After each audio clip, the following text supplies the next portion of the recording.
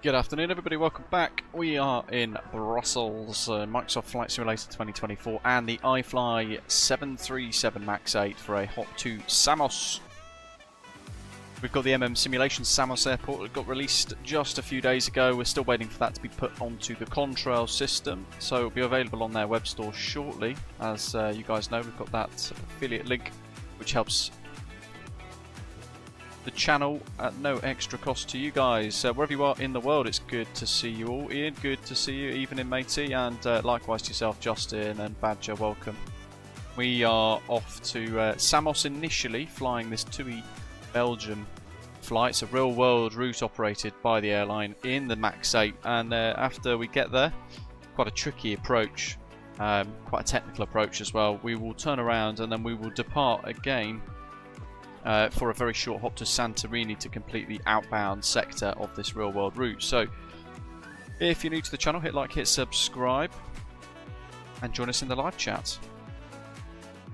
It's been a while since we've been in the iFly 737 MAX 8, and it's been quite an enjoyable aeroplane to kind of immerse yourself in anyway, nevertheless, but I actually feel like I can't really remember some of its particular quirks, because every developer builds their aeroplanes and the kind of UI interface around it very differently. So things like the refueling and all that kind of stuff, I can't remember for the life of me how to do it, but we've got a bit too much fuel in the center tank. Just having a look what our landing, estimated landing weight is pretty much going to be maximum landing weight, which is not good. I don't know how to get rid of that extra fuel.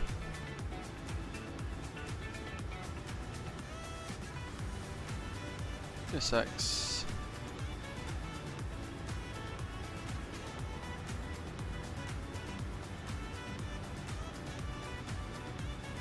I'll call the fuel truck on GSX. We've got Elevatex as well, tracking the flight today. Zato, welcome, living on a player, good to see you, good morning to you, and afternoon, commentator.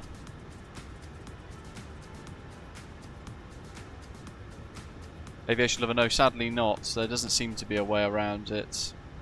I mean, this bit, I think I remember it being, quite frankly, a pain in the backside. Weight balance, read msfs data, set payload. I think I might have done that wrong. Yeah.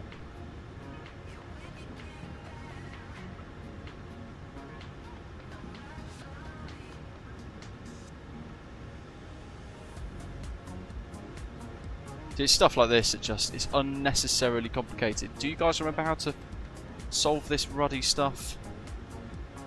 Because I thought there was going to be a way. I thought there was a way for you to link in with your sim brief. I can't seem to find it anymore. Even when I dive in, bloody system pages. Even when I go into Takeoff and I've got my sim brief ID in. There's no save or load here, but it does let me pull the flight plan data in, but then once I've pulled the flight plan data in, I can't seem to get any options to specify loading linked to SimBrief. I thought it was in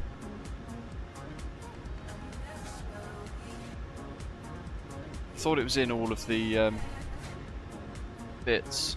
Load. I'm gonna sort out the winds. I thought it was in the EFB. Again, this is one of the things that we kind of constantly battle with, really, isn't it? Because you root copy.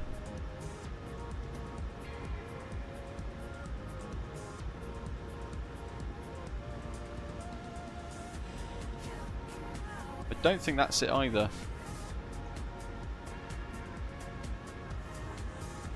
Because it doesn't let you put it in, look.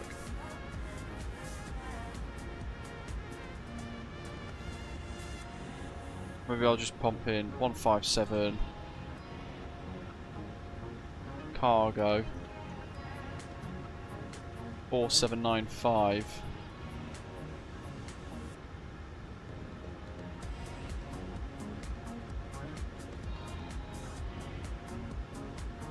I'll go, I don't know, 2000 in the front and 2795 in the back. Zero fuel weight, 63680. a little higher. Landing 77. 69,308 estimated. And then fuel. Total fuel. Okay, so here we go. 12,7. 6,9. Okay, this is how we do it. I feel like I'm getting into it a bit now. Taxiing fuel 191, so we'll just round that to 200. Trip fuel to Samos 7. We're tankering a little bit for the next sector. Set fuel, set payload. Complete. Too late, GSX.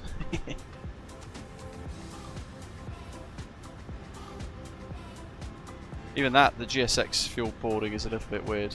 Doesn't add up. So takeoff 76330. It's a little higher. So what we'll do is we'll just start burning some of the fuel with the APU, shall we?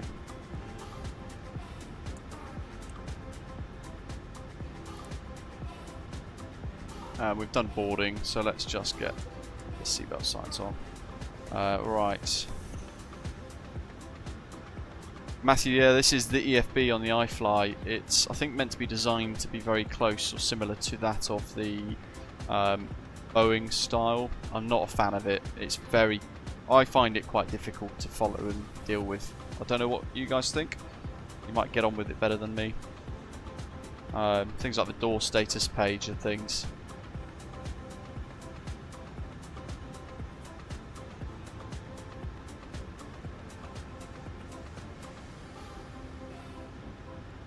But it has got VRAS, I think, built into it, I believe. Morning, Jay and Lee. Welcome, Justin. Says he's got the Max 8 but never flown it. Zata, welcome, mate. Commentator, good afternoon. I've got the Wing FMC powered up today as well, so we get to go into like here and start doing some of the takeoff performance bits. But I actually want M1 limit. But all the buttons are different on the Wing PFP3N. Compared to how they are on the Max 8, so you end up clicking, if I click menu in the aircraft, it's fix. N1 limit on my hardware means menu, but the fix button on my hardware takes me to M1 limit. It's a bit complicated. Performance and payload. We want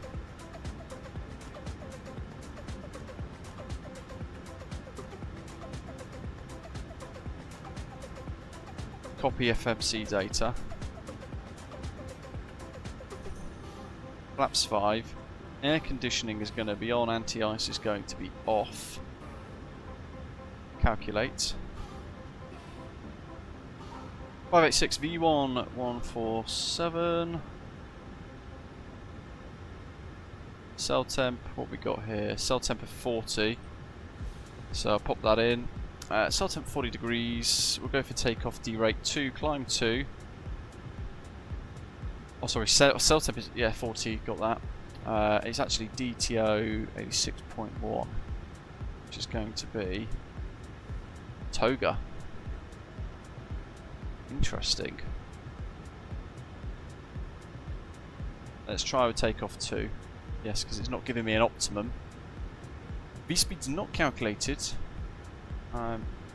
Interesting. So we can do flap 1. We'll do a Toga departure. Why not? I suppose we are quite heavy for this trip. So yeah, we'll stick to Toga. Cell temp 40. That's 86.2 on the jet, but 86.1 on the calculations. We'll revert to climb profile 2 for a smoother climb. Flaps 5. And that's giving me 147. I'm going to manually change the figures because on the FMS, look, 146, 148, 157. So I'm going to change the top one and then confirm the other two. Center of gravity is in here, I think, isn't it? Where is it?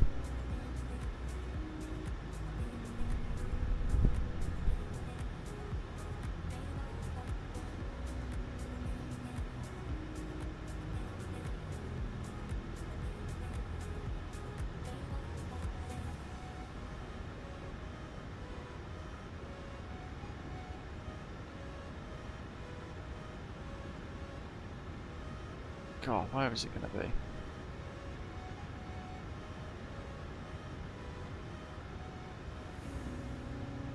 Oh, there it is, 21. Hey. 587. So it's slightly different to the results on the thing.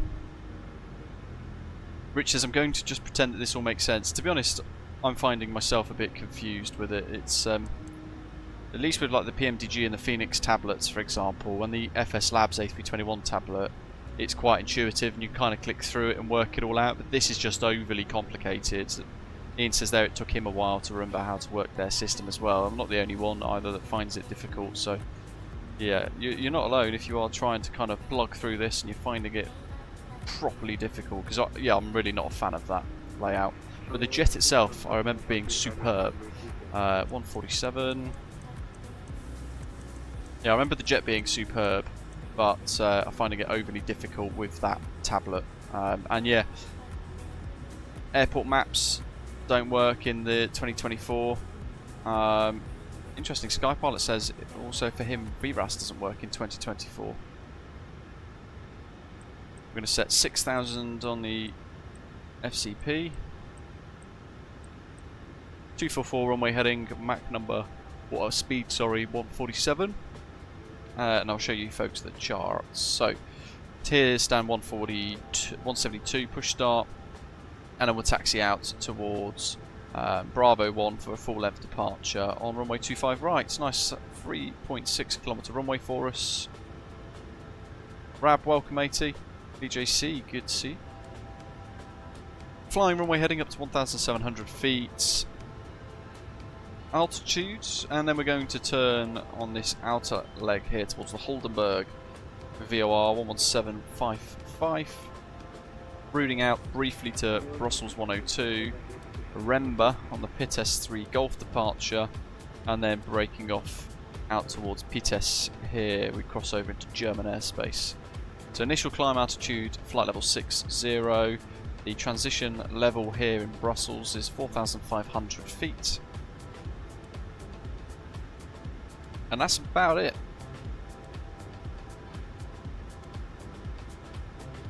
I think, from memory, we should probably tune these VORs manually. So 11755.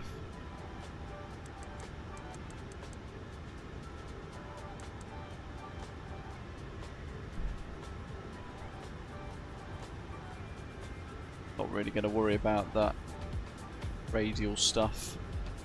So flight directors can go on. Oh, I forget in this as well, the click spots, you can't click with the mouse, you have to flick with the mouse wheel. And then we can look at legs and check that against the data that we've just discussed. So working through the pages, there's Pites, and then working out towards Thessaloniki, Messina VOR, and then Samos.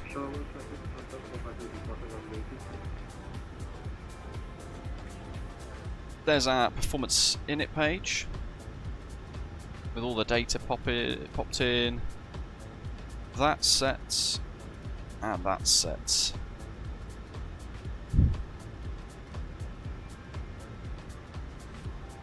I think I'm just going to click through using the actual FMS because it's suggesting that pre-flight isn't complete. We could use that.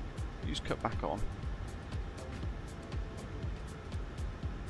I'm just going to change this to 1000. My theory there being A, noise reduction, B, fuel saving. Going into that smoother climb quicker. Yeah, I'm kind of expecting that to go green. But we've already fed the departure in. 25 right.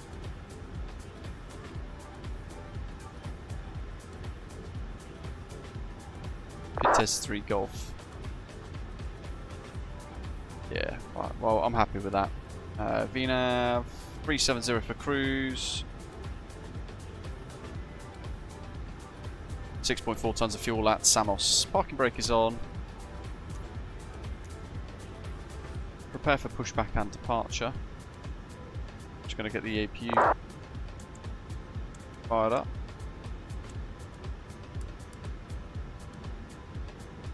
That's all set. Your damper needs to go on. I feel like this is further back as well. You kind of have to really look. That's all set, that's all set, that's all set, that's all good. I'm going to pop the anti-collision light on early. Centre taxer, got a lot of fuel in as well. Look, 5.03 tons. We want the engine page ready to go.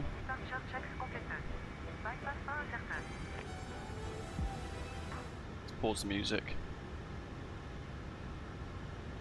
A few of you saying that actually the RAS isn't working.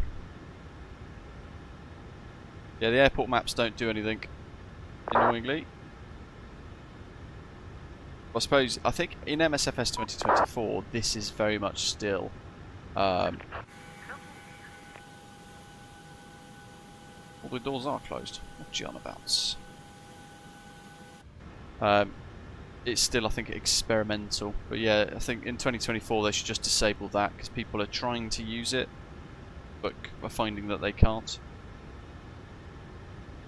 Right. Let's just zoom out a little bit. Set that. Got a couple of custom views ready to go for today as well. Like so. And do we want to face east? Yes, we do. Brussels traffic, Beauty 2405 stand 172, QNH 1023, push start in facing west, correction east.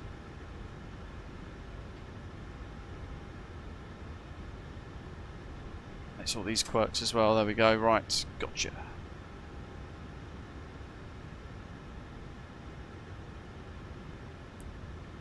Backs off.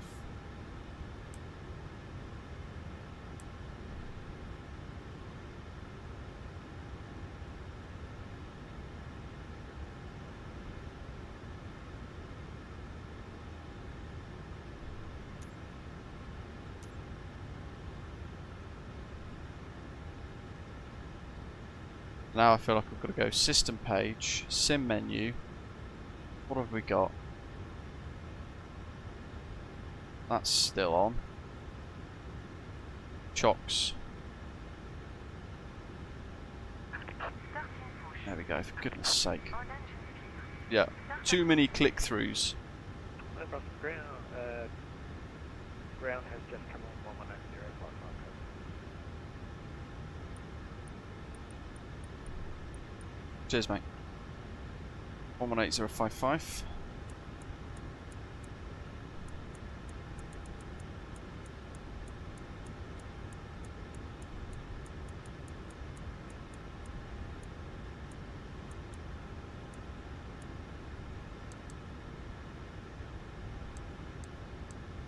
In 8656 Russell ground, good evening.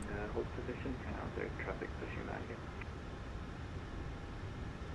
Holding position, JN86.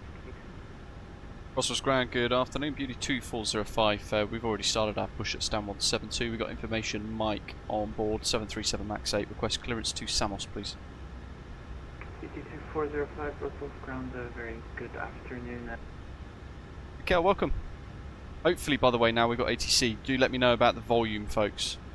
Make sure my volume's alright, because some settings seems to have changed, and I don't know why. And the team 8656, advise when you're ready to copy clear. Clear for clearance. Wow, good to see you, buddy. JN86. Ooh, Lesbos. Very nice. How is it, mate? 8656, you are clear to your destination, ready to the 3 Gulf departure. Hey, look what I've just noticed. Right, Oh, that's weird. 60 and 710. The gear bit there went super blurry. Cleared runway 25 right, out of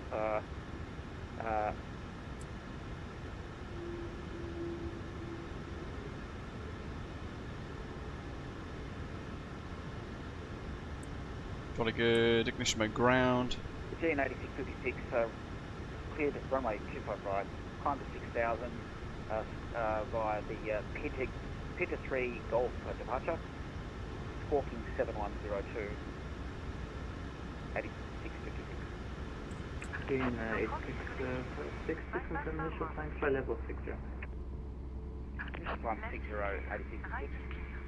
Gain 8656, read back correct, start approved, let me know when you're ready for push. Ready for push. 38 degrees, lovely. Gain 8656, push approved, facing east, and just check your squawk 7102. How's the volume, folks, with me chatting over like the air traffic control and the guys Facing east or facing west? chatting around? Gain 8656, runway 25 right, just to your east, so facing east. Copy that, facing east for runway 25 right, GN 8626, yes.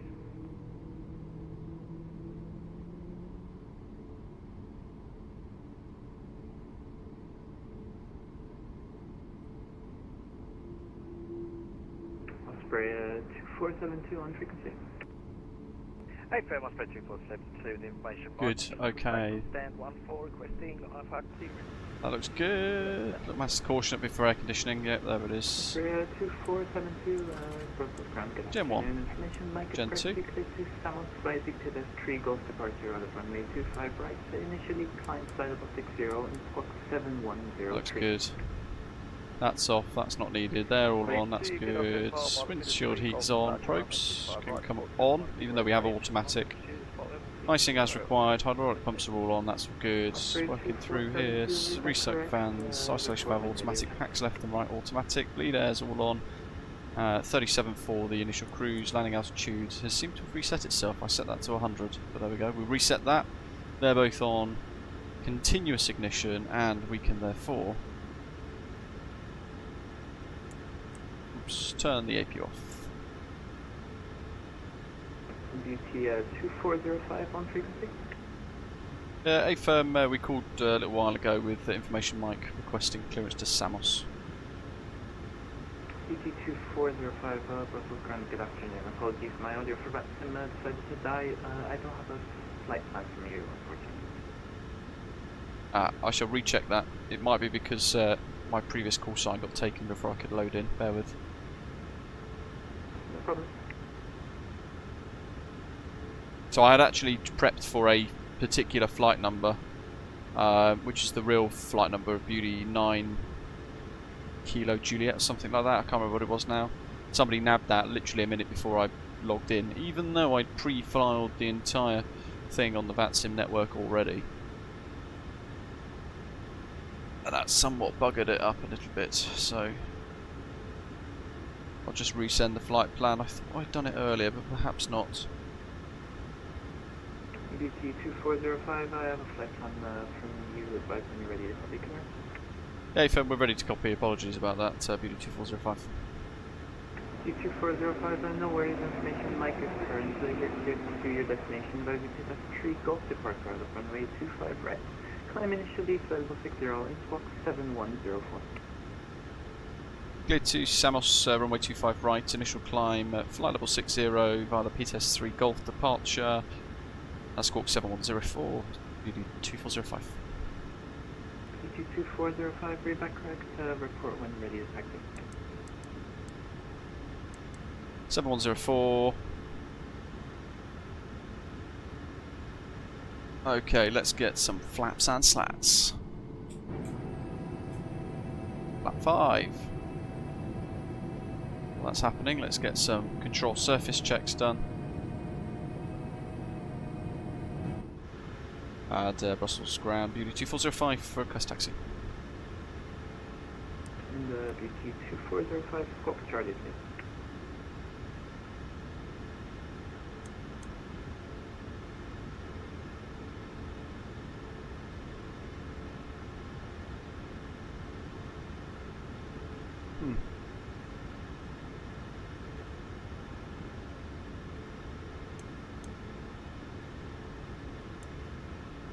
Put it onto manual on.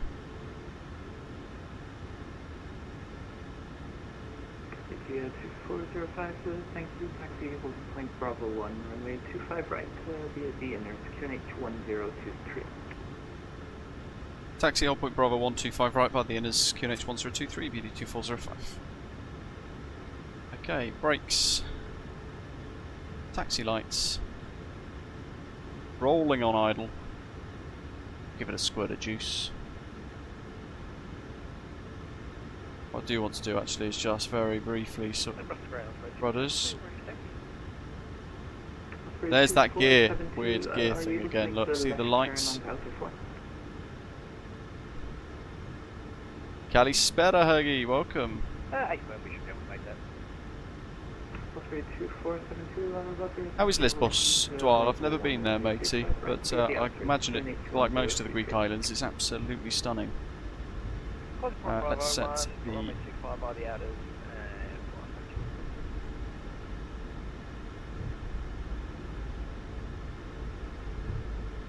586. In fact, that trim is already set.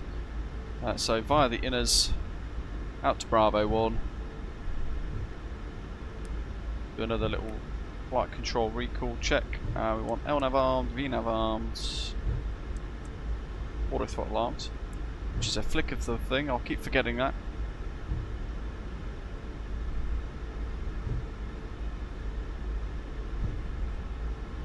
Aviation lover, they don't, because I've selected airport map with Brussels today, like EBBR, and centered the aircraft.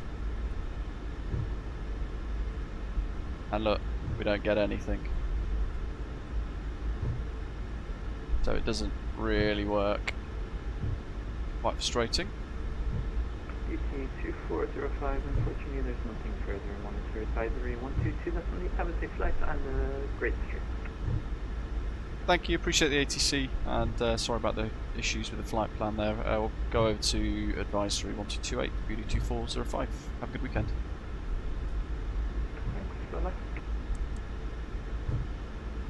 Okay, what do we got? Bravo 3. So we need to go this way because it's a little bit of a wiggly line. Taxi lights off. Runway turn off lights on. Strobe steady. Brussels traffic beauty for 2405 lining up 25 right bar Bravo 1. Traffic.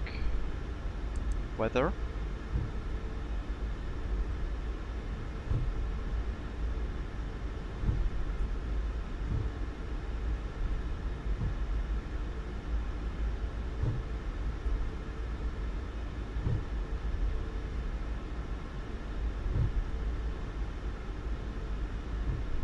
Yeah, my only kind of big issue with the iFly really, Hoagie, is the not particularly smooth integration of SimBrief. Because I can't find any automation for it. You've got to fiddle around and click it loads. I'm actually coming right up to the edge of the displaced threshold here just so we get more runway.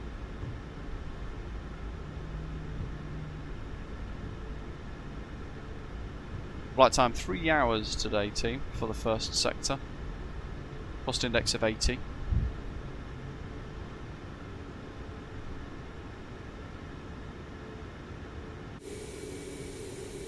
Hopefully, you guys are ready. iFly 737 MAX 8 in msfs 2024.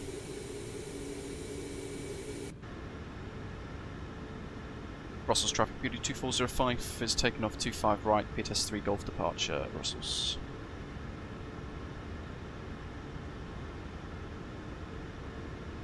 Go for 50% thrust.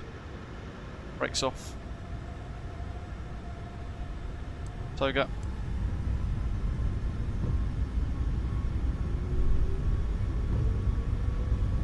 Power set. Speed's alive. Engines are good. No, I did forget. Water brake RTO. Naughty me. 100 knots already, crikey. Toga takeoff for the heavy girl. E1 rotates. E2. Which I think might have been 152.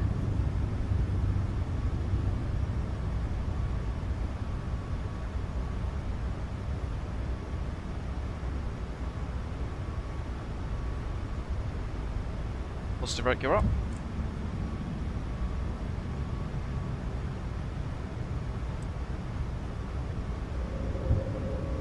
Knew I'd forget something, and it was the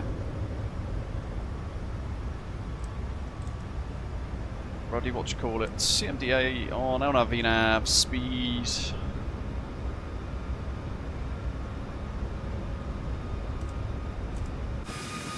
go.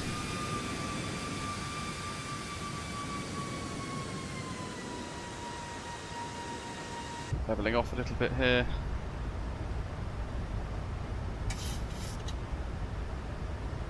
And we go runway turn off, lights off, engine mode selectors to off, that's all good. Pressurization system is active. Let's increase that, bring this round. Scenery looks very bright, yes. Brussels traffic beauty 2405 is outbound 3000 climbing Pitas 3 Golf final call Brussels. Looking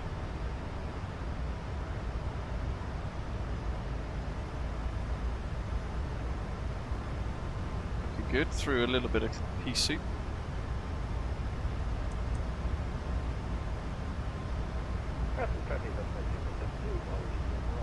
No, you know what? I've got Sky, folks, and I had a phone call earlier saying, "Oh, do you want to? You know, if we can, we'll entice you to give you some additional discounts on some more products." And I was like, "Hold on a second, your broadband hasn't been particularly stable lately, so why am I going to buy more? You can bugger off." And he didn't like that. And all of a sudden, now I've come back today to begin the stream, and I'm starting to get little buffers here and there and little disconnections. So I don't know what's going on.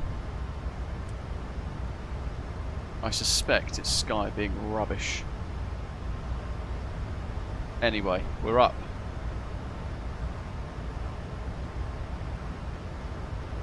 Squatus, thank you for the ATC. Look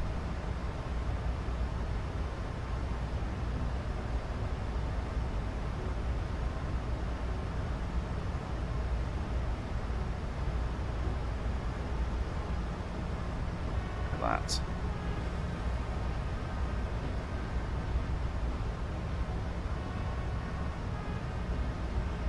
What we can do is just chop that over.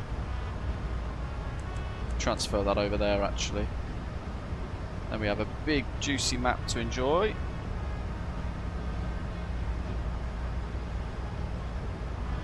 Brussels traffic, again 86 lining up runway 25 right.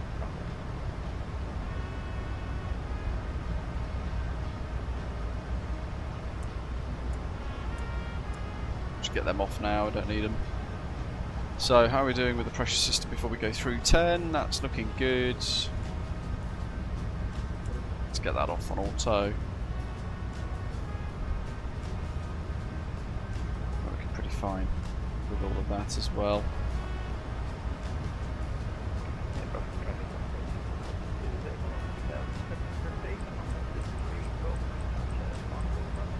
We'll keep her going.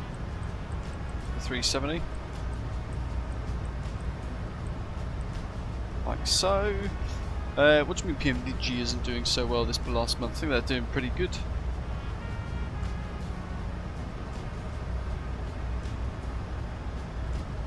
Ah. Brussels traffic, again 86 running runway 25 right.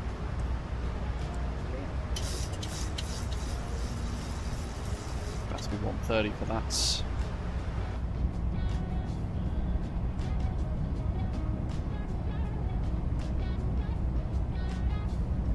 It's good to be back in a 737. It's been... God, actually... It's been months. Has it been like 6 months since I last hopped in a 7.3 of any form? I think it might have been. It explains why I'd forgotten little things like the order brake. In my head I did it earlier, then I forgot to actually double check, which is pretty pretty rubbish of me. David, good afternoon. Right, we are up. A very tiny delay. I was aiming to push at 1/4 past.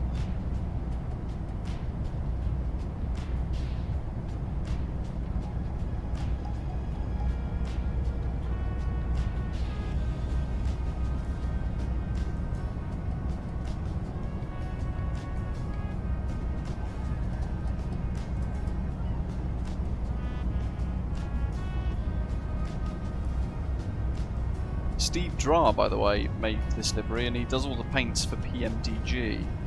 Yeah, 100% Ian, absolutely. It's one of those things, isn't it? It's weird because in flight sim, in reality, you would fly an aircraft type that you're certified on.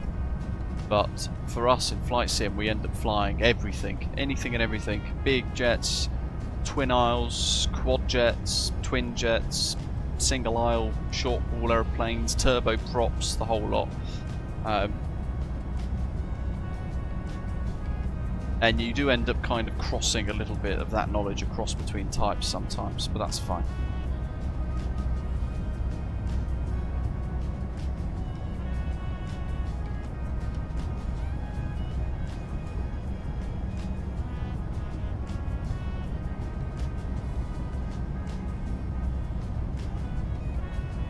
Glad you're enjoying the tutor sorties, Sky Pilot.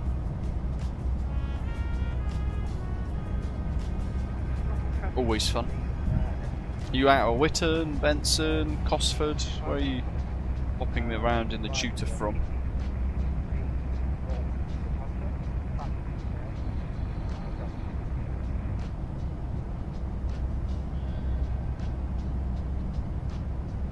Oh, epic. Cosford. Nice.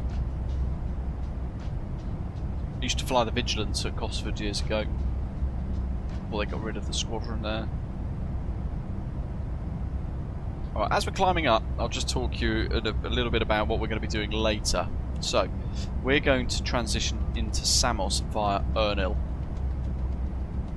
There are very kind of, well, there's not many approaches at all. They're effectively just a VOR DME via Delox effectively, or via final approach like so.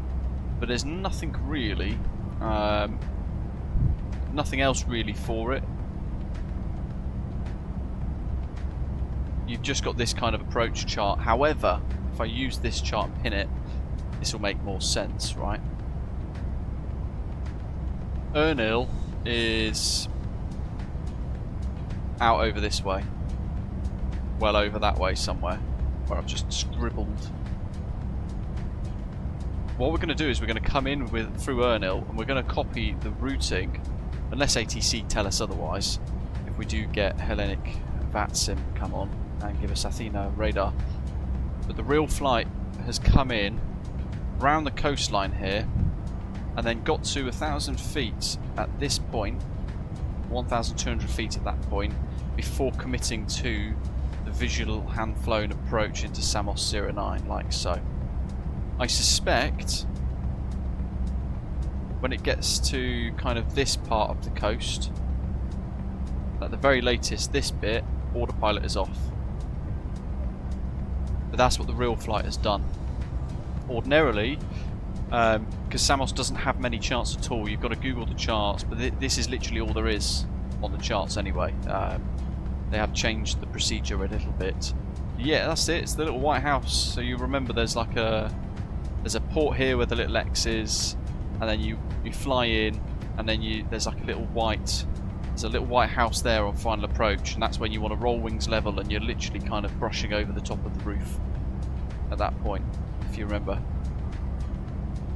So there's a couple of options for those of you flying along. You can either follow the real flight that we are going to try and replicate ourselves, or if I draw with a green pen, make this a bigger line, you could come in via Ernil, and you could come in over the VOR and then fly outbound on this little teardrop procedure up to 9 DME and then fly final approach from there. But yeah, there are no the departures are we're going to do a departure, right, but it's and it's all pretty much hand flown, I think, by the looks of it. I mean, look at that. That's the closest I can find actually to an approach chart. What else have we got here? Let's have a quick flick through.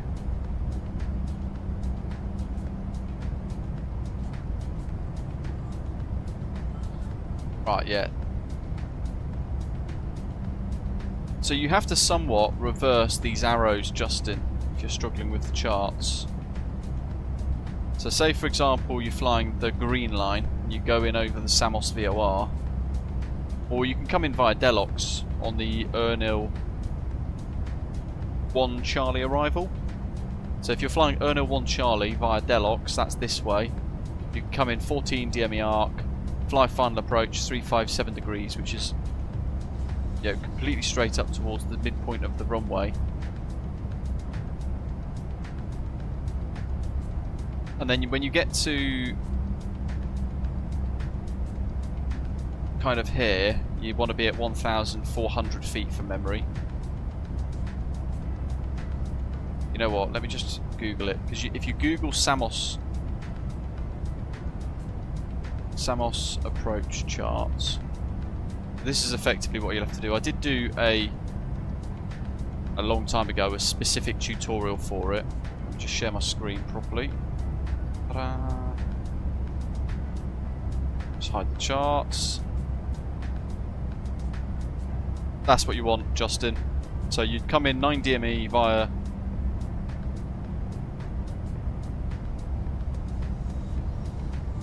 Ernil 1 Charlie. So you guys flying the kind of older school way.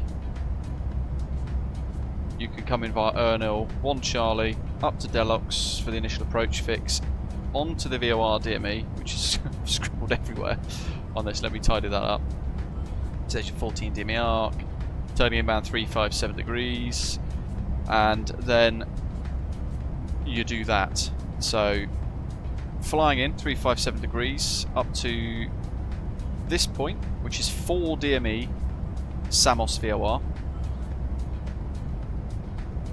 at 1,850 feet. Then you turn left 325 degrees, descending to 1,100 feet when you're abeam the village with pier.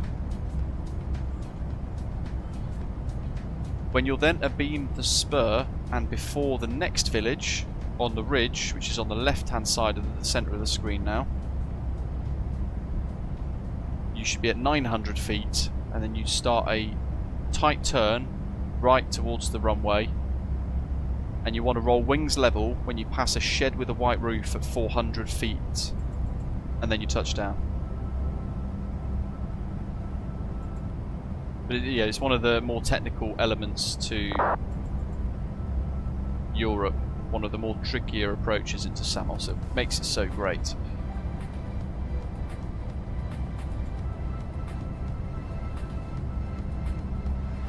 How are we getting on in the climb? 243 to Kirsch.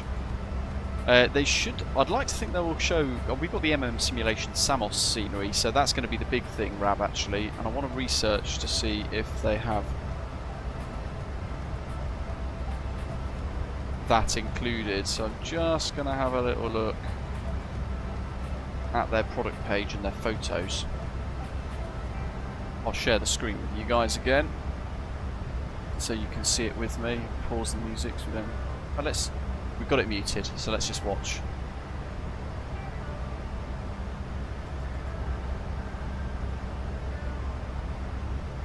Smackdown.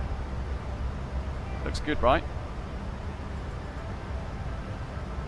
Custom GSX profile for this, which we are going to enjoy. So this is what we got to look forward to when we do arrive.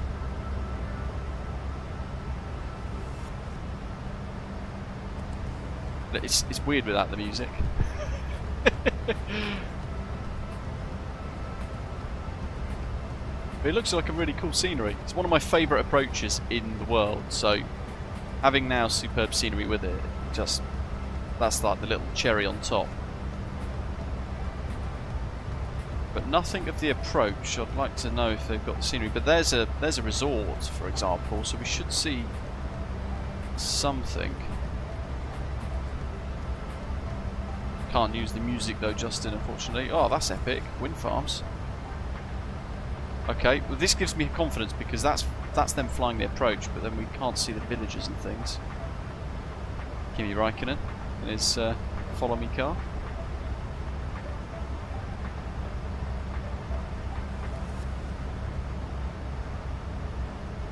We'll have to do a very sporty departure to get to Santorini.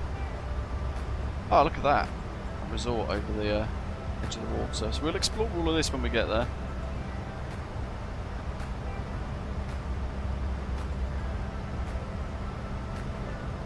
I assume... Oops. That... Ah, Shuffy neck.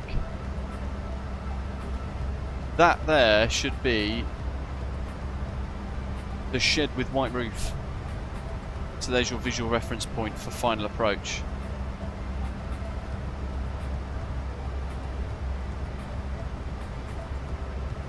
And then we've got, let's see, the images.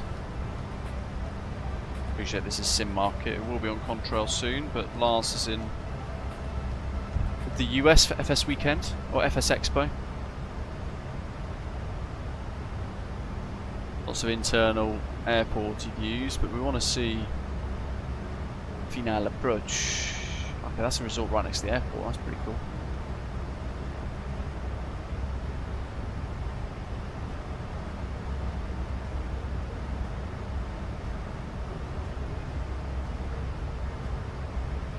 No reviews yet, interestingly enough.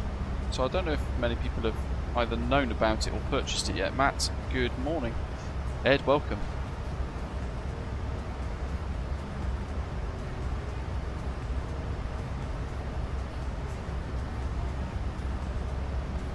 Yeah, I mean, the easiest thing I do, Justin, when I'm flying that approach is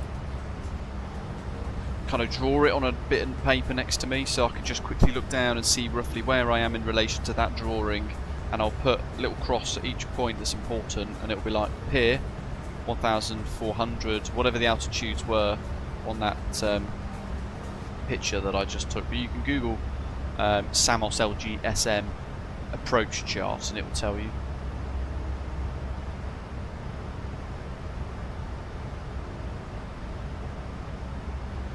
You can kind of get that thing that we were just looking at.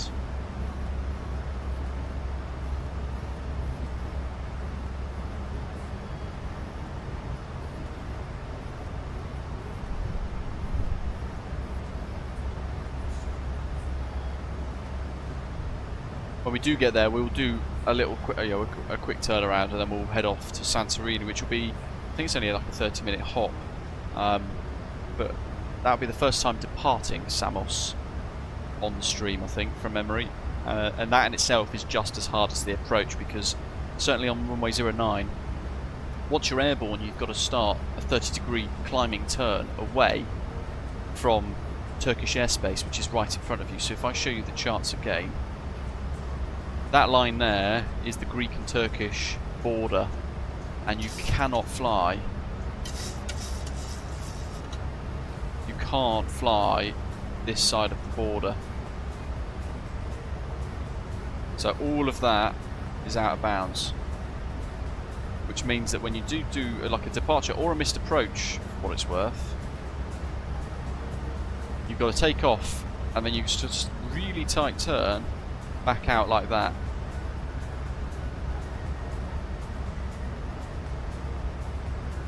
And you'll notice the missed approach for this doesn't even have the final approach element in, that little red line. If we do missed, we've got to head up to a couple of thousand feet, where is it? 6,000 feet to clear all the terrain. So effectively we're most likely going to head up here, teardrop entry, to join the hold. And there's the Samos VOR hold there. So it is really tough flying in and out of here.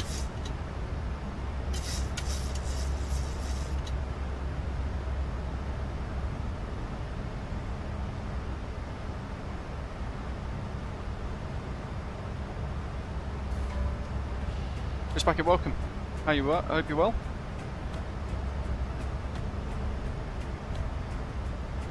Carlito, you in Providence already? Found my entertainment for the last hour of driving. Very exciting.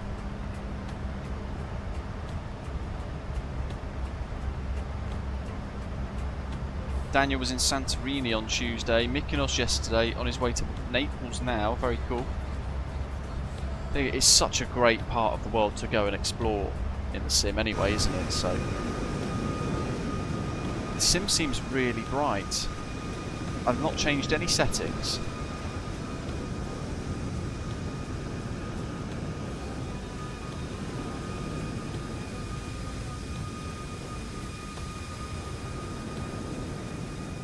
Oh, we got the GSX pink people as well. Boo.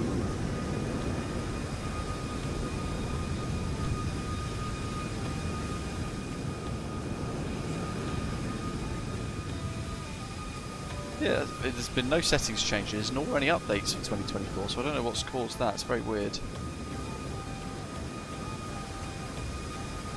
Looks like the contrast has all gone a bit like crazy.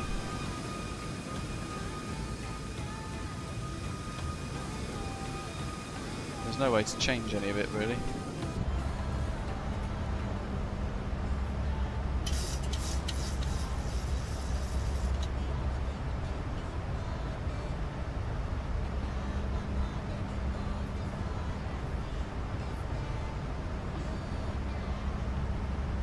Jordan, welcome.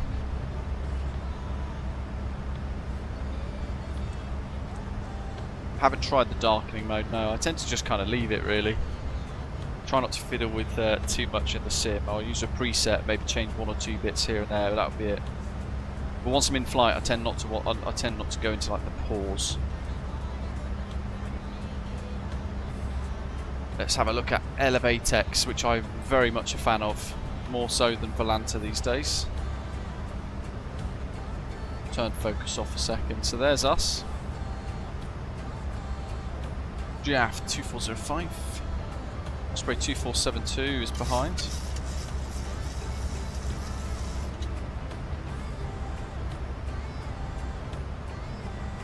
And a GN8 656.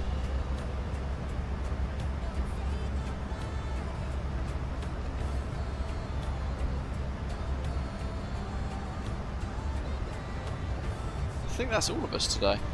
It is Friday.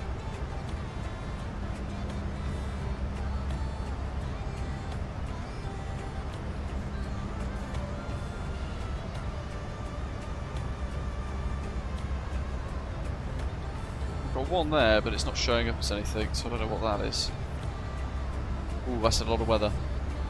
And it's over the Alps, of course it is. Stuttgart Centre online by the looks of it. Nope, Stuttgart approach.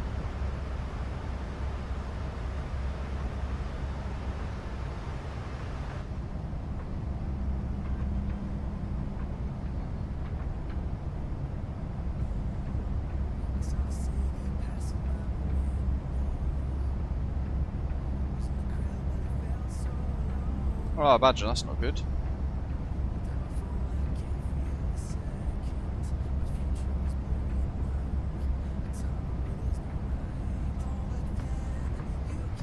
Let's have a look, because we're almost at top of climb and we're in Coffin Corner. Just keep an eye on that. And the VNav is going to be my descent button.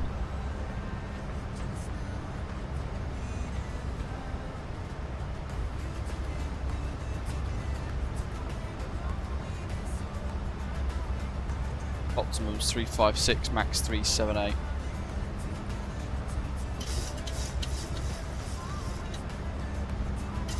So I have a very tight flight envelope, but we are at cruising altitude now, 37. That is what I've set up there, yeah. A bit late to check, but hey ho. Back to legs.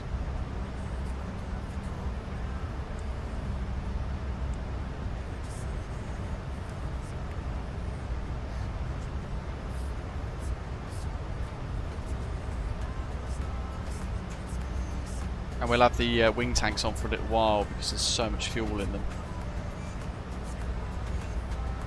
So we don't have to worry about emptying one of those particularly quickly after takeoff.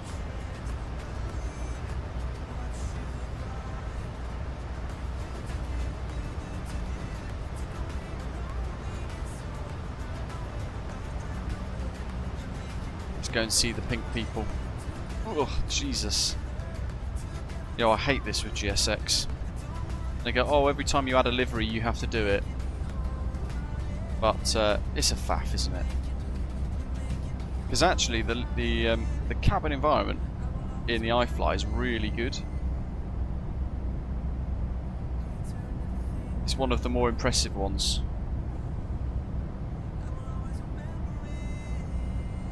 And things like this being simulated are quite nice.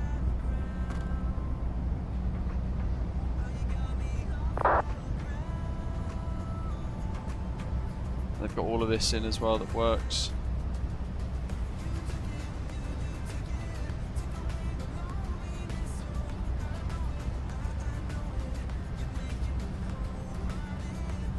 IFE off. Oh. People are going to be very angry.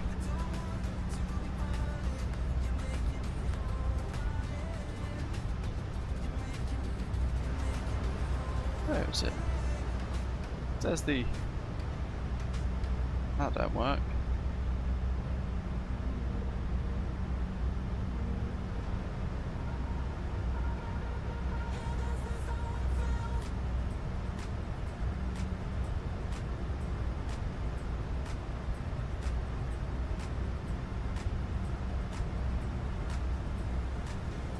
Matt's doing well.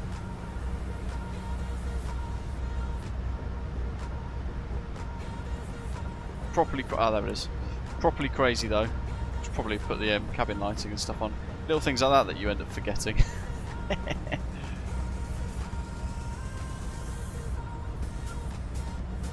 And like little arm in the doors and things.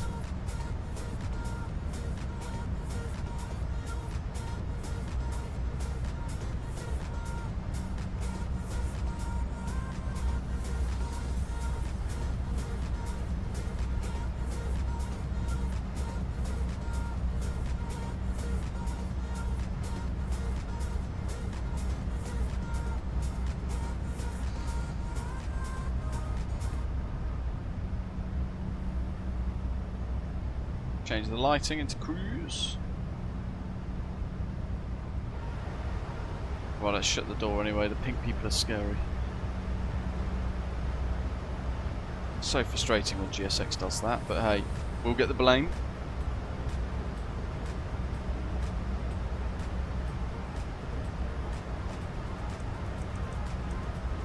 Nice little tailwind helping us today as well. Good ground speed, 516 knots. Ooh, Badger, that's not good. PC keeps freezing. Having to restart the PC and it keeps freezing randomly.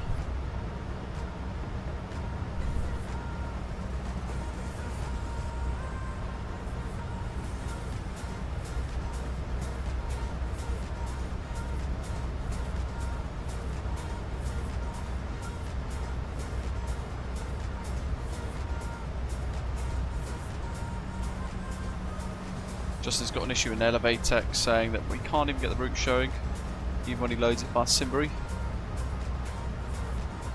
Try, when you load it, click Fetch SimBrief in there. But obviously make sure in your settings you've actually kind of connected it to Navigraph and SimBrief, for example.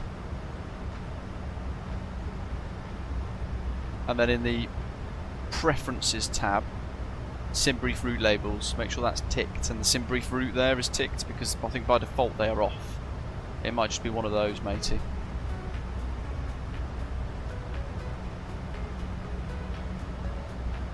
And if you've checked all of that and they're all on, I'm not sure what it is. That's how I know, buddy. Have a good one.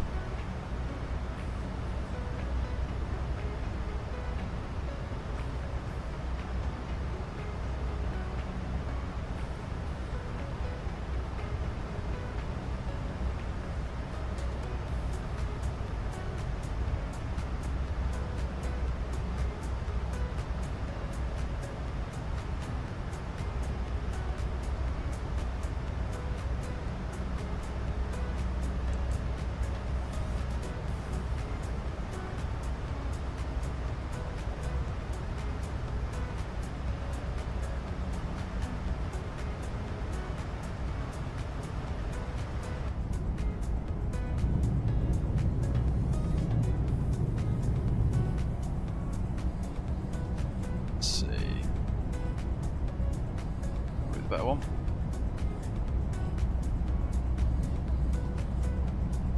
Should be hopefully too much longer for the PMTG 737s because I do miss using those, and I'd like to see them in msfs 2024 fairly soon. But I know they have been kind of working hard at bringing it all up to date.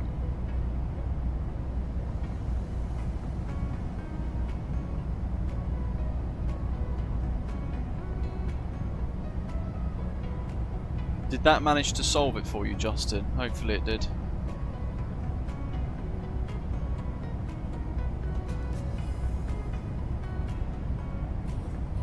Yeah, absolutely, Canadian Flight Sim. The fact we've got a 737 MAX 8 in the sim is good enough, isn't it?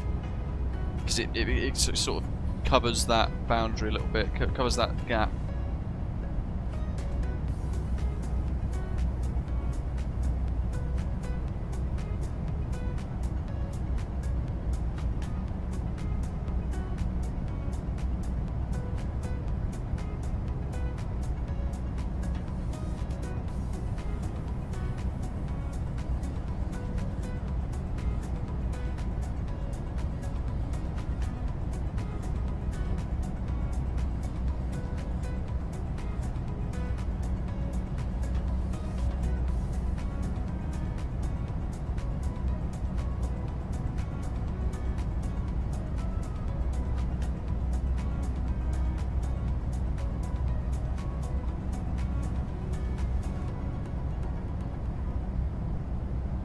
Yeah, well, we don't use at all really here, Skypilot, to be fair. I can't stand.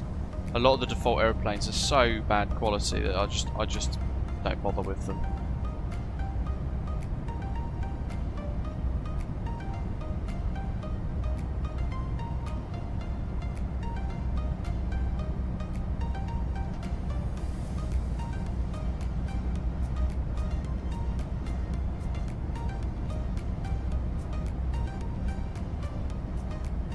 So who here is going to Flight Sim Expo this year? Because that starts, well, this weekend, in fact, tonight. I do wish I was going, but hey ho.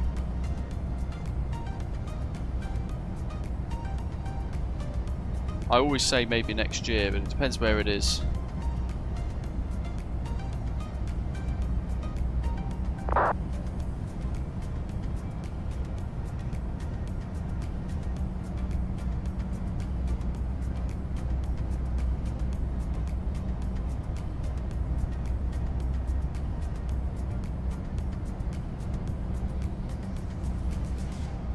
Oh, I haven't got Volanta at the moment, Justin, so I can't really see them. I've switched it over to Elevatex, which I'm really enjoying.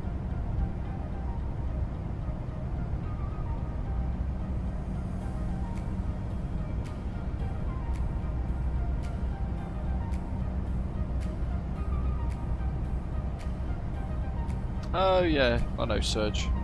Nice.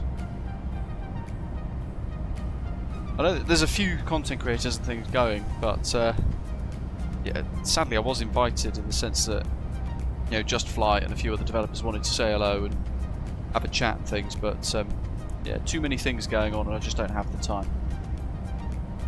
Or the funds, to be fair, because it is expensive to get there. And it's not so much getting there that's expensive, it's staying in Providence and around that area of Boston that's just crazy money, so we spoke about it before, but it would be really good to have one in the UK.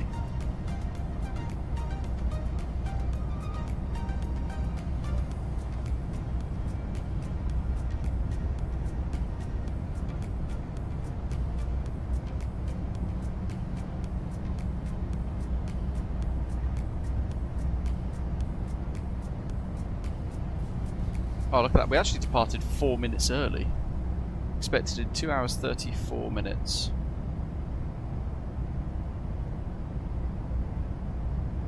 There we go, Elevatex. Nice, the turn on the departure.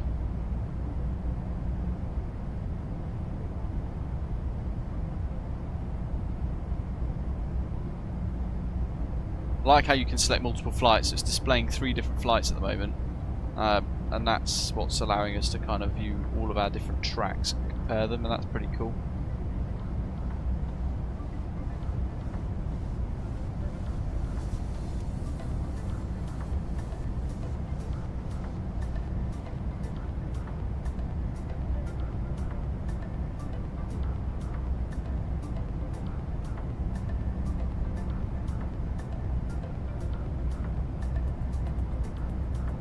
Chris has just got himself a 9800X3D CPU. I was worried there would be little difference, but it's made a vast improvement. Nice. Is that specifically like a mega improvement in comparison to the performance of the previous one on msfs, or just in general on your computer?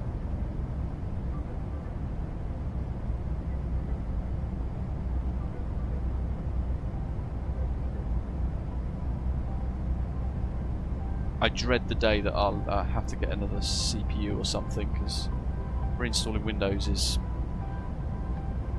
difficult enough for me.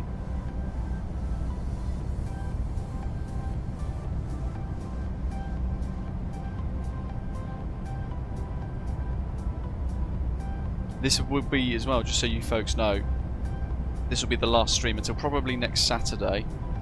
Although it depends on what we're doing on Saturday, but I'm on a residential course from effectively Sunday night through to Friday evening with work down in miserable Kent.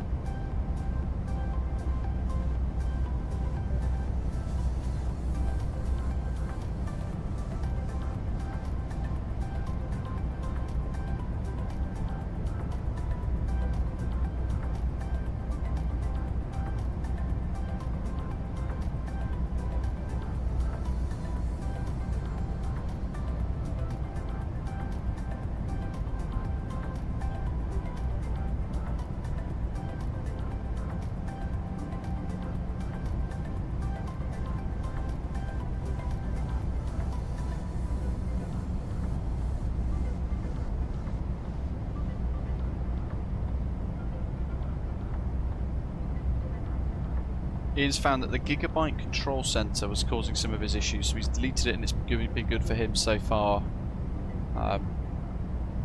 Even screenshots are giving you grief, Justin. Ah. I mean, the one good thing with Volanta is the fact that it kind of tracks the screenshot folder, doesn't it? So when you take that screenshot, it'll go, okay, that's for this flight, and then you can just click it and it's already ready to load in, whereas with Elevatex you've got to open the screenshot folder, locate it, then drag it into Elevatex to get it to display, which is a little bit of an unnecessarily convoluted way of doing it, but maybe that's what makes it better on performance. It doesn't do all of the extra bits like that, because I do find resource-wise this is Elevatex that is a lot better than Volanta on my system performance.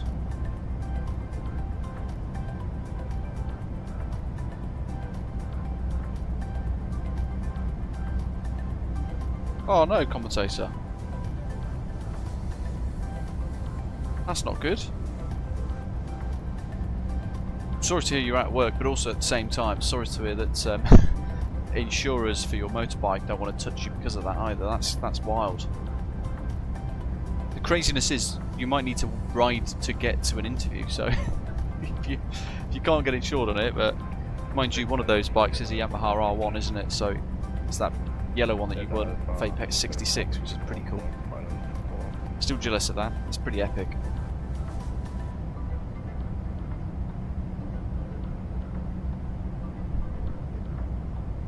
Is it your only mode of transport, or do you have a car?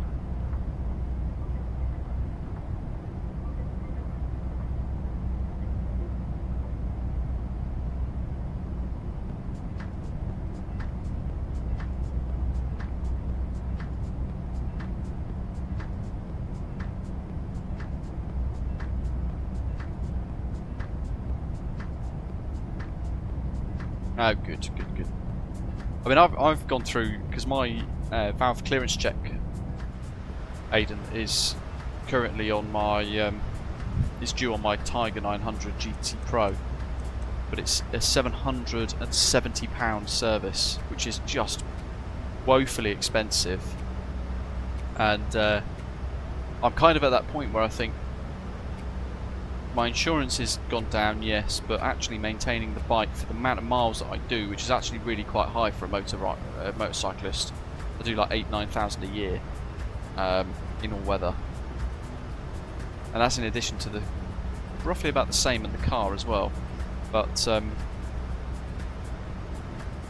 it becomes very expensive to kind of just maintain a motorbike now, and it's supposed to have been a cheap mode of transport. It's not really the case anymore, is it? That's every 12,000 miles it's due, commentator, but the 24,000 mile valve clearance check is actually nearly £1,000. So I'm actually thinking I need to see if the maths adds up over, say, a 5-year period of time or not. But I need to work out whether or not it would actually be cheaper in the long term getting a BMW R1300 RS, something like that.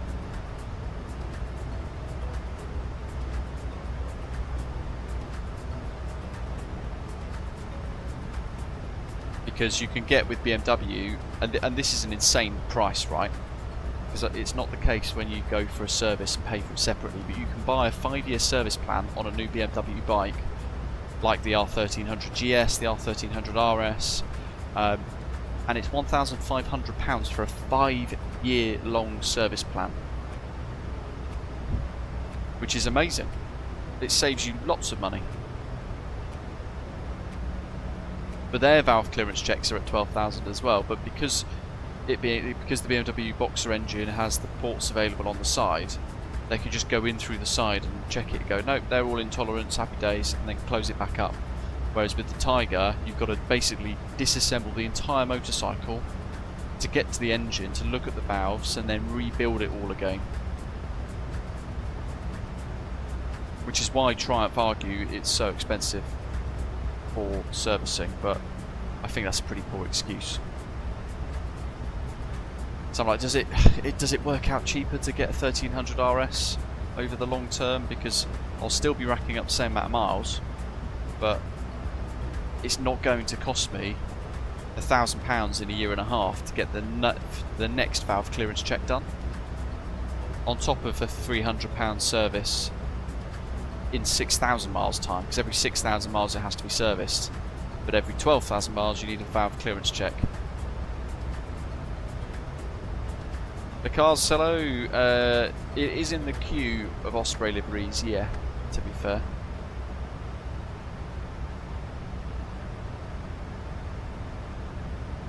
Yeah, I mean, I thought motorbike stuff would be cheaper than flying, and actually it's almost as expensive as flying a plane. Not quite as expensive as flying a plane, but hey ho. Andrew says, hello mate, it says, just bought a ZZR 1400, oh lovely. Very, very nice. Bit of a big bike for me. And if you're not sure what that is, folks, I'm just going to get you a picture of it.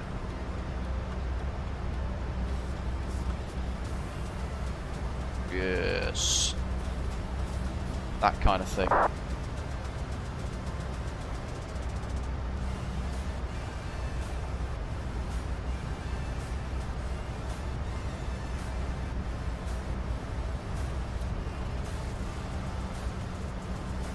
This is what I'm going to look at. I don't think I've got the budget for it, but if it means that it's brand new, they've just announced it, and the demos arrive in July. But for £1,500 I can get literally 5 years of servicing on that, so in 10 years time it would have paid for itself, paid for the difference quite quickly. So I don't know, I'm very much torn. I need to sit down and actually work out the proper maths behind it all, but the insurance on it is quite high. And I don't know if it's in part because the 1300 GS, they've been getting stolen in their hundreds. So I don't know, but yeah, I've got mad security at my house on my bike. It will take them about 40 minutes and a hell of a lot of noise to get through all of it. And at that point, we'd smash them up. Corola's going really well, Rab, thank you matey. It's such a great car. Corolla Estate. Glad I purchased it. It's super smooth. I did a journey the other day and I got 73.8 miles per gallon on it, which is insane. That's more than my motorbike. Here's the triple black with the titanium silencer. Oh yeah.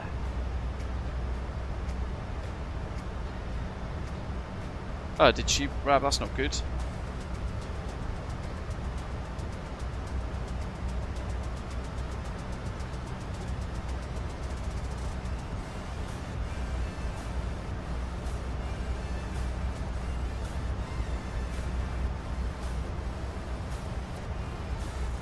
Because Itchy Boots is in the UK, kind of riding around the UK at the moment.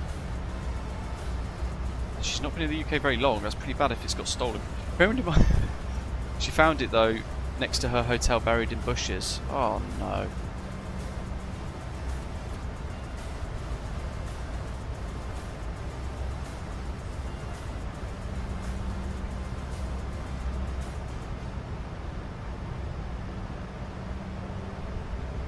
I mean, look at this. I'm very much a fan of this. I hate the fact this website's called Cycle World, but hey ho. There's the front. It's going to be an advert. Don't want adverts, bugger off. There's the base spec blue. Hey, 777 fan. Very exciting. Flight Sim Expo today. He's looking forward to PMTG showcasing the 747 previews there. But it'll be a while for release, absolutely.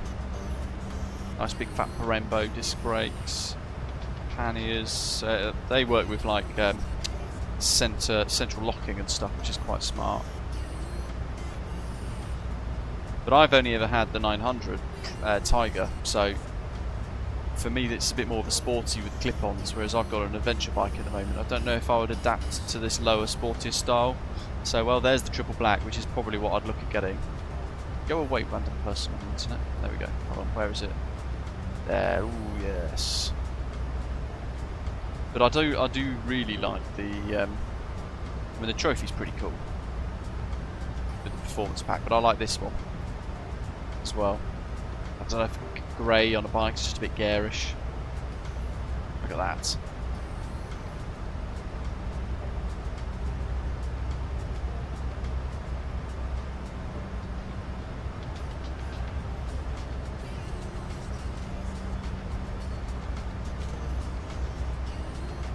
Shaft drive, so no chain for me to worry about, faff around with. Olin shocks, I think, from memory as well.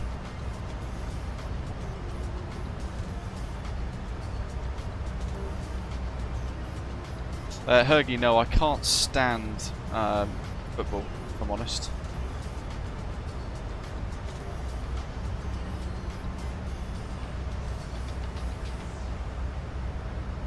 I think it would be just as good as the 777 Rolls Royce fan, to be honest.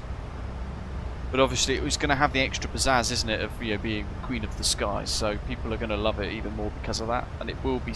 That will make it even more special because you'll be flying around in a 747 with deep levels of detail attached to it as well. So really good system depth and all the rest of it. So.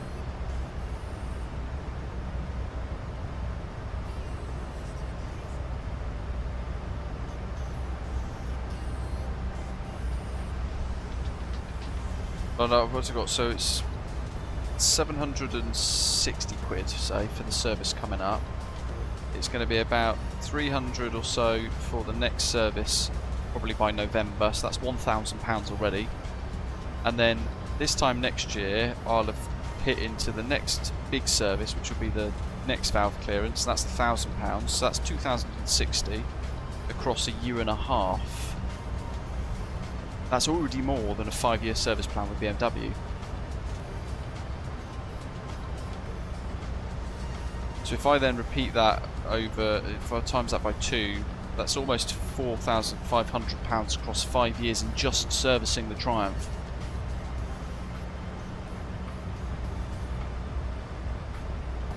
And in all likelihood, there's not going to be that much difference in that versus just buying and maintaining the 1300 RS. It's almost equates to be the same price in, say, 7-8 years time.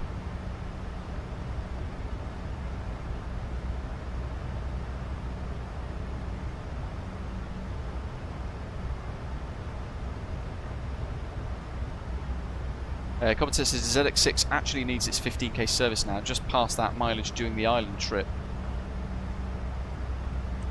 Yeah, you do rack up the miles quick. I mean, I do, if I'm riding to work and back, I'm doing 80 miles a day.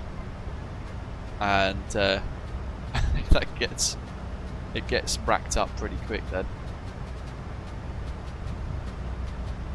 that's a long day in the seat, commentator, yeah.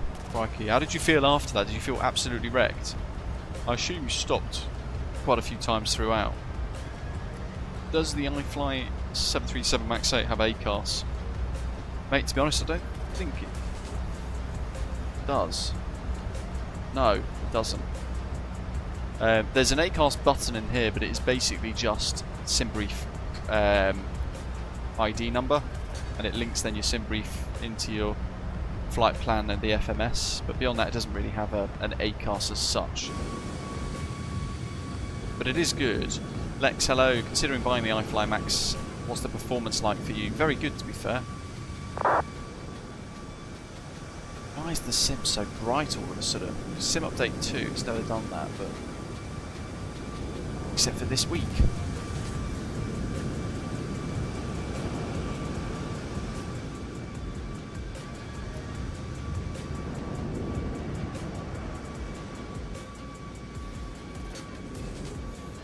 It is good. The iFly 737 MAX 8 is a really cool, very good aeroplane. The only thing that I don't like is that FMS EFB, sorry, the EFB. I find the EFB very difficult to use, and I don't think SimBrief integration is as good as it could be. But beyond that, it's pretty epic. Everything works pretty well. Yeah, actually, I've noticed VRAS didn't work when we were leaving. So yeah, we've got no VRAS on msfs 2024 with it. So in that case, I'm just going to load up VRAS.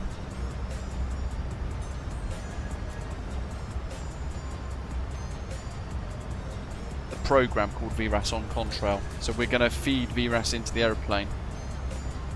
I think. I'm not sure if it works with this aircraft. I'm not sure, but we'll find out when we get to Samos.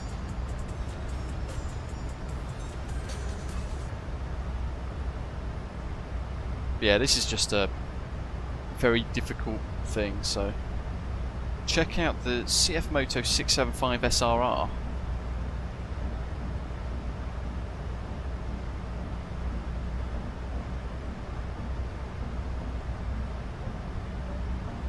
Yes, it's a sport bike. It looks like a Triumph Daytona, but a Chinese rip-off.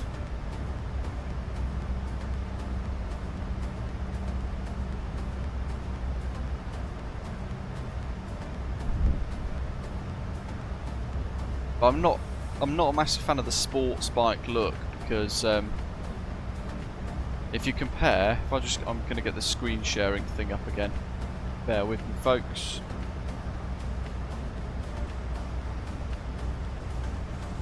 We'll go kind of semi-split screen with it.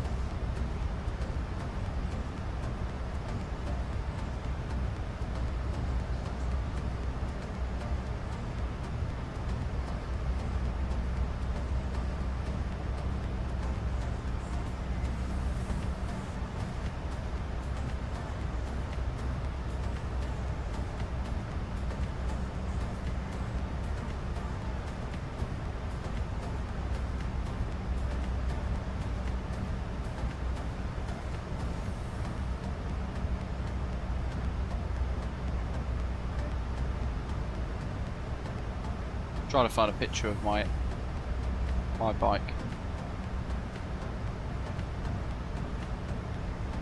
This is the closest I can find. Right, stand by.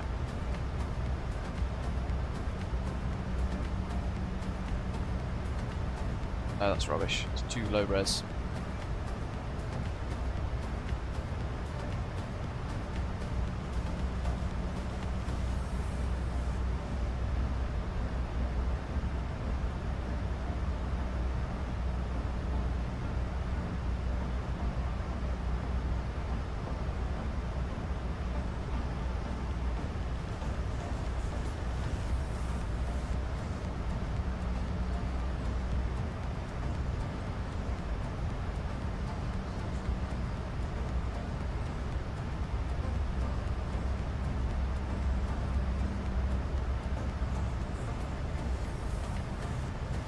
Cool, so the one on the left is what I've got, the one on the right is that CF Moto, but You can see that the one on the right is a lot more kind of leant down and hunkered, whereas the adventure bike's got higher bars, you kind of sit more upright, it's a bit more leisurely, casual, kind of relaxing to ride.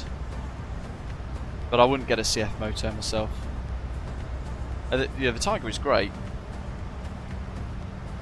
but it's becoming very expensive to maintain. And that's the one thing that kind of ruins it for me. Commentator did over 1,500 miles from Thursday to Monday. Whoosh. Some amazing roads and sceneries on the west coast of Ireland, I bet. Yeah, so the roads around there are supposed to be amazing. Take care, 777 fan.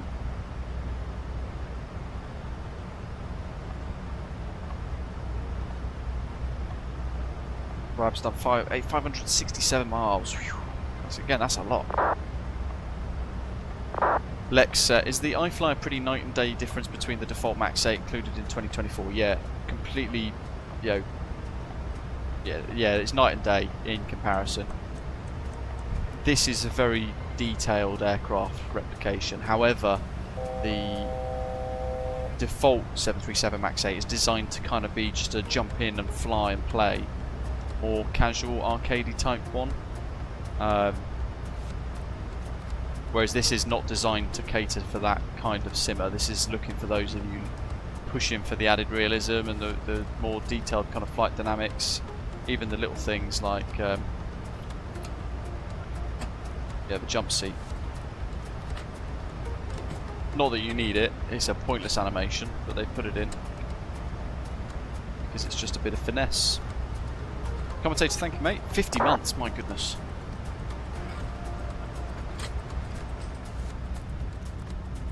Do excuse the crappy GSX models. They have a toilet in here, which has a bowl and flush.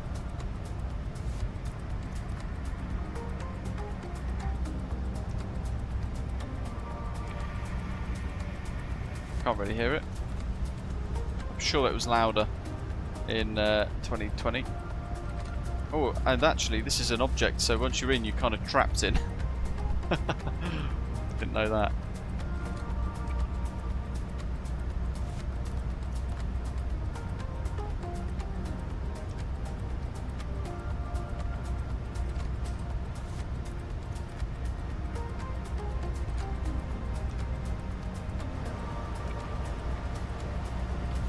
Any builds made the 737 Max 8 in the sim as a default aircraft, David, I think.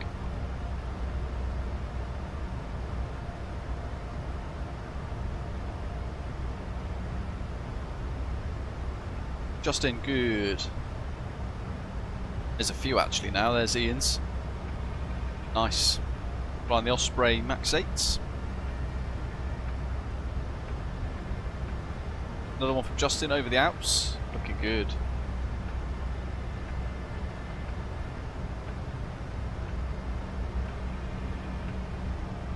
We're there now, so we are in Slovenia with the Adriatic coast on our right hand side shortly, so we'll be passing just north of Rijeka, and that's our routing today. So there we are on the map, and we're routing down this little blue line, so working all the way down the Adriatic coast, passing overhead Thessaloniki Airport, down through the Aegean Sea, well into descent over Messina VOR, the island of Chios, and then working in via Ernal. It's expecting us to do that Delox transition there, but actually we're most likely going to kind of just zip on in and from Ernal fly direct down towards this little blob island here, Samiapula,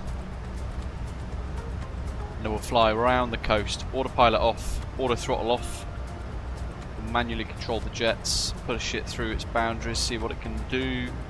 And then we'll sweep around the coast. There's that village with pier. We're going to kind of be, if you think about our aeroplane being in the centre of this screen here, we're going to come around the island, sweeping in, passing over just to the bottom of and to the left of this village with pier, working in, towards this village of Pegondas. As we kind of get a beam that. So we're kind of going to be over this like road, if you like. It's probably the best way to describe it. We'll then be turning in quite sharp towards the shed with white roof. And you can see there actually how that is directly in line with the runway.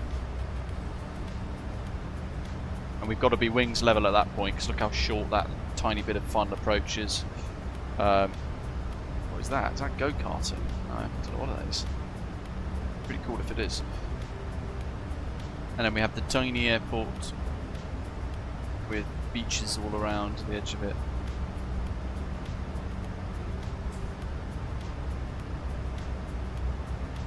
So we'll do that if we don't have any ATC online, because that's what the real aircraft did yesterday, and probably will do today as well.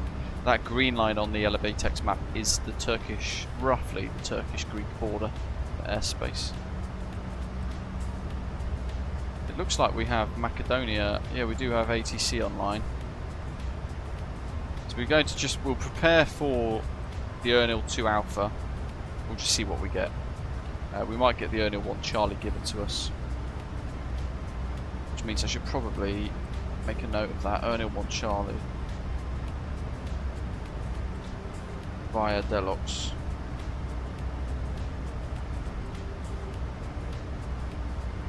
See what happens. Doc, welcome, good evening. Oh, what's the screenshot limit here? 3.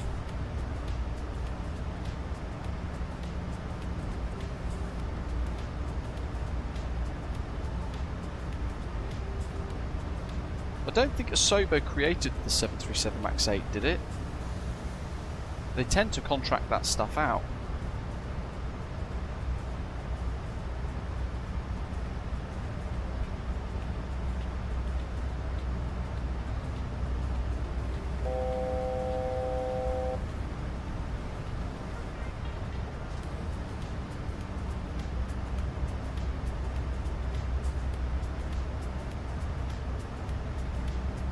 It does say Asobo actually, if I Google it. Asobo Studios rendition of the MAX 8.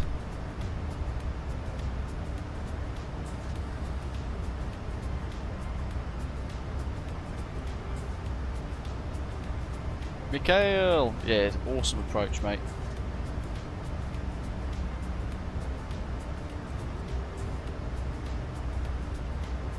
Oh, that explains why it's so crap. Sky Pilot, doesn't it? British Transport Enthusiast. This is Elevatex. That's that mapping software there. It's a new competitor to Volanta, but it's very impressive. Worth a go, and it's free.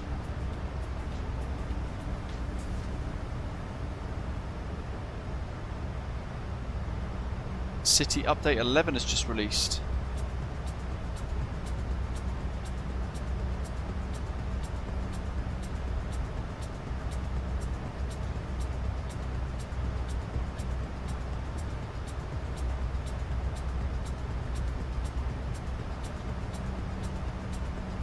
Range 640.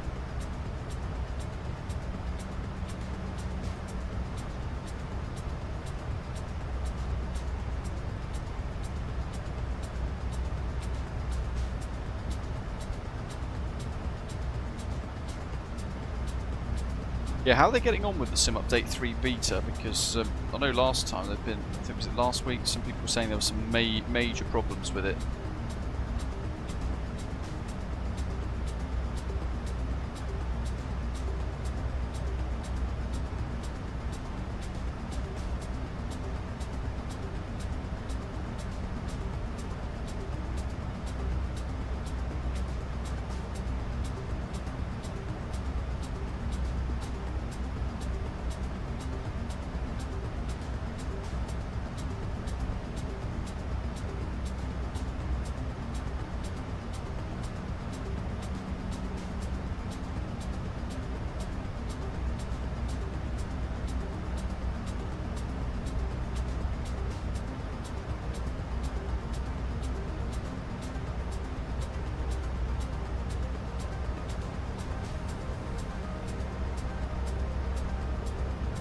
Good stuff, Justin. Maybe it was just a bit clunky downloading some bits behind the scenes, I don't know.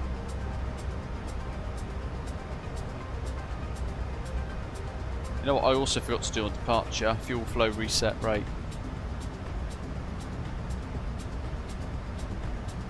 For northeastern US states, Massachusetts, New Jersey, New York and Rhode Island. Special city update celebrating Flight Sim Expo 2025, of which Asobo have pulled out of. Microsoft Flight Simulator as a team I think are still going, but Asobo Studio are not.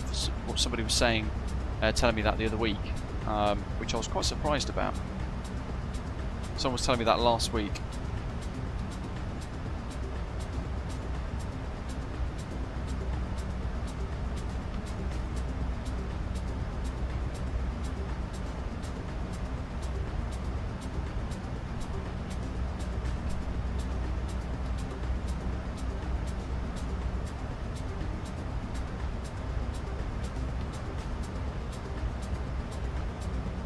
Got a little bit of Adria East coming up soon, so we'll just 135.5. Retune that, ready to go. Flick that VOR thing across because I want to pre-tune the Samos VOR, which is treble 16.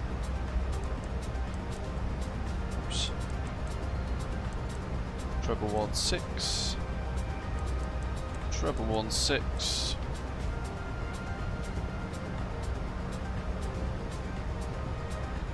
And it's going to be an inbound course of 357. But we're not really going to keep an eye on that too much because we're going to hopefully fly in direct for a fully visual approach like the guys did yesterday in real life.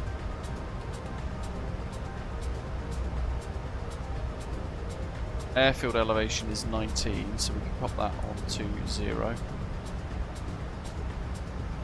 Just doing little bits. We've got still a way to go, but we can nip through elements of our descent planning and our preparation just to make things easier when we do get closer. There's the Adriatic coast, always nice.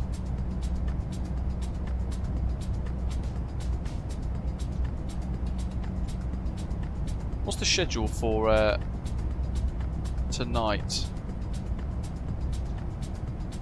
Friday attendee check-in through the day.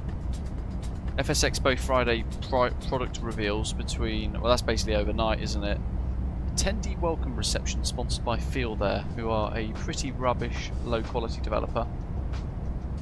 But they've obviously paid them about 10 grand to do that. Flight Sim Expo banquet paid add-on for FSA captains only. Morning coffee and tea sponsored by Say Intentions. So Americanized, isn't it? Everything's sponsored.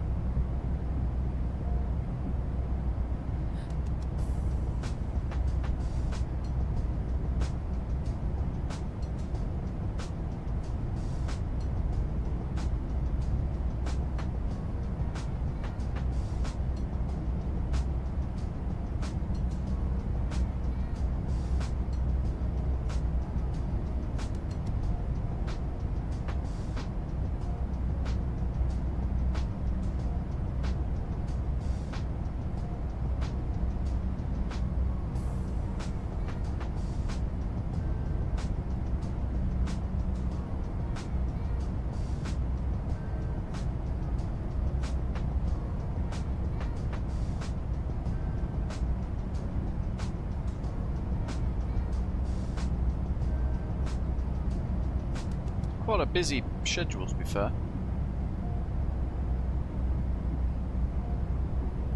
Fantastic. 11:30 AM, this is going to be Eastern US time, on Saturday. Aerosoft are detailing a new aircraft, plus they have a special guest. They haven't even bothered doing the A330 that well, have they? So why would anyone buy a new aeroplane from them? 'Cause that A330 was an absolute car crash. Aviation Showcase. Labo simulations are there as well. There's been very little progress on the A380 these days.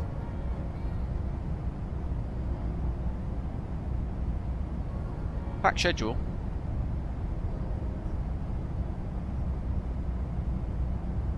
Yeah, lots of gullible people out there, Raph. Very true. Yeah, you're not wrong.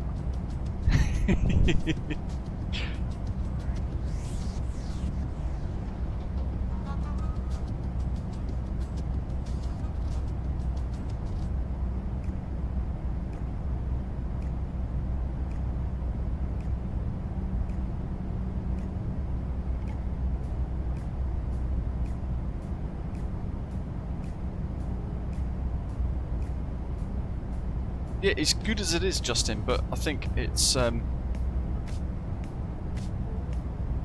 not had much progress since, apart from little things here and there. Ashton, good morning. David says maybe they're relaunching the Twin Otter.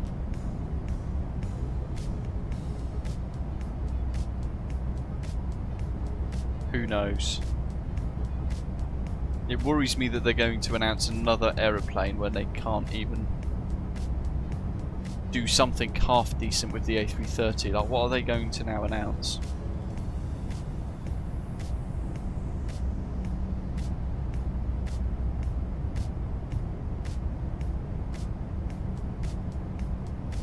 Yeah, there is that, David. Yeah, we're not holding them to a deadline as such. I think it's just a, yeah, I think they go through like peaks and troughs of loads of activity and then not very much activity, and then all of a sudden there'll be a little ripple of updates, and then again there'll be a big pause of nothing. But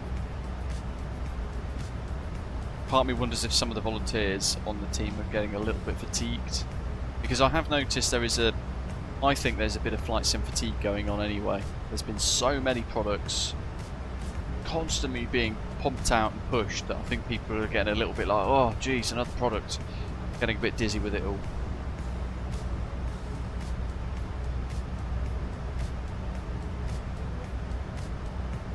Be like, yeah, A32NX for example. I would really like to see them split that entirely away and have a completely bespoke external aircraft model, and therefore then eventually an interior,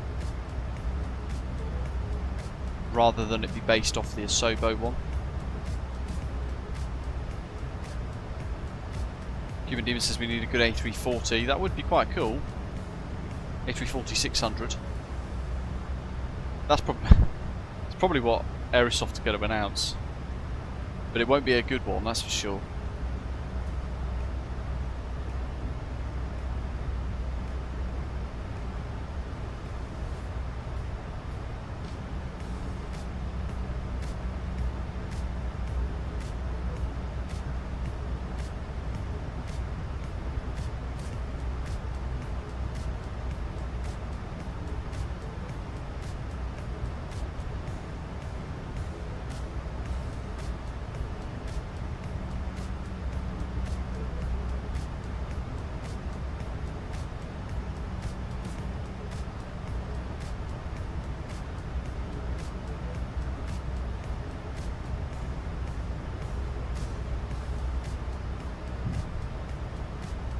No, there is that. A340s are pretty much a dying breed.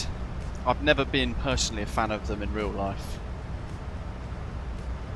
but it'd be fun to fly one in the sim, having the quirks of a super long aeroplane.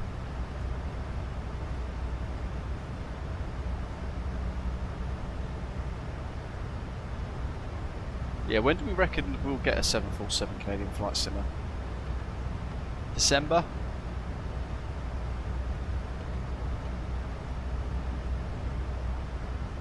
Maybe December, I'd like to think. But it might be like next year, middle of next year. I'm looking forward to the Bluebird 757 as well, Scarlet Pilot, but at the same time, I'm disappointed that they're not going to include msfs 2024 in the initial release. I think they need to revisit that plan and look at bringing it to the newer sim, msfs 2024 first, or in conjunction with 2020, and release both at the same time.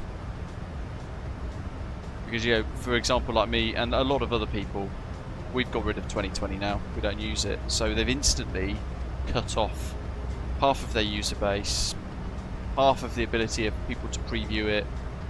They're narrowing it themselves down for no reason.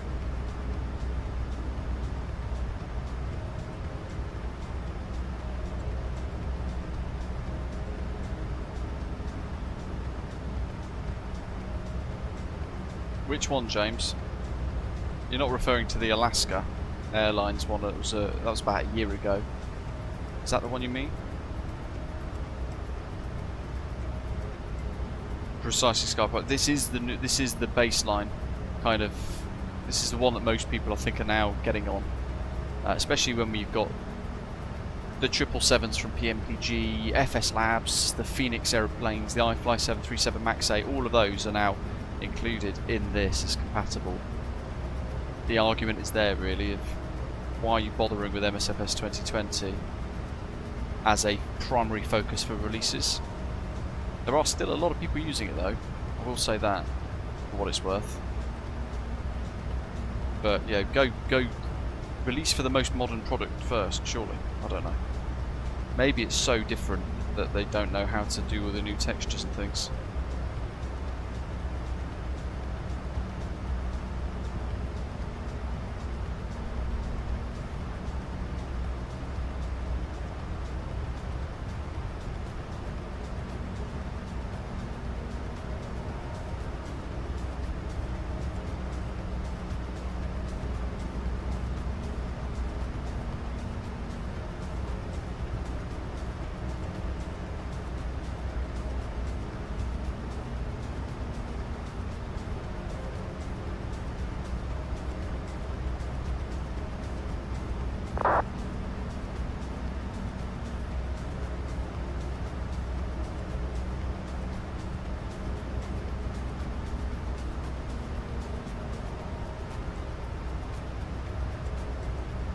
I'm going to flick that to the only one, Charlie.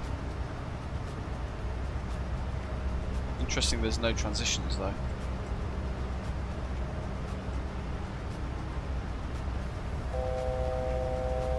No, Delox, okay there we go, and then final approach, but the whole thing's a discontinuity. But that's probably the safer option, no 1 Charlie via Delox. But we'll aim for the visual approach that we briefed about earlier. Craig says, I reckon they have spent so long developing it that the investors are not willing to accept delays to get it ready for 2024 is his guess. I suppose, yeah, that's one element that we don't necessarily think about. In behind the scenes, there are companies like Aerosoft as well that have gone ahead. They've gone to the EU and asked for a grant of many £1 million to develop some of their latest products, which have been bloody awful, like the A330. And that's obviously because they're trying to create the products, pay salaries, all that kind of stuff as well. So maybe that's where Bluebird Sims is coming as well. They're kind of getting a little bit of investor cash in the background.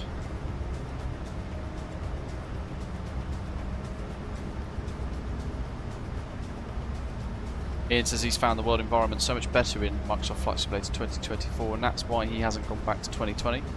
There are enough products in the newer sim now for him to be happy. Yeah, I agree with that. Rich says 2020 is in the Steam sale, but even as a wannabe sim flyer, he'd only consider MSFS 2024 now, even not on a deal. Yeah, and that's it. The community is kind of starting to gather pace with moving on to the newer sim. More and more people now post Sim Update 2, and after all these releases, even the CRJ version 2, for example, from Aerosoft, which is quite good. Quite a lot of people are now just deciding that it is the time to move to the newer sim.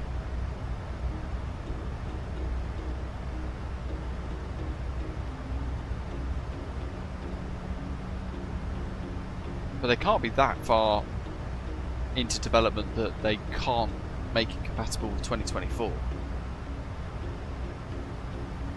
Because if they leave it too late, they might end up in a position like Parallel 4.2 where they're just stuck and they're not getting anything done for the newer sim.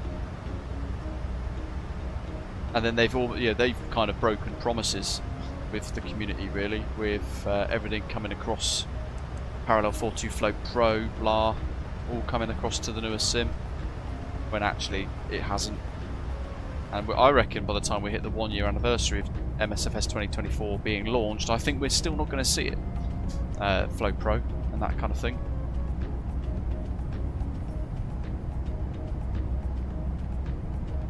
Yeah, I'm in no doubt, Canadian Flight Sim, that the Bluebird 757 will be superb. It will be really, really good. But I'm on 2024 now, so I'm not going to be able to use it.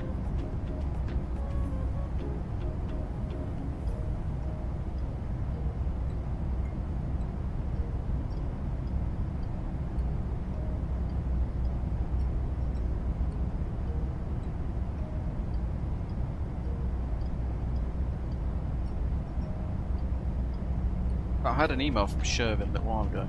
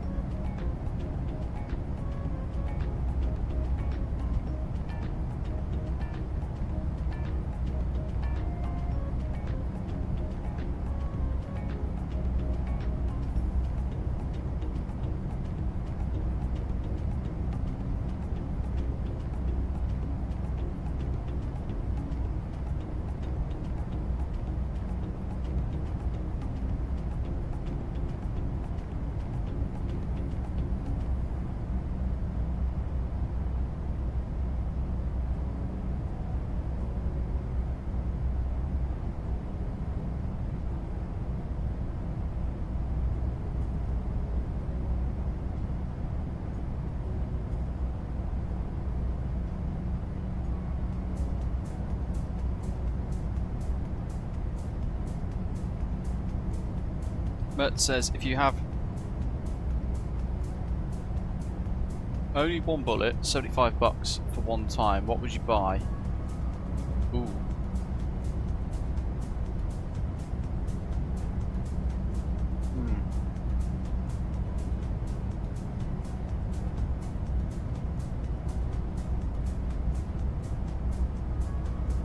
See, I really like the A350, but it has got a lot of bugs with it. But I do really enjoy it. I think it's still good value for money, but it is at the higher end of the expensive side of things for that price. Yeah, am I restricted to those three options, Mert? Or is it just you've just plucked a couple of options for us to consider? Because things like the PMDG 777 I'd consider, but it depends if that's part of your question as a general thing, or if it's locked down to those three options you provided in your question there.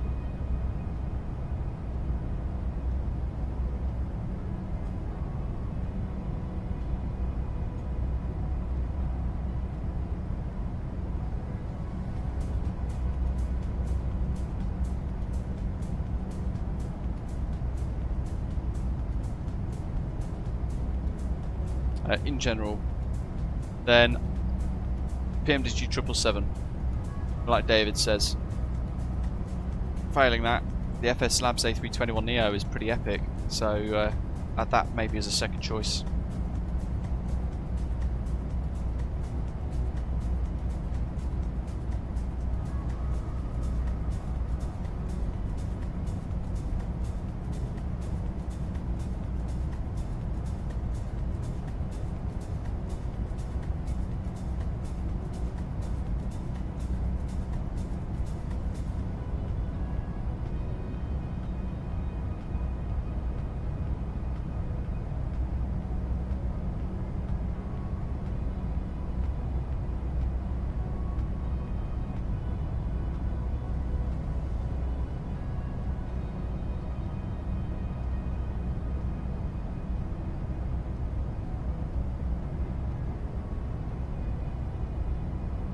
those of you going to FS Expo, if you are going to FS Expo and you see Shervin from Bluebird Simulations, press upon him the desire to have the 757 working in 2024 from the get-go. And if you have switched to 2024 like me, I've just emailed him, press upon him the fact that you're going to be shut out from buying the 757 because it won't be compatible with the newer sim, and that's all you're on anymore. So I've just emailed him saying, look, I'm not putting any pressure on you, but have you thought about now the fact that since Sim Update 2, lots of people are moving into 2024 and they're ditching the older sim, which you're developing a new product for? See what he says. If you go to FS Expo and you ask him that, I'm also curious to hear what he says to you in person, so let me know. Good morning, David A. How you doing, mate?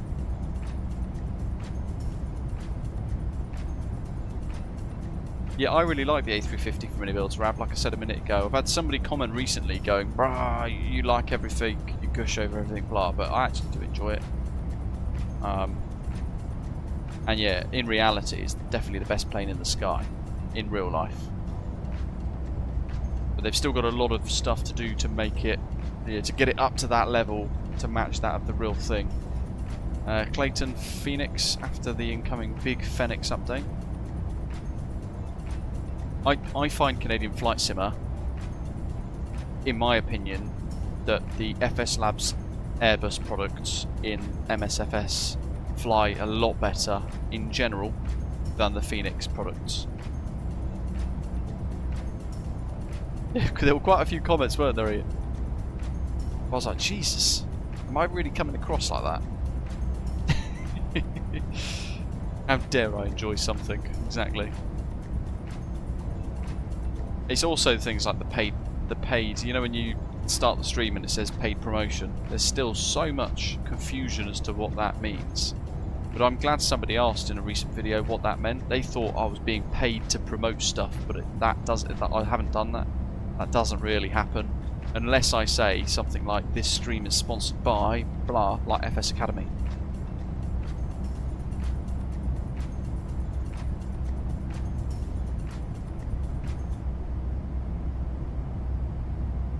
Yeah, I do genuinely think, and I know some people will go mad like Chris says, but I genuinely do think that the FS Labs flight handling and ground handling characteristics are a lot better than the Phoenix, especially on approach and landing, by quite a bit.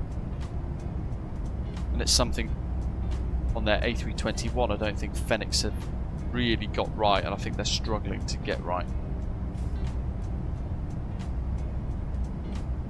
They say that some of it will be solved in the Big Phoenix update, but they're now losing out because of the fact that the FS Labs have nailed the flight performance. Yeah, all of it, Canadian Flight Simulator, Flight Simmer. Ian, no, I haven't, to be fair. What was the summary of that?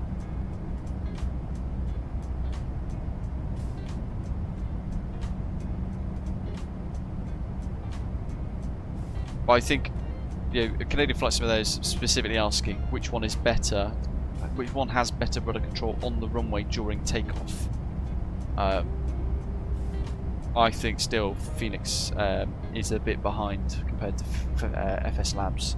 I think the FS Labs ground handling and the in-flight handling, including takeoff roll, takeoff climb, and approach, you just don't know.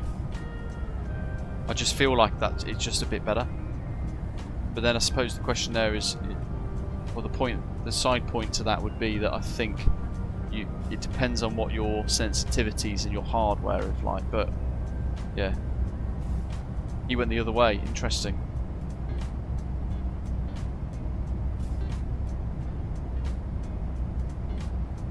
Even the flare, because the flare in the A321 and the Phoenix is messy.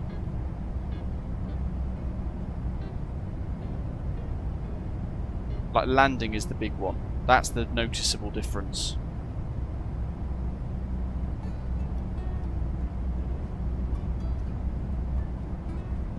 For me. I've got to get rid of that. Right, let me unpin from taskbar. I keep hitting flight control replay.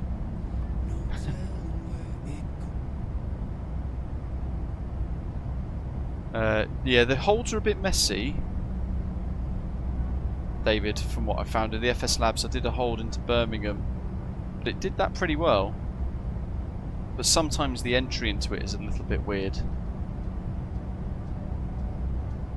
But that's where you have to kind of delete the hold and put it back in again, and it will or go into the hold that you've generated and just make sure you've input the inbound course manually, and then it will resync and go, oh, okay, right, yeah, I know, and then it will compute it correctly if it gets confused. Yeah, it's difficult. Both have got pros, both have got cons, but when you ask about in-flight, the actual flight characteristics, the way it hand flies, I think FS Labs got that a bit better.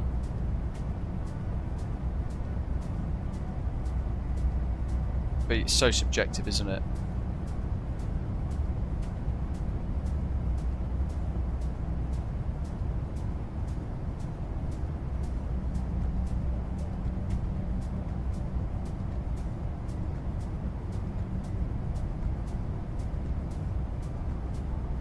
Is he comparing the Phoenix A321 CEO versus the FS Labs A321 CEO, or is he comparing the Phoenix A321 CEO versus the A321 Neo? It would make more sense if he's comparing the two CEO versions, because the 321 Neo is different in the way it handles from what Matthew and a few other pilots have said compared to the CEO.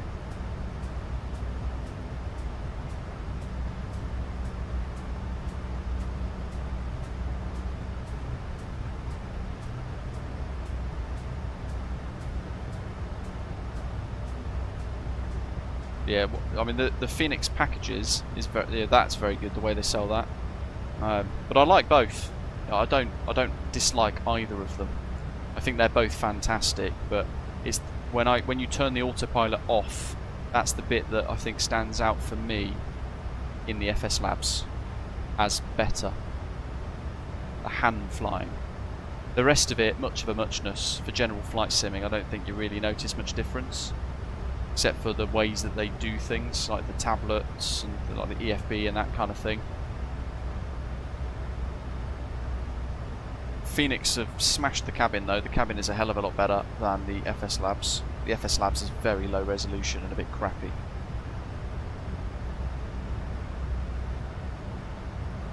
Ed, yeah, it should do, mate. Yeah, Phoenix, the way they've got the flight, the FMS, the MCDU, LNAV stuff, is pretty bang on.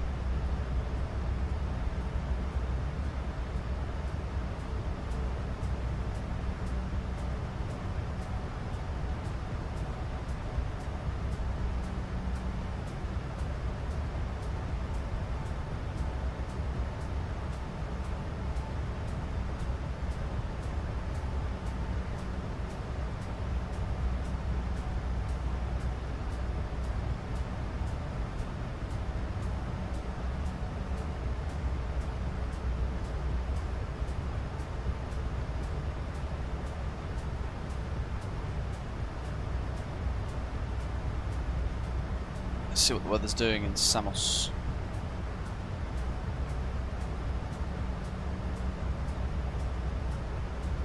Variable winds.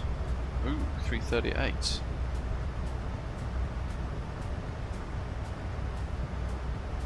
It's basically either way is a crosswind.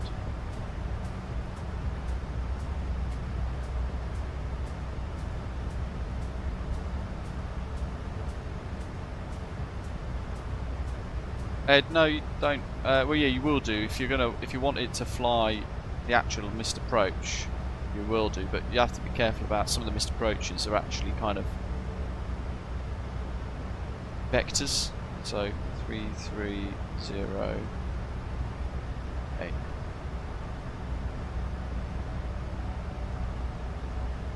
meters per second. God knows. 39 degrees Celsius. Jeeps. And QNH 1006 is some low pressure. Full flap, air conditioning on, anti-ice off, brakes. Let's see that too.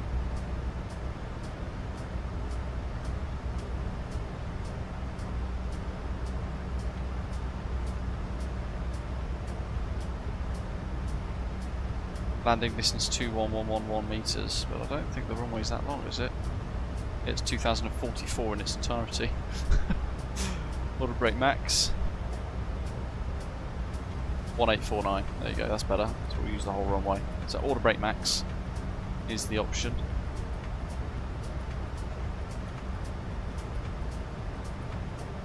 It reckons quick turnaround time is 67 minutes. We'll do it faster than that.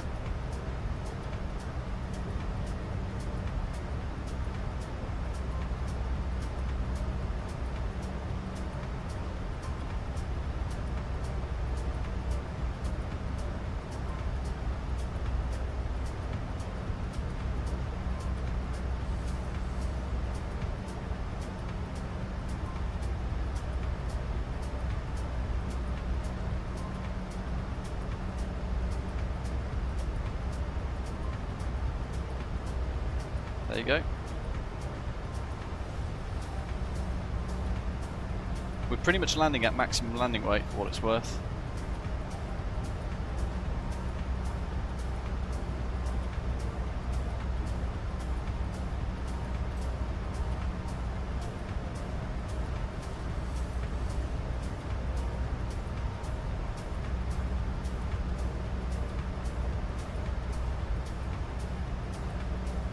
Afternoon, Ashley. Welcome, welcome. Hope you're well. What's the flight time to Santorini from Samos? 30 minutes. Prog page. Sorry, ETA 50, 16, 12 UK time.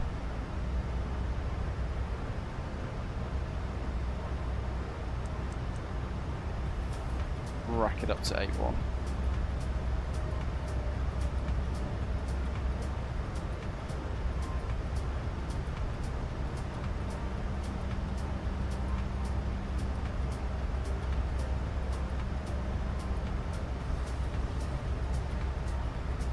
Let's put fixed ring in.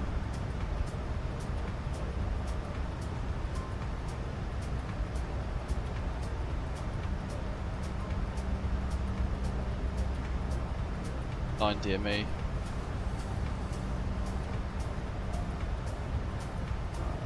Want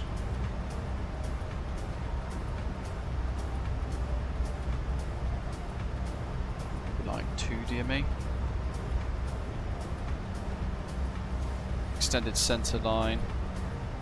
That's going to help with lining up, so we'll have 090 slash. Oops.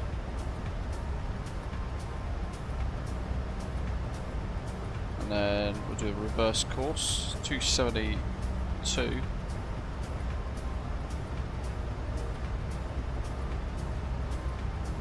Maybe a little 4-mile fixed ring as well, just as an extra bit. There's 9 down to there. That's going to be about 5-4. So yeah, 4 miles we'll start to turn in towards the pier and begin to the descent. And then at 2 miles we should be kind of thinking off the top of my head here. But if we get given by ATC Deluxe with the 14 DME arc, we'll then turn inbound 090 at 9 DME 357 degrees. So we've got the 9 DME fixed ring, followed by 4 DME fixed ring, which is going to be around about kind of here, and then a 2 DME fixed ring about there. So at 4 DME we'll turn in towards the pier. At that point we should have a little kind of edge of the 2 DME ring, which will then help us come onto the extended centre line, which we have on the FMS. Big line like that. So kind of utilising a lot of the functions of the fixed rings today to kind of try and help hand fly this approach, which will be quite tricky.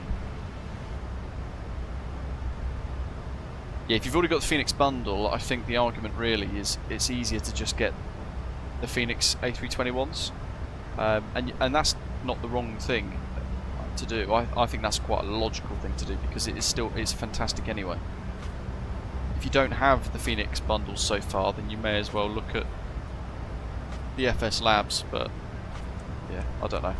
If you've got Phoenix, you're not going to know the difference between the way it hand flies against the FS Labs unless you've got the FS Labs. So that's the other argument.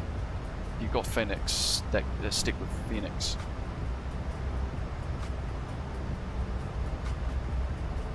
But I like both, and I recommend both. Not recommend buying both, you only need one. For what it's worth, I might as well point that out, because someone will go, whoa, you think we should just buy everything? as some of the comments have been lately. 10.5, 357. Act 357, and I'm actually going to pop that onto 090, so we get a VOR inbound course for the approach. So we'll get VOR 2. Yeah, that'll do it. Let's play clever with this. Let's play the jet at its own game.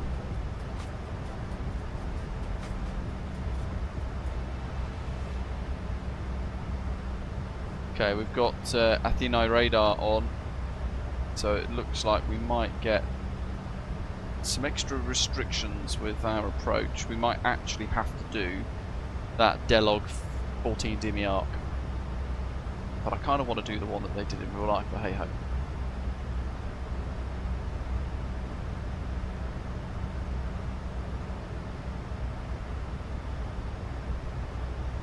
What happened to...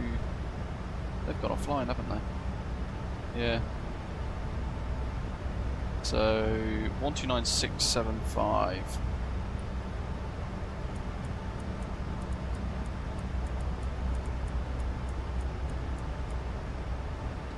Athena radar, and that's from Talas, which is coming up actually in less distance than I thought. So just over 90 nautical miles, and then we'll be in Greek airspace.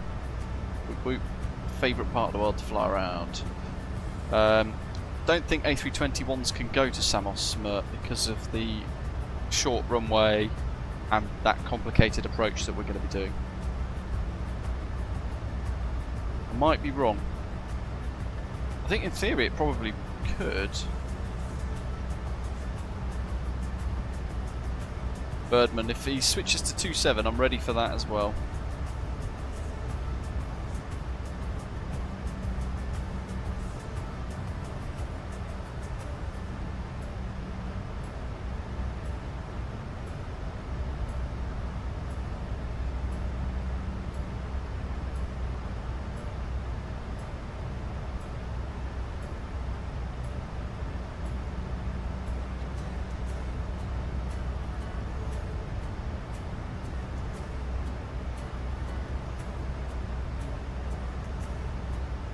Back radial.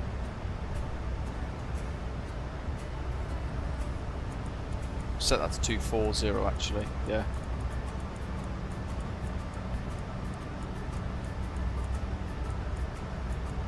That'll make sense when we get there.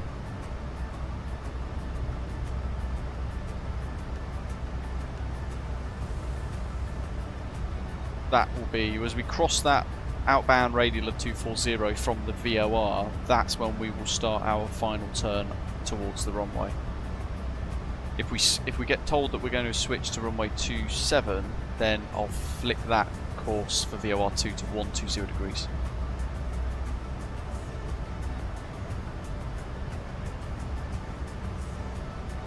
Rab, yeah, and a Vulcan.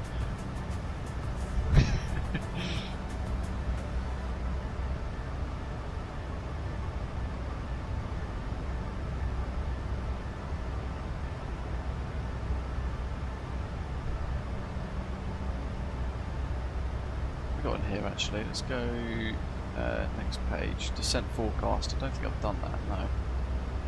And I keep using that, but I've got the wing thing next to me. Transition level stand as 80. I think that's probably about right, to be fair. To load those, I might do flight level 85.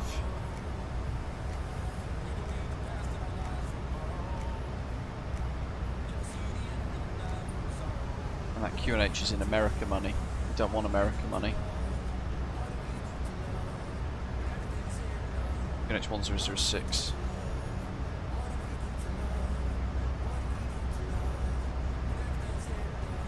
European money.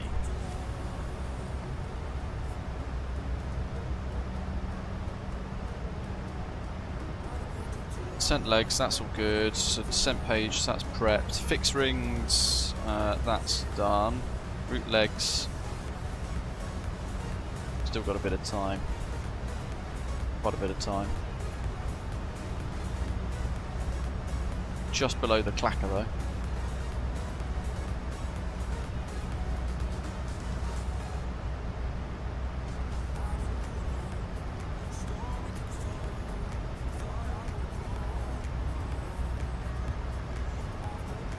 Centre tanks are nearly empty.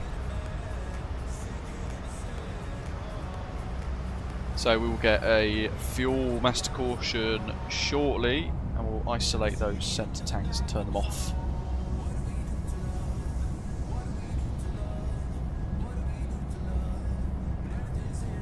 Status red for VRAS. It's disabled for this aircraft. Okay, well fair enough. Can't use VRAS with the iFly 737 MAX 8 then.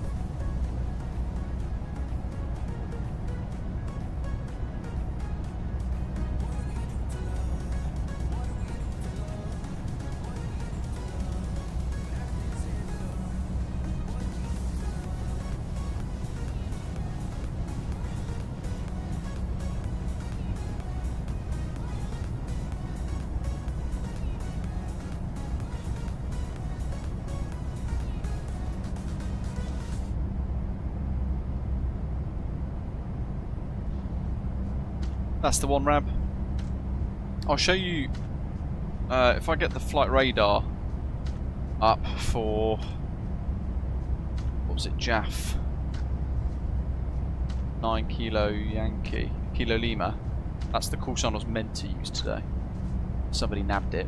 Santorini to Brussels, Samos to Santorini, Brussels to Samos. Here we go.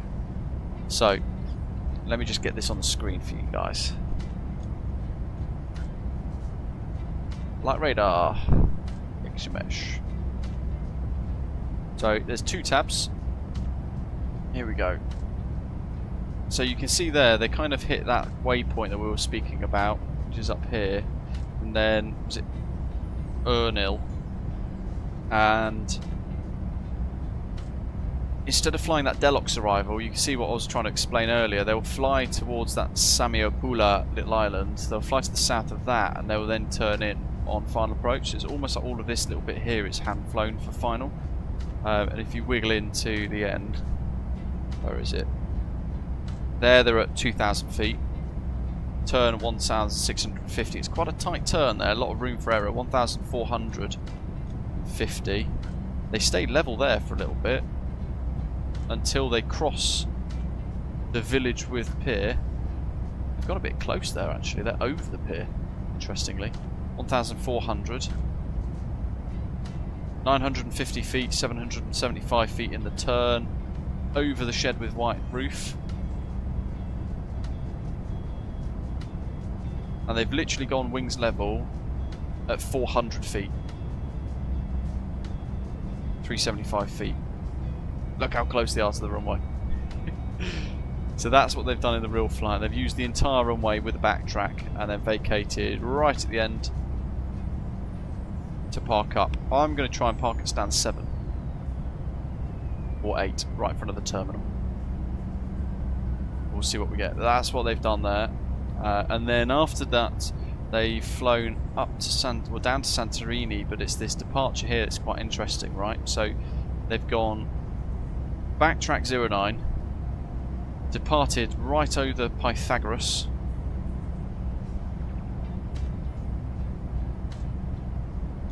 headed north, climbing up 3,000, 5,000, 600, 6,000, 8,000, routing backwards on themselves, and then heading down over the water to Santorini. And this one's an interesting one as well, because they've come in from the north. Instead of routing out over the water, they've gone past over the top of Fira and then over the kind of mountains to the south of the bottom of the Santorini island before flying in on the approach.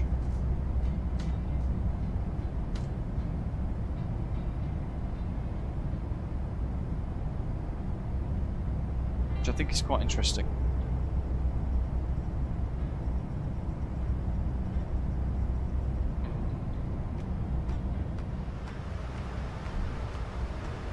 Yeah, actually it says status red and it says disabled for iFly. Maybe I'll try again, maybe there's a setting I can force it to activate.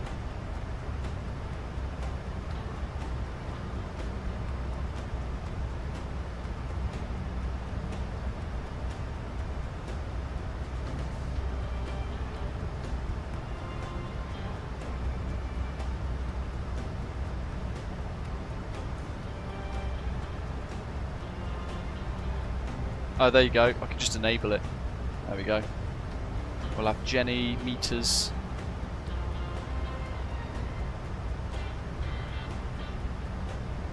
Oh, it's still red. Oh, there you go. Save. Runway awareness. Okay.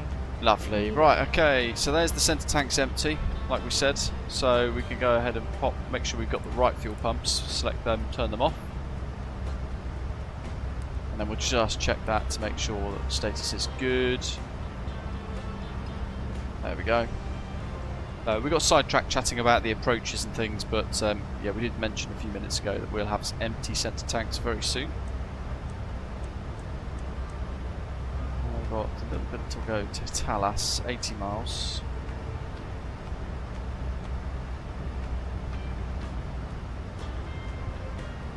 And we've got VRAS powered now as well and working, so happy days.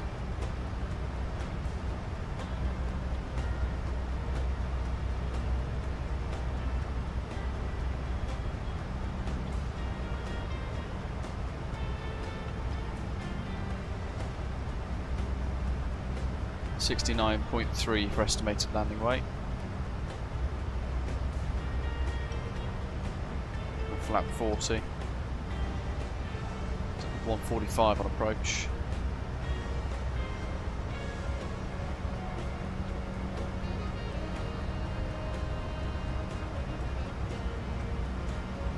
It's a shame all of the buttons on the Max 8 are different to the Wind Wing. If I read them out and compare, so from top left we've got init ref.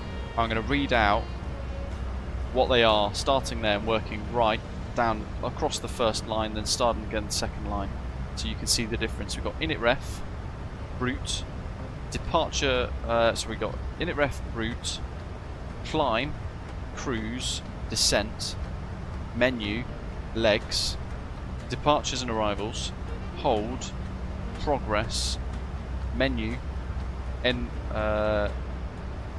progress, N1 limit, fix, previous page, next page.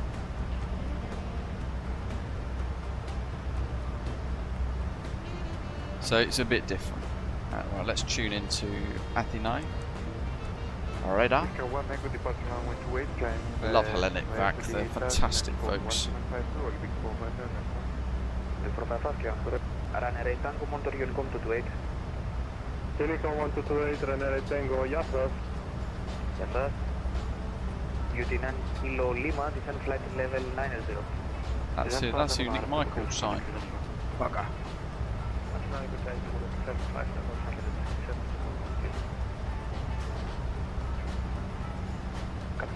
MSFS 2024, PC24. I think this is better now. Skypilot, nice. 2 Kilo Sierra, cleared flight level 150. TRICKIEST 150. Yes, Gen 315, request ATC clearance to Athens. Καλησπέρα, Gen 315, cleared Athena, Apollo 1 filter departure. Thessaloniki's ahead of us. Flight level 100, scope 1407. So what are we? Flight level 370 at Talas. Clear to Athens, Apollo 1 Victor, 27, flight level 100, scope 1407.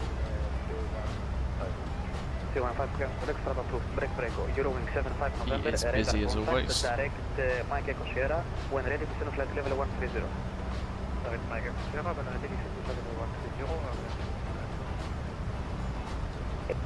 625, descend flight level 140, vectors ILS 16.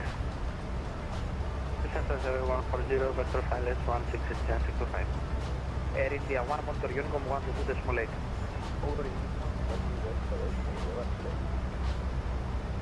Athena radar, Kalispera, BD 2405, Talas, flight level 370. Griffin 2405, hello, radar contact, break, Lufthansa 108, runway 34, clear to land, wind 220 degrees, 6 knots. Just as you sent me a ping. Runway 34, clear to land. Aegean 184, climb the SID, flight level 240. Climb flight level 240, Aegean 184. Aegean 102, requesting position. Aegean 102, no pushback required, staff approved, and set scope 6702, please.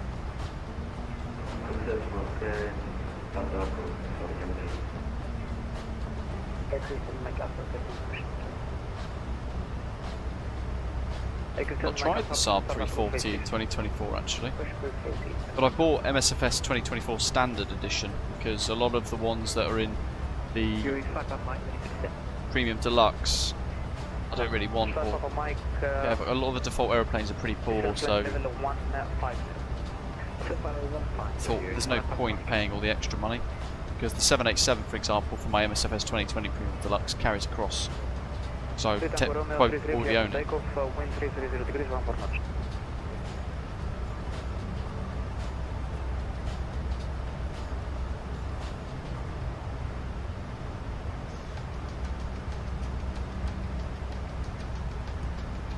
I haven't tried the Innobuild's A330 if I'm honest, Q and Demon, to be fair. Some people have said they use it and they quite like it, but I haven't tried it myself.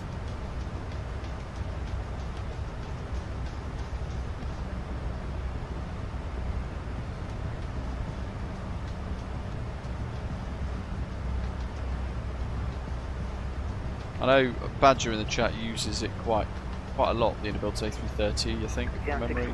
Quite likes it. Heading, descent flight level 80. Maintain present heading, descent flight level 80, return 65. Aegean 250, push and start. Aegean 350, push and start approved, face west. Push and start approved, face west, Aegean 250.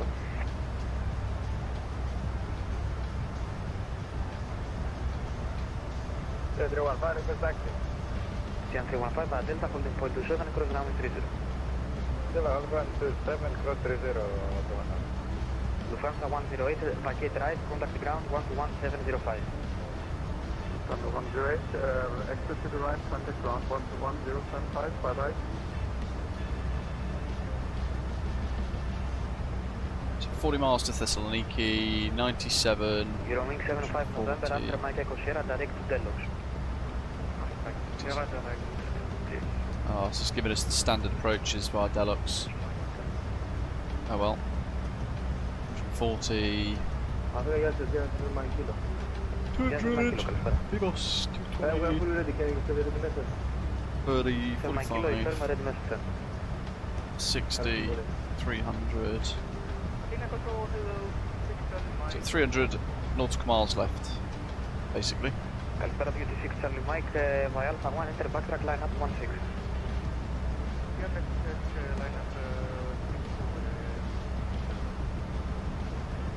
Six Charlie Mike, confirm you have clearance for runway 16. Nice.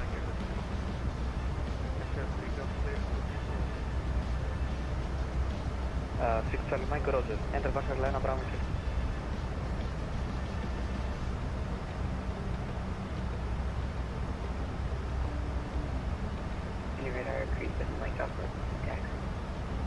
Wonderful Thessaloniki down below.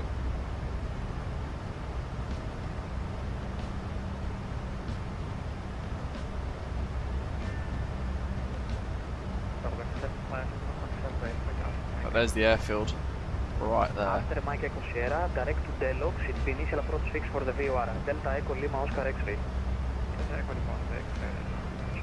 I've got that right. Create 7 Mike Alpha, taxi via Juliet Alpha, holding point runway 24. 3 Alpha, holding point 24, Mike Alpha. Aegean my kilo request clearance to 110, stable for a visual departure. Very blurry scenery. Aegean 7 Mike Kilo due to trial, cleared Athena, Kia 1 Sierra, departure 34, climb initially 6,000 feet, squawk 6705. You can see kind of the forks that come out from this part of Macedonia, like a triangle, the three.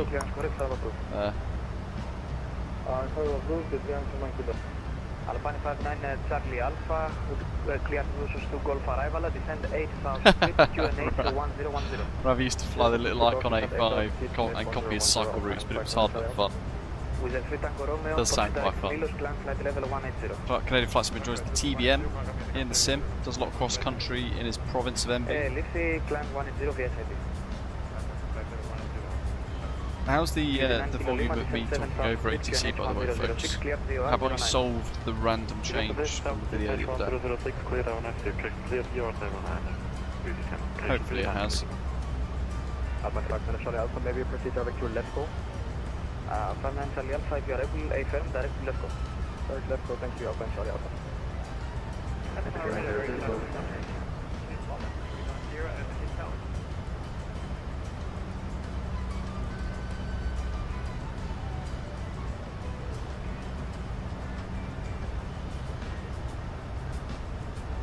Maybe Birdman. He has just, he's cleared somebody to Delox though.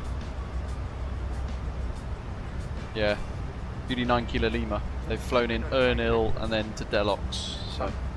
Osprey 2472, radar contact flight level 390. Etienne 31527, clear for takeoff, wind 310 degrees, 13 knots. Yeah, takeoff 7315. Etienne 250, request. Ha! Just spotted Osprey 919 at the ground at Samos. Alpha enter and line up from 09, Agent 250. Any other station? Etienne 102 for taxi. Etienne 102 via Delta holding point 27, cross runway 30. Yeah, Delta holding point 27, cross 30. Etienne 625, descend 4000 feet, QNH 1011. Descend 4000, QNH 1011, Etienne 625. Etienne 625, turn left by 5 degrees. Turn left by 5 degrees. Very contrasting price. Kilo Sierra, clear the Takeoff 1 Alpha arrival, descend 3000 feet on QNH 1011.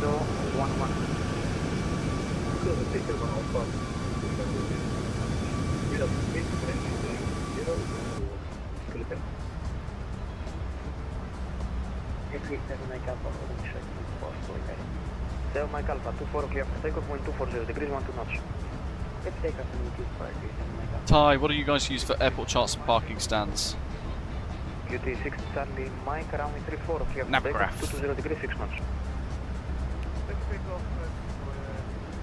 Yeah, have you managed to sort the sim out then, Badger? You back in relatively stable, mate? Descend flight level 170.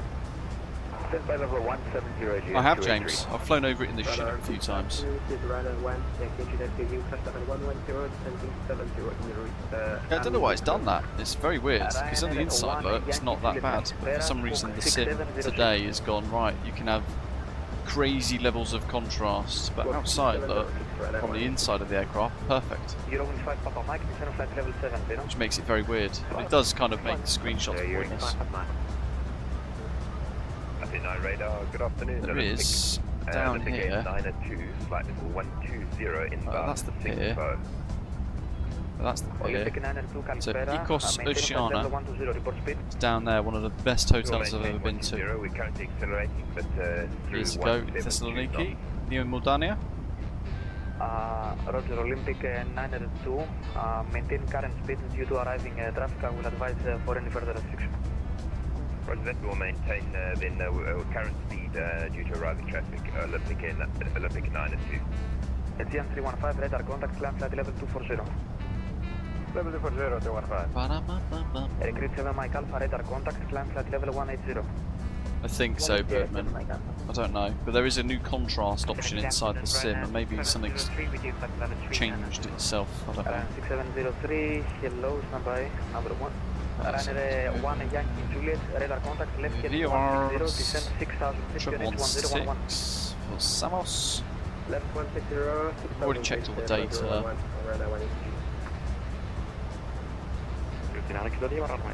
It's going to be Roger, continue. Deluxe 3730. 6703, Setchcock 7015. Interesting, it says Deluxe at 7,000. Adrian 625, descend 3,000 feet. Descend 3,000, descend 625.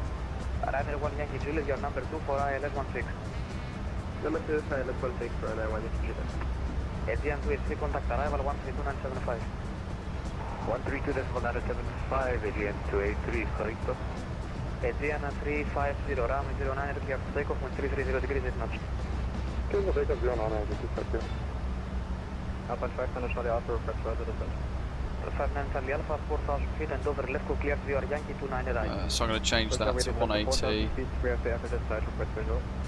Roger, Alpha 59 Charlie Alpha, clear visual approach runway 29 right, descend transport and altitude, QNH 1010. We descend to the platform altitude and we are cleared for the visual approach. 187,000 is a bit poopy. Beauty 6 Charlie Mike, radar contact, climb flight level 240 and direct to all gas. Flight 240, direct to all gas.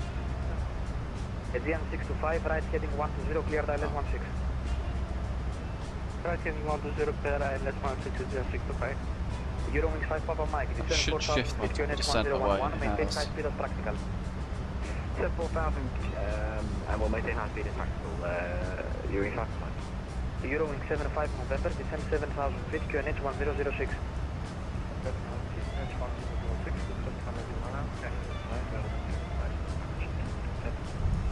75 November, Roger, 27 copied, you will wait for the Right, we need minimums. Beauty 9 Kilo Lima, traffic information and Airbus A320 currently departing 09er, approximately 5 miles to port in sight. Looking out, it's not pretty much.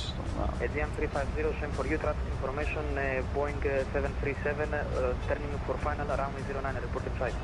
Traffic inside, just about 350 Roger, visual separation of the traffic, continue climb flight level 120 to Larky. Roger that, timing 120, visual, I just about Yeah, as always, Ian. Atheno radar are superb. I think some of the Hellenic VAC are some of the finest controllers on the entire network. Crikey, there's a lot of scrolling Beauty 9 Kilo involved. Lima, 09er, clear to land, 330 degrees, 9 knots.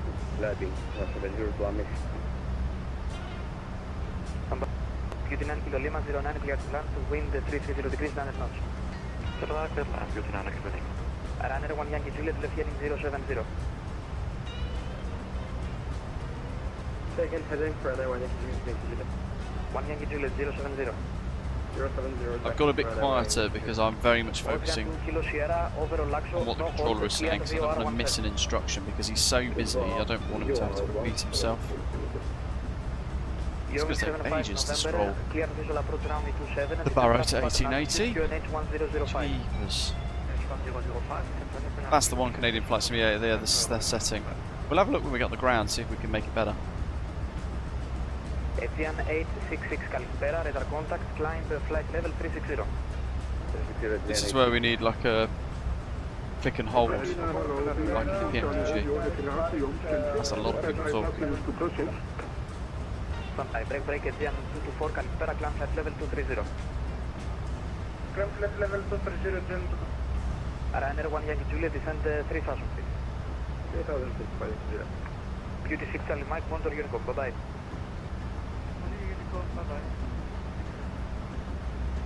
Any station calling for push? Big 455, pushing start. 455, push and start approved, south Oh, Charlie. only 800 feet to go. My poor finger, I'm going to switch Station fingers. calling for clearance? Bilan 3 Charlie Romeo at the ground stand 6 request iFly to Brussels. 3 Charlie Romeo, hello, clear to Brussels, step along 1 Victor departure, 27, flight level 100 initially, scope 5512. 1880 is what we want. 1,880. Bilan 3 Charlie Romeo. Beeline 3 Charlie Romeo, clearance correct. Break, Eurowings 5 Papa Mike, clear to locator 01. Clear locator 01, Eurowings 5 Papa Mike. Olympic 902, report speed. Speed 178 knots on the dot in Olympic 902.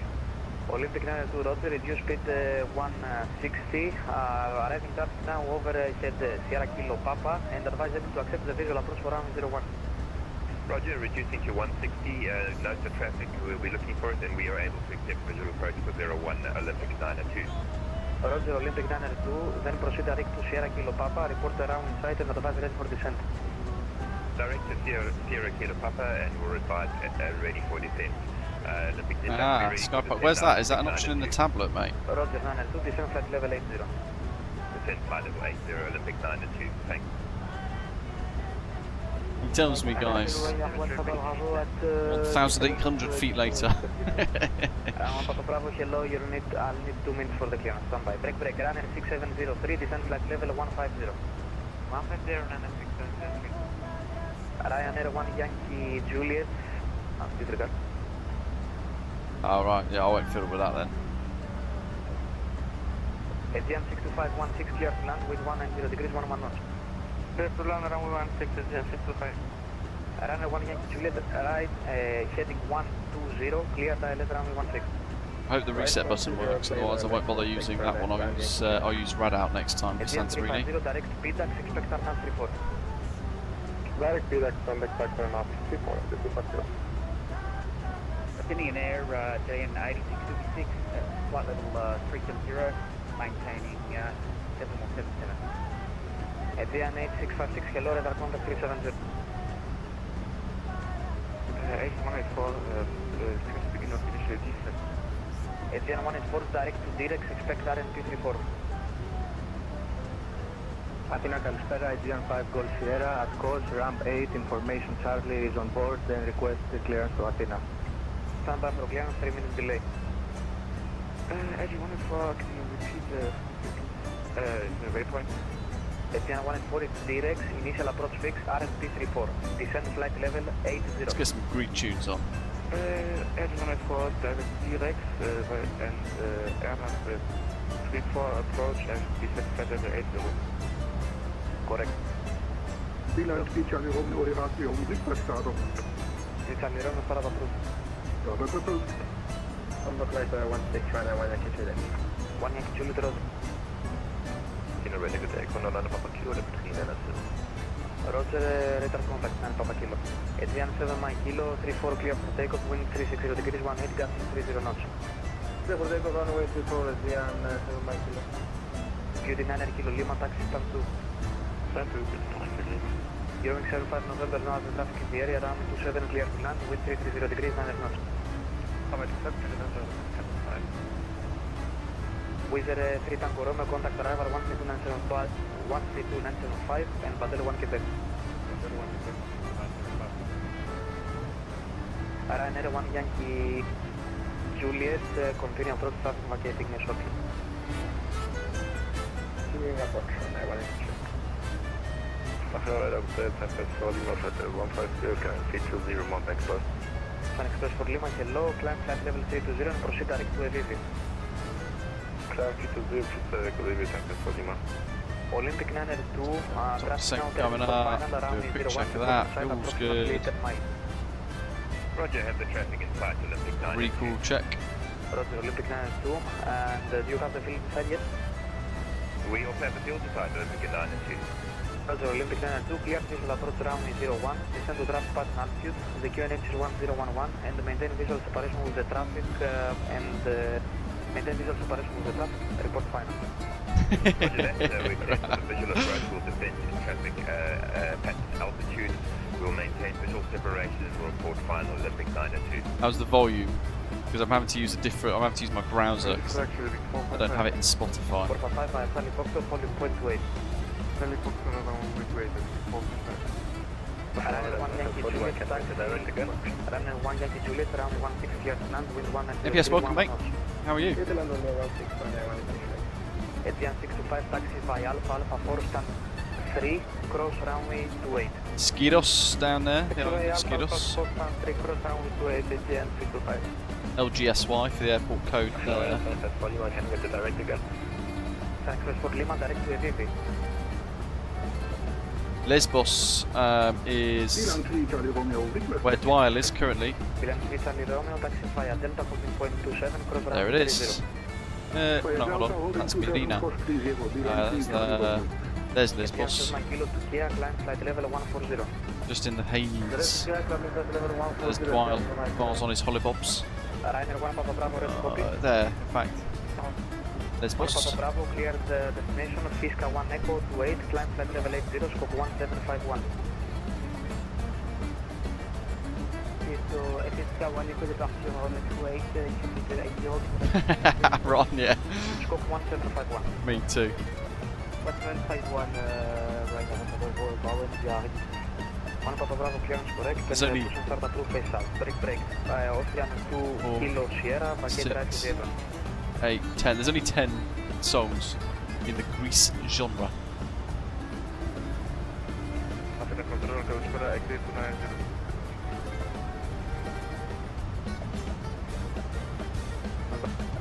Austrian 2 Kilo Sierra, packet right to zebra.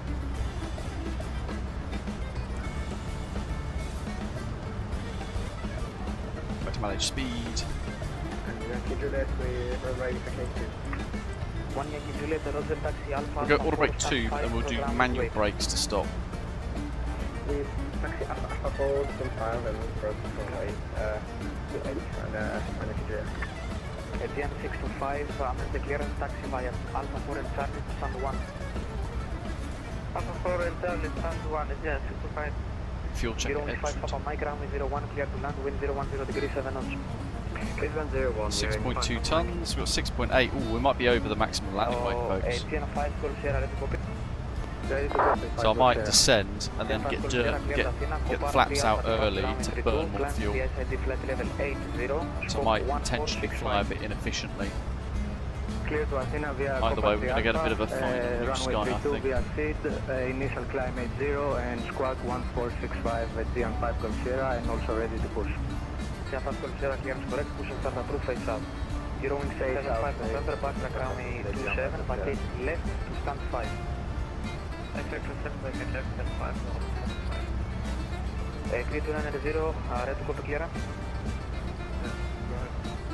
3290 cleared Athena, contact to Alpha departure runway 24, climb the SID flight level 120, squawk 7026. Clear to Ascent Zero, contact to Alpha departure 5. We should have Initial climb level 122, squawk 0. extended centre lines, VOR cross sections and all sorts coming up later when we get closer. 132 and 75 California. 132.5 and DN7 Grid 7 Mike Alpha, descend flight level 990, expect RSP to 7. 990 and RSP 7. That is 455. Limit 455, 28, clear for takeoff, wind 190 degrees, 11 knots.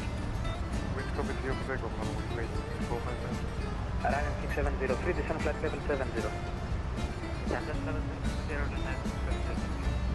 Eurowings 5 Papa Mike, backtrack 01, vacate to the right, stand 4. Oh, correction, taxi left, actually stand 4 now. Left stand 4, Eurowings 5 Papa Mike, again. Olympic 992, runway 01, clear to land, wind 010 degrees, 7 knots. Need to gain.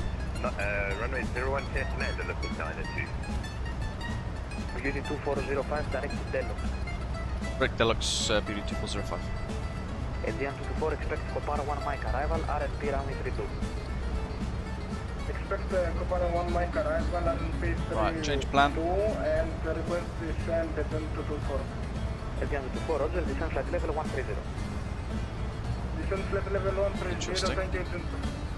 Indian 315, when ready, descend flight level 180. There we go. Ready, 180, I didn't do that when I did it in the Wing FMS. Very odd. Condor 9 Papa Kilo, proceed direct to Lurus.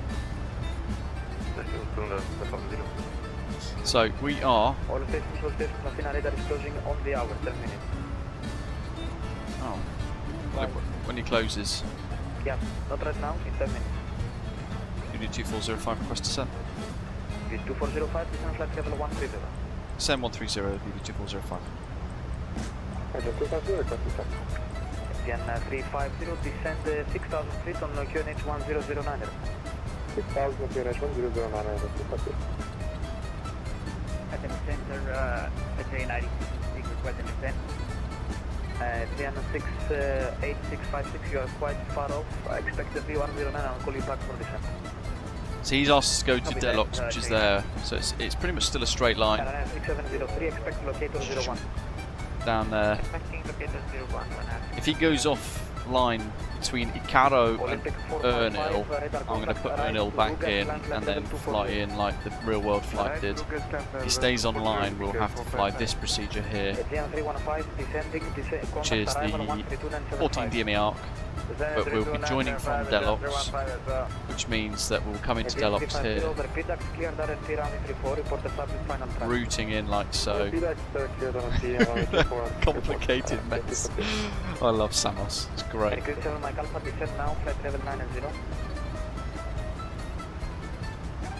you. Then you ran a hello Virgin 2435438 good CPDL. 243, unfortunately I'm closing in 10 minutes, so you can monitor Unicom to 8 minutes. Unicom Virgin 243. Beeline 3 Charlie Romeo, runway 27. There's Dwile in Lesbos. Beeline 3 Charlie Romeo, runway 27, clear for takeoff, wind 310 degrees, 1 knot. There is an Asian aircraft in front of me, the Asian 102 is standing there. Yep, you're correct. You're quite right. Cancel takeoff clear. Cancel takeoff. Yep, Pigeon 102, 27 clear for takeoff, 310 degrees, 1 knots. Beeline 3 Charlie Romeo, behind the departing AC-20, line up and wait runway 27 behind. We are departing A320, line up and wait runway 27 behind. Beeline 3 Charlie Romeo. Big thank you to everyone who's hit the like button so far today.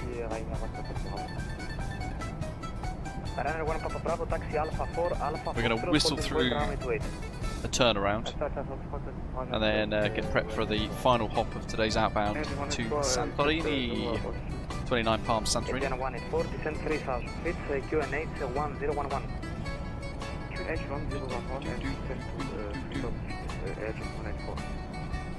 Confirm you're proceeding to Kilo Drag 601. required, according to my MCVU. Kilo Romeo 601. Okay. Adrian 5 Golf Sierra, request taxi. Adrian 5 Golf Sierra, taxi by Alpha, enter backtrack line at runway 32. Via Alpha, enter backtrack runway 32, Adrian 5 Golf Sierra. Adrian 224, proceed direct Morix. Proceed direct Morix, Adrian 24. Adrian 102, radar contact, climb flight level 220. Speed brake. A bit of a forward pitch there. Run 6703, descend 4000 feet, QNH 1011. Descending 4000, QNH 1011, run 6703. Olympic 902, taxi standard 2, bye-bye. Stand 2, Olympic 902, thanks for the super service champion, bye-bye. That's the same.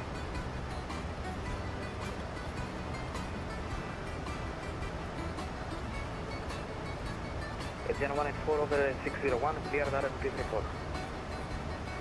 184, roger, cleared. So what have we got? So that's going to be... Time 6703 over Sierra Kilo Papa, cleared, locator approach runway 01. Here 1400.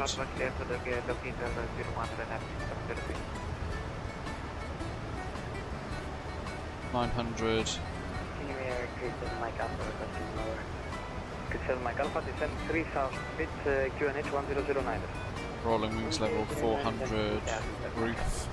Just making some rough notes. Romeo, runway 27, clear for takeoff, 310 degrees, 13 knots. Good takeoff 27, Beeline 3 Charlie Romeo. 1850 feet there.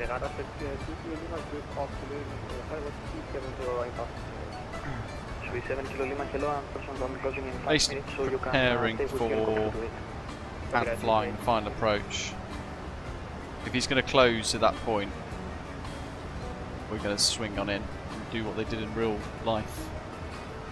Have we got 1228 prepped still for Unicom? Yep. DOR's 10, 11, 6. Descend 4000 feet, QNH 1006.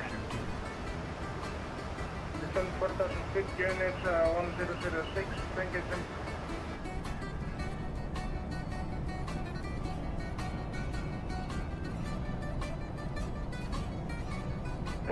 Agent 4, am I allowed for major airspeed? Can 184 say again? Can I... 66 nautical miles to Delox. iFly, I gave you no restriction.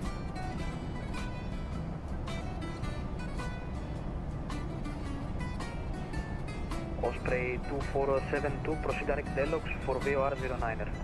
Oh, has there been a FS Lamps update over the last day or so, Clone Commander? Welcome to you. Agent 350 on final track 1 inside. Aegean 350, runway 34, clear to land with 360 degrees, 18, gas 30 knots. Runway 34, clear to land, Agent 350. Recruit 7 Mike Alpha, cleared RST, runway 27. I think that might be Samos. Beeline 3 Charlie Romeo, radar contact, climb flight level 200.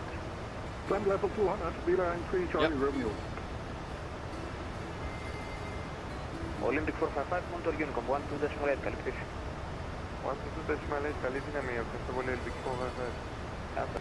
Alright. 4 Mike Romeo, I'm Montor trying to Unicom, click, Commander. 12.8 today. Christopher, welcome.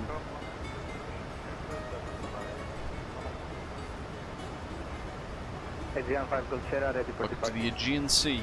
Aegean 5 Golf Sierra, 32, clear for takeoff, wind 310 degrees, 13 knots. Where are we at? Runway 32, clear for 20. takeoff, Aegean 5 Gold Sierra. Ding.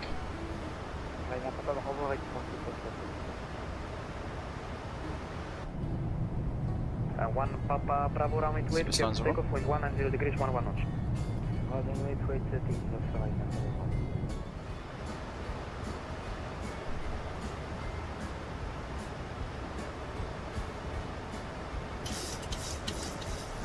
Flight detent again with the spoilers because it's gone into a pretty strong forward pitch.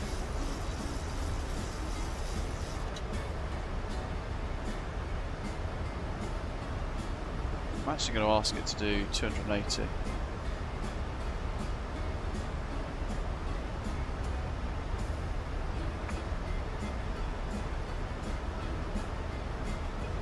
Because we're zooming on it. Osprey 2472, when ready to flight level 1. Christopher, pretty much, mate. 30. Samos is quite tricky, so UD 2405, descent flight level 90. descent flight level 90, BD 2405. What the heck is that? Wow, I've taken over.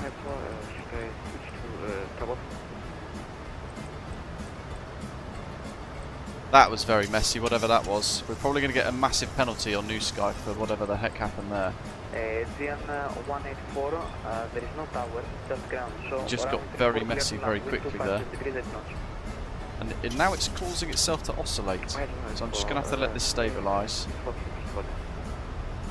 You'll go to the ground after getting the round. Okay. That was messy. Delta, descent flight level 130 and proceed direct to Gonzo.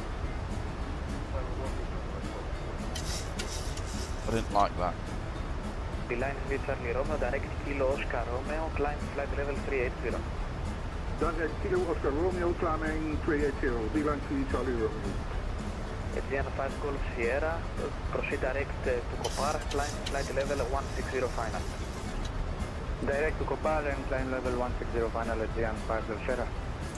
Aegean 224, over Morix, cleared RSP approach runway 32. Should be closing any second now. Over Morix, clear on RMP approach runway 32. That's good. Down to 9,000. QNH 1006. One final check of the METAR in the chat before we commit.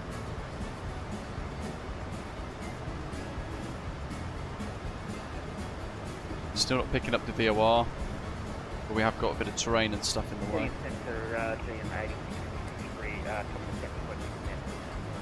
Aegean 8656, descent flight level 150. Got it 150, Aegean 90.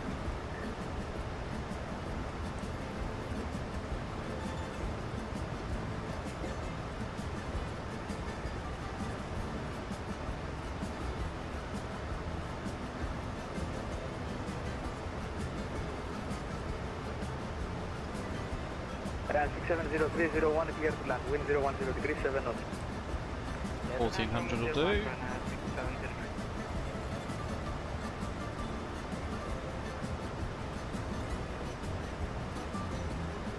Recruit 7 Mike Alpha, runway 27, clear to land, wind 310 degrees, 1. Zero and 27, Christoph Mike Alpha.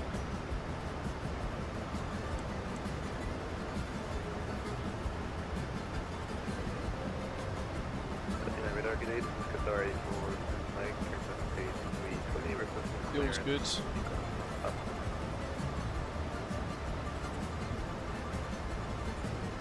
Qatari 4 to Mike, hello, cleared Mykonos, Larky 3, Bravo departure runway 09, flight level 140, squawk 7443. Like 3 Bravo departure from runway 09 and climb level 140. Charts ready? 7443 Qatari 4 to Mike. Qatari 4 to Mike, clearance code. Toll station, so station, Athena radar is now closing. Lovely. Monitor Unicom 1.8, nice having you all here today. Bye bye. Thank you. Bye. Καλή συνέχεια, εκπληκτικός.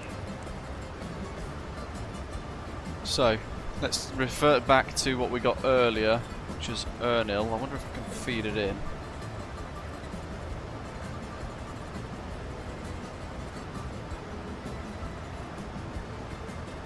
Yes.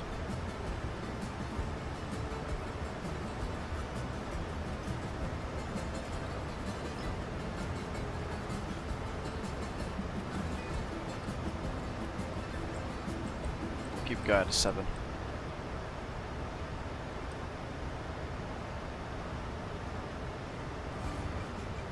Samos traffic, Beauty 2405, Boeing 737 MAX 8, currently flight level 100 inbound for a visual approach via Ernil, runway 09er.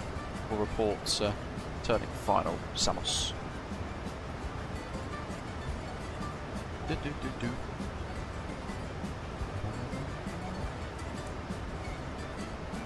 that one.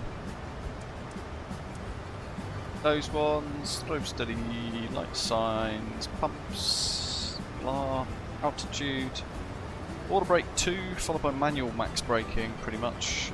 That's all set. Okay, so we're going to revert to what we were saying before then, where we are going to, instead of going to Deluxe, we're going to do what the real jet did, and we're going to follow that. So we're going to hand vector ourselves. And we've got on the winds 330 at 9 knots, variable 300 to 2020 degrees, 38 degrees Celsius, QNH 1005. So quite choppy. Yeah, welcome. High to low, down you go. So we're a lot lower than we think. Yeah, we're very heavy today. I'm actually going to see if I could be a bit cheeky and burn some fuel with the APU on, just to help get rid of some of the weight, maybe. Heading mode.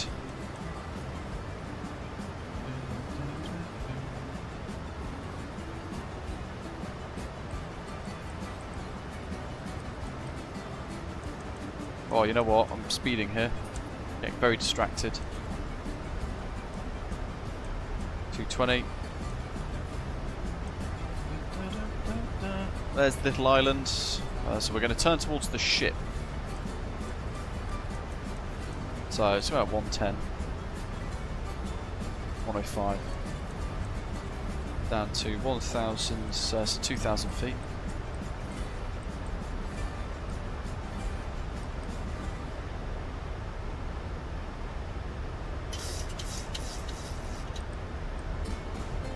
I've self-sabotaged here, so what I'm going to do is going to reduce the rate of descent. Let's go to 100, yeah, 100 degrees.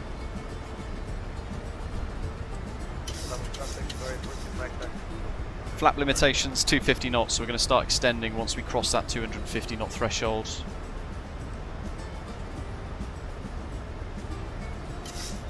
Let's get busy. Pressure is on. I'm actually going to pause the music as well because I'm too busy enjoying it. Flat limit speeds to flap 5. Let's get it all out. Flap 5, speeds checked.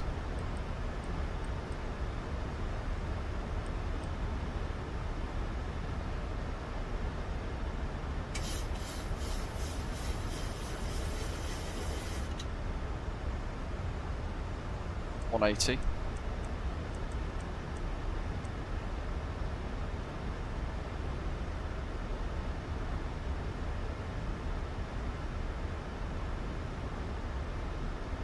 Okay, there's the airfield. We're going to get smashed with the score on New Sky. Sending speed brake out still. Lap 10.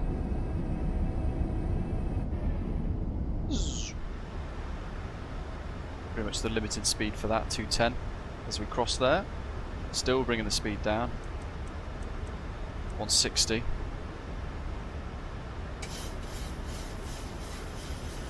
We're on track. 1850, so 1600. Continuous. Don't need the generators on, but we're just using that to burn a bit of fuel. Autopilot off. My controls. Don't think. No, that's not going to work. We'll just get rid of the auto throttle. So manual flight from here. 145.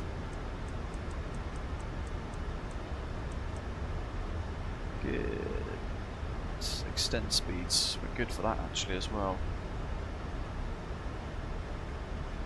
Okay, Toby, our tracker, is that going to be any help here today?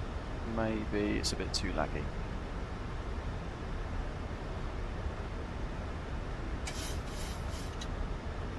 Samos traffic, Beauty 2405 QNH 1005, turning final visual approach, runway 09 to land, Samos. Traffic authority, forward to Mike,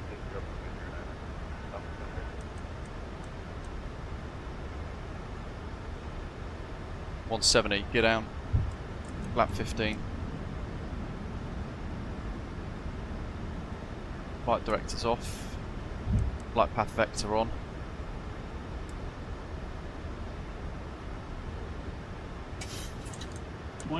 Speed brakes armed, 160. Oh, it's 2,000 feet. So you can see there we've got all of these different kind of things set for us. Just need to retrim that a bit. Flaps going to 30. Speed's looking good. There's the village with pier. So we got our work cut out. This is a turn that they did in real life just yesterday. So M'M Simulations, welcome mate. Just the other day, so we'll see how we get on. We'll keep speed up a little bit for now. Full manual control.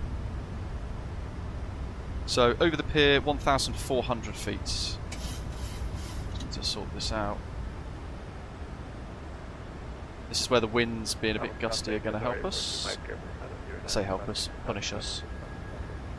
Got to be looking for that aeroplane to just took off because he might well turn towards us as well. We're going to get rid of the terrain map because we're visual with the terrain and it's a bit complicated otherwise. Okay, full flap. Samos traffic, Beauty 2405 is over the pier, short final 09. Minimums. Continue. Looking for the next village. Qatari's on our right hand side. He's climbing and clear, but he is coloured in, so we know that we're good. 145, gear down green, flap 40 in green. Here's set 4 for the missed approach to begin with. I'm very busy folks, do excuse my lack of speech. On 400, continuing the descent. Zero room for error here, or we've got to go around. White shed, right there in the middle of the screen. There's another village. 1,000. Check.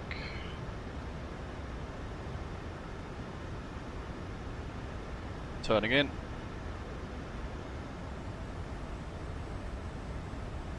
Just going to arrest that rate of descent a little bit of pitch and power. We can't see very much. Looking, can't see a chuffing thing. Trust what we've done.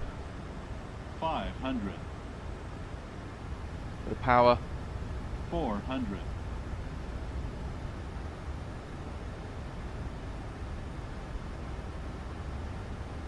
300. Okay, look at that. Caution, taxiway. Caution, Disregard. taxiway. 200.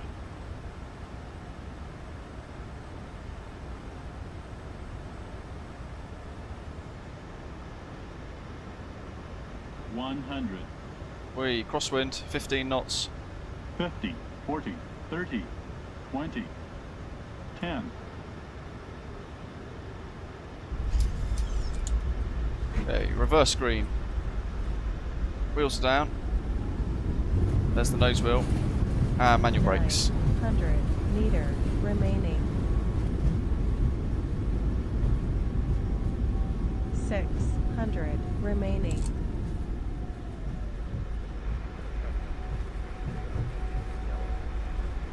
300 Jeepers. It's hard when you can't kind of bend and look, but yeah, that's where the pressure's on. You've then got to get to a point where you say, okay, I trust what I've got so far.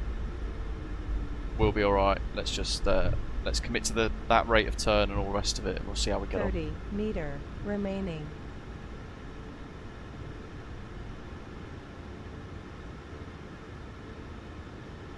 Probably going to have one heck of a bad score on New Sky.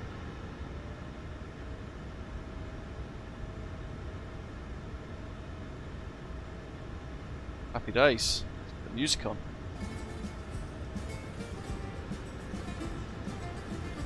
Samos traffic, Beauty 2405, backtrack 09. On runway 27. 1,800 meter remaining.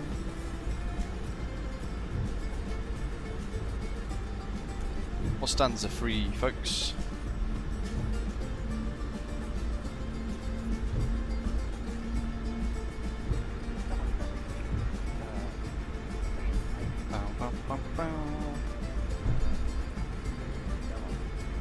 M'M Simulations SAMOS.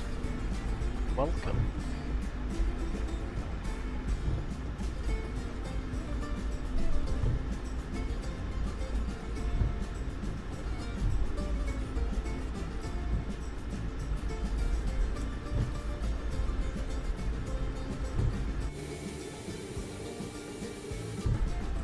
Good old msfs being blurry. 7 taken then, let me change to 8.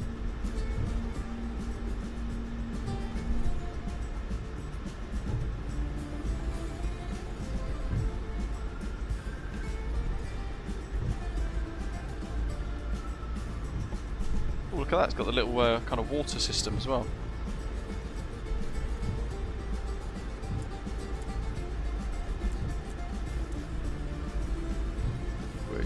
Wriggly wriggly. Came off a little too early there, I think. Samos traffic, Beauty 2405 is vacated, taxiing to stand 8. Which is here. Right in front of the terminal! Hoppa!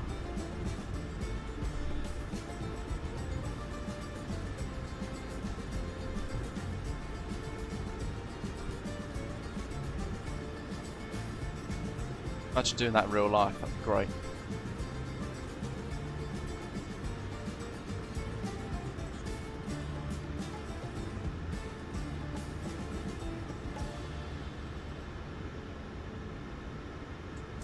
Brakes.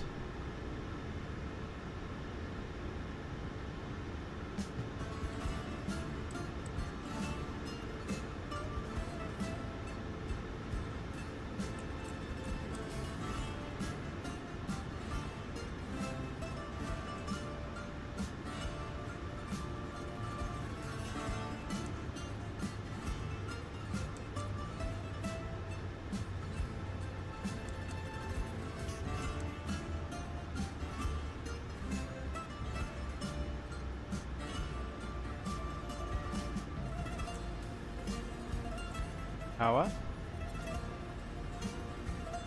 There we go. Performance and payload. No, system page. This bit that does my edit. Ground support. Chocks, chocks, chocks.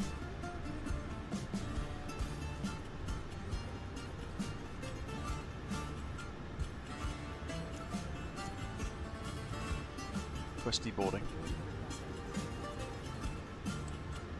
Samos traffic, let's say 96 at Stella, turning, heading. Here we go. 0 degrees. down to flight level 3000. Samos.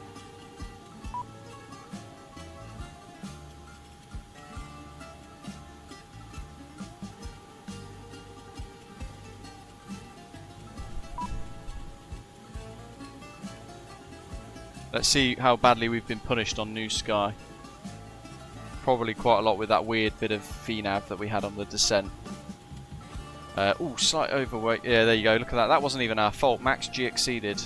The autopilot just went totally haywire. And I knew that was going to be a punishment. But yeah, we got hit quite hard on the score there. And then maximum landing weight exceeded by 720 kilograms. Whoopsie. Oh well. Right, let's go to the settings real quick. Where's that exposure EV? Try 0.6. Then we have to rejoin VATSIM. Much better. Oh, that's interesting. My settings have changed. My drone camera keybinds to level it don't seem to work. Hey ho.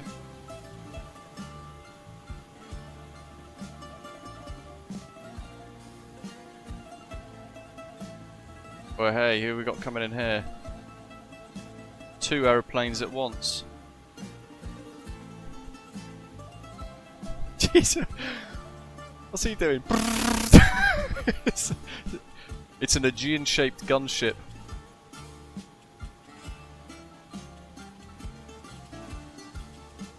Let's watch some touchdowns as the folks come in.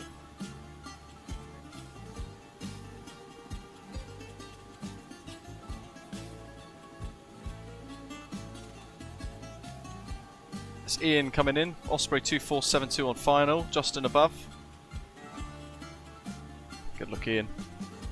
900 feet for the final turn. You notice there on the scenery, by the way, M'M Simulations have put the big pylon, big tower up on the hills. Where are the wind farms? Where's the wind farm? This is stunning. Look at that. Why have I got lots of lag all of a sudden? Maybe it's GSX. Oh.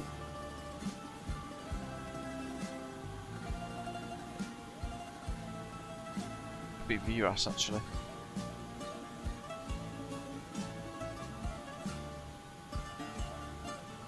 Okay, he's got it.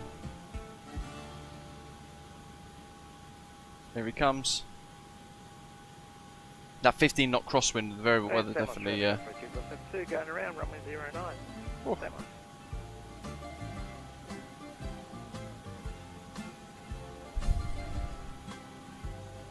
Spicy. Let's have a quick look at this scenery. Traffic, Aegean 8626, currently heading 160 degrees, flight level 2000, turning for runway 09. We've got a beautiful beach. Got the ships over there, which are really nice to see actually, and it, in a way, helps you with your visual reference points on approach.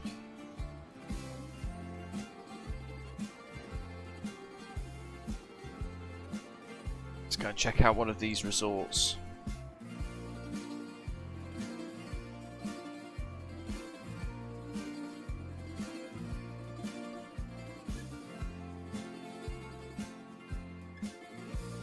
msfs 2024 is definitely being a bit weird today.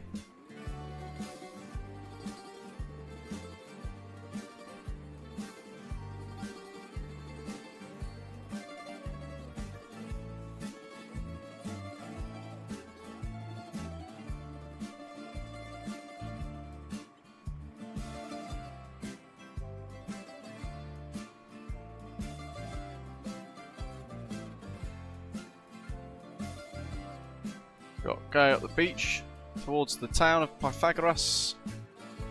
You've got a couple of ships in port there, look. Nice. And some of traffic, GN 8656 turning for visual runway 09. There's some of the wind farms Samos. up on the hills. It's such a superb location. I mean, look at that.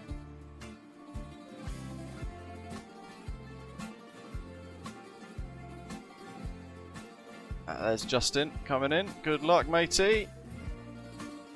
Passengers bus is coming.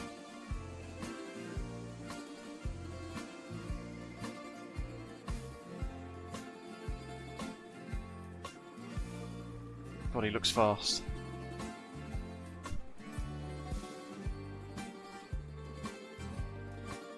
A bit high.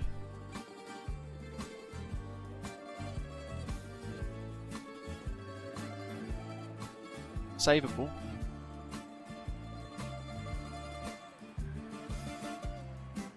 I wish the MSFS LODs sorted themselves out. I think apparently Sim Update 3 solves that. Samos Until then. traffic, GN 8656 going round. Hey! Going round. Samos.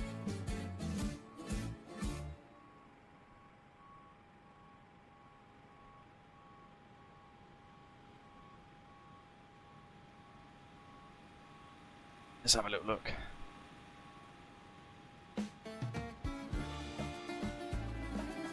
At the airport.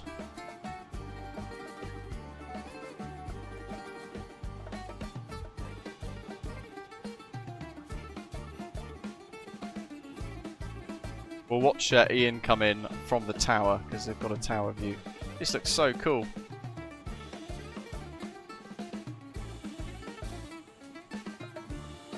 I'd love to go to Samos. So great.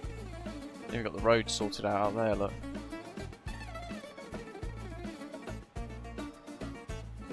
It's weird, when my GSX is now taking passengers off, it's getting really kind of choppy, but... What do you guys think? Looking good, no?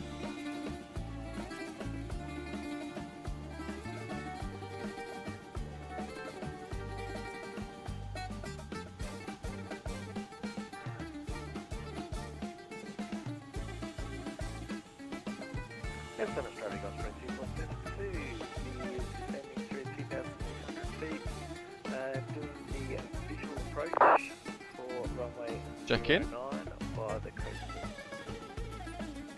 Samos traffic. Where have I gone? Into the departures lounge. There's the jet.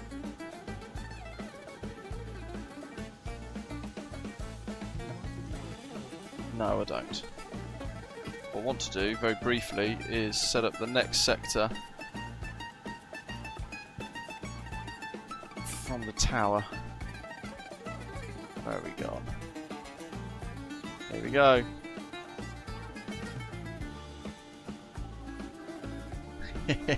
What a view.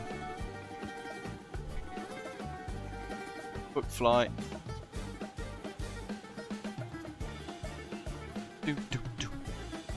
LGSM to LGSR. Santorini in the B38M.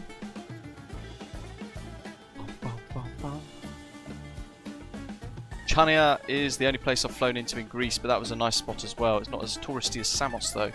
I don't know, Samos is not many people fly there across Europe. It's only a few like Brussels, Lauda, or say Brussels, TUI, Eurowings. So only a small part of Europe, bizarrely, but Chania and the rest of the kind of main Greek islands are pretty busy. But even when they're busy, the airports are quite small still. Even like Paphos, for example. Well, no, where did I go recently? Was it Rhodes? Yeah, Rhodes. Rhodes is very busy all the time, but in actual fact, the airport's tiny.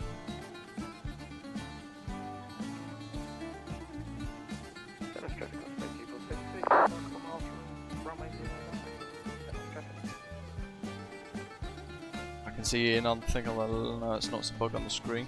Samos traffic, GN 8656 maintaining heading 230 for separation. Just sorting out. Runway 09 Samos.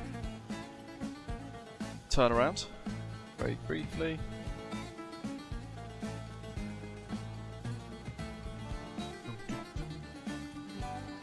Departure on 09er.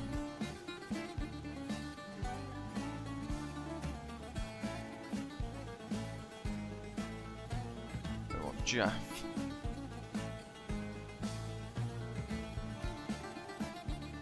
Here he comes. Ooh.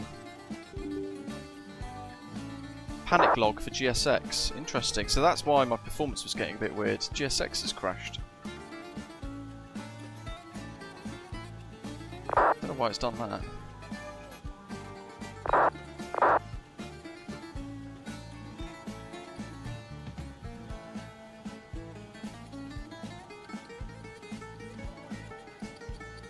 Just sorting out my next flight plan.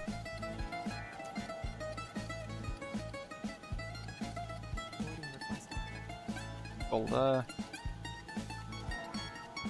Ooh, it's crazy on the old violin or whatever that is.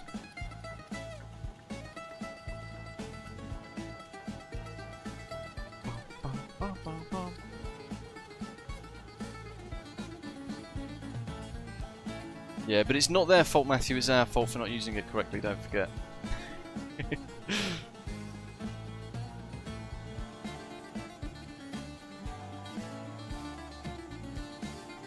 Samos traffic, Aegean 8666 turning on, heading 053 for visual runway 09 Samos.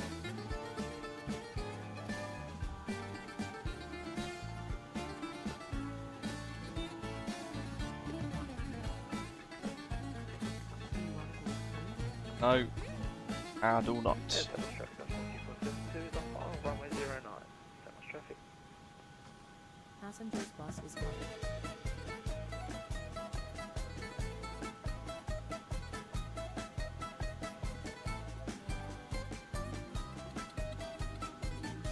Here we go. From the tower. Oh, what the heck? There's two aeroplanes. There's a Pegasus coming in rogue as well. I didn't see that. Here comes Ian. He's got it though. Jeepers. He's down.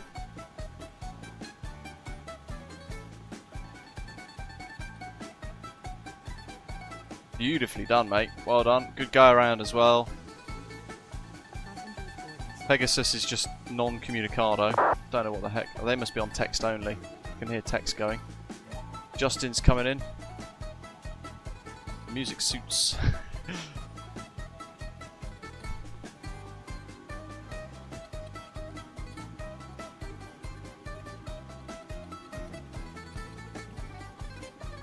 Dude's got to start using voice. Samos traffic on 2472 is backtracking runway 09. Oh, it's going to be tight. Samos traffic, Aegean 8656 turning to final, runway 09. He's very short final, by the way. Ian. Samos traffic still backside for Echo, holding point Alpha 2 runway 09, ready for backtrack once the Ian can get off there. at clear and the Aegean is still fine for where we'll have a shot. Keep it coming, Justin. My dog should be able to get off.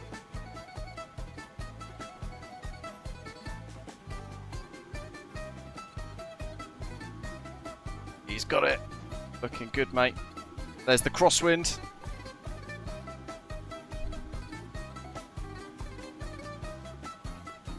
And the Aegean coming to Samos, how far out are you? He's touching down.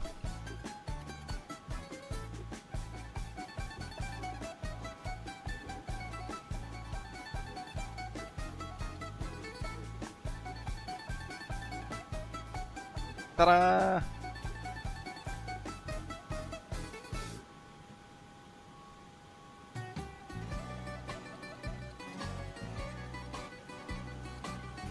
Samos 09 equals 9 up runway 09. Look at that. Samos traffic, Aegean 8656 exiting runway 09. Such a great scenery. Look how good that looks. Well impressed. Let's quickly get this started. So we need to go to menu, system page, Oh, hold on. Close flight. Initialize flight. Performance and payload. Weight and balance. We need to go to init ref. Go back track 127.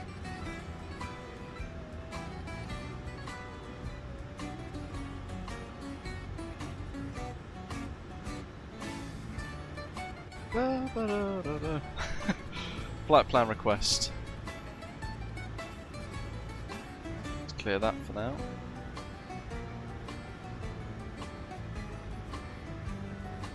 Let's load it in.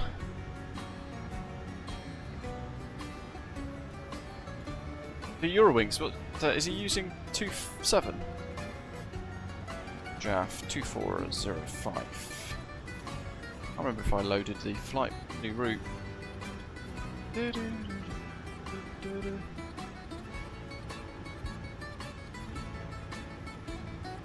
bus is called.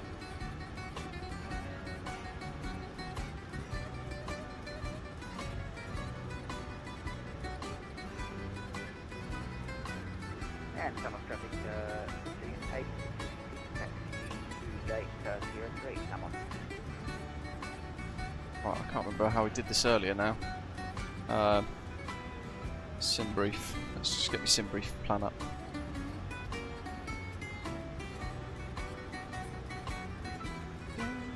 Zoom, zoom. Off he goes. Passengers board 119.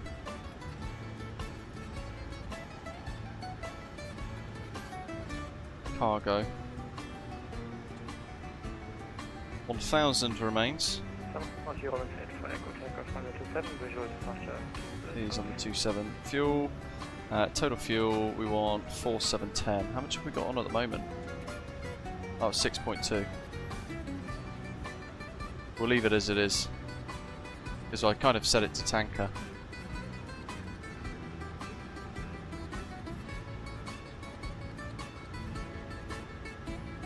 $150 and the trip.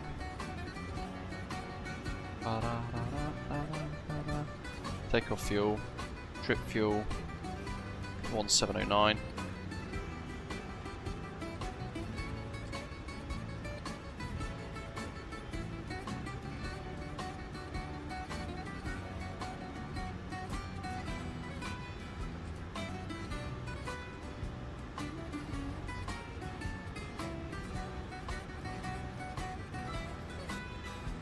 About to go flat 15. Air conditioning on. Anti-ice off.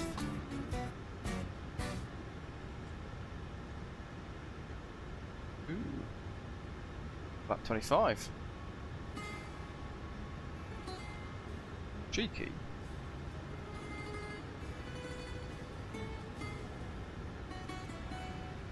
Let's see what we get on the performance calculations in a moment then. So gross weight, takeoff weight 74.8, so we'll go, yeah, 60.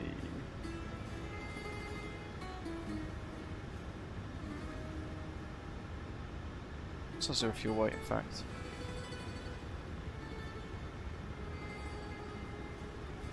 $58661.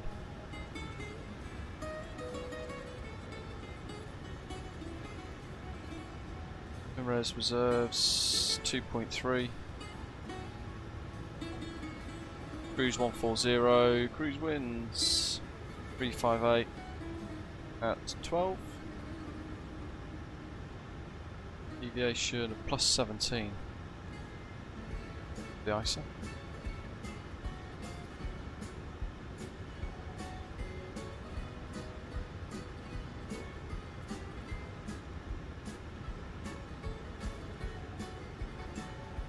Might as well pull the winds.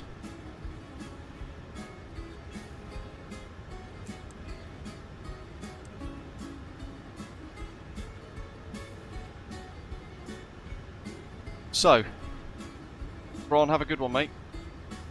Charts. Almost 2 Bravo.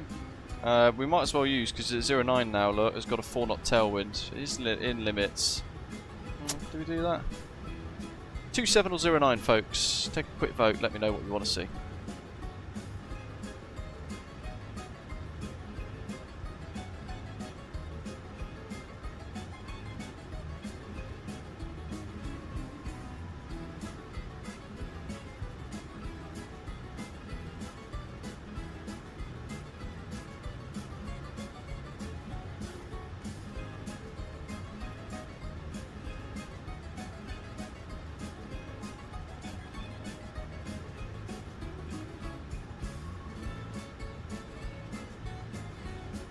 Oh, that's changed. 12 knot crosswind, 4 knot tailwind. Ian, have a good one, matey. Justin, well done as well. Ian, you too.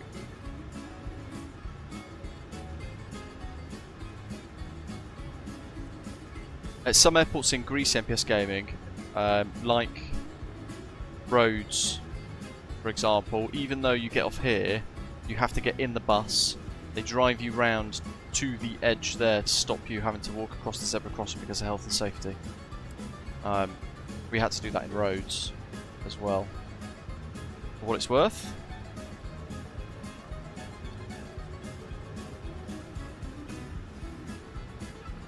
Let's go for 09 because it's spicy. Ormo 2 Bravo.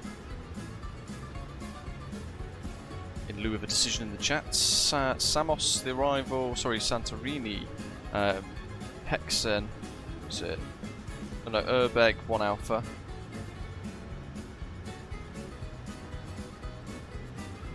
Alpha, Urbeg transition, VOR Alpha final. Ormo 2 Bravo. Ormos 09. Runway 33 into Santorini.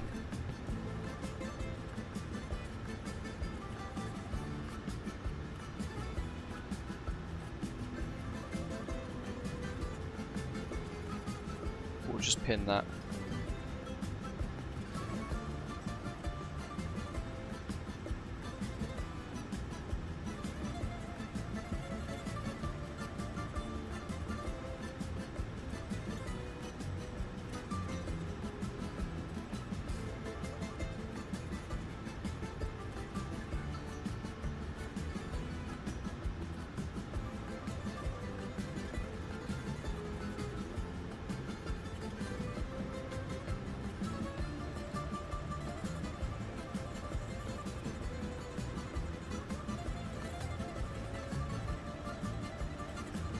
Cool, let's do that. Flight director's on. Just wind her up to 14. 090. Performance page. So we've done that. M1 limits. Toga. Climb profile 1. Flaps.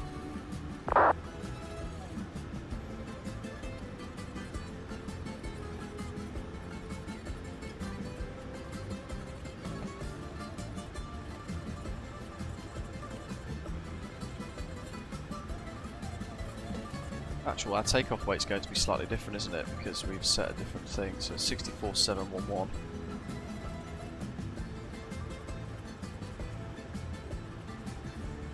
It's telling me flap 5 is okay. I don't trust that. Go for flap 15. 22.9. And 1, 2, 8, 2, 9, 3, 8. Let's get rid of those. 1, 3, 8. 43, 0, 9. I think we're there.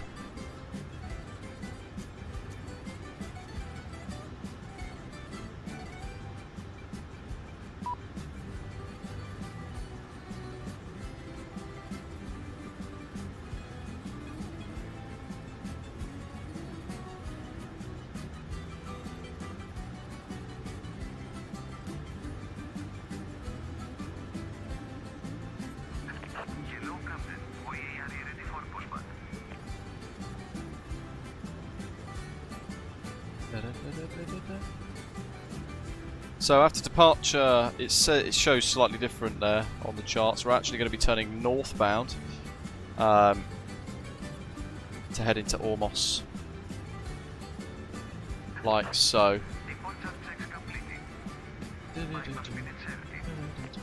297 is what we'll set for the VOR course. Just so we get a little idea. Not that we're using it to track anything as such.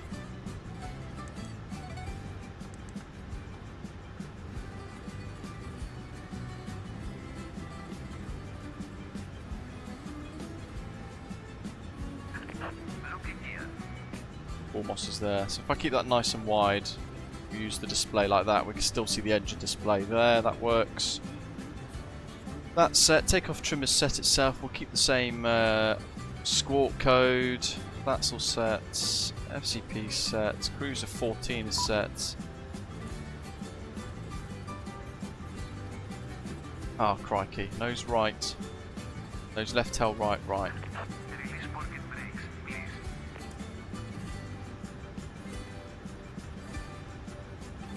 I think we're ready. Let's get the next sector ready to go. Let's get rid of the charts. Samos Traffic Beauty 2405 Boeing 737 MAX 8 QNH 1005 stand 8 at Samos, push start facing west Samos. Oh crikey. 129. 129. When did tower come on?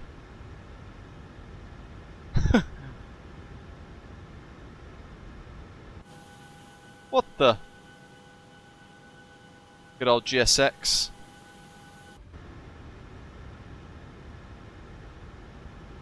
$10 ago. Well, that's really bad, isn't it? Whoops, sorry. Samos Tower Beauty 2405. Apologies, I just saw that you were online then. Pushing and starting facing west. Stand 8. Request clearance to Santorini, please, with information Bravo.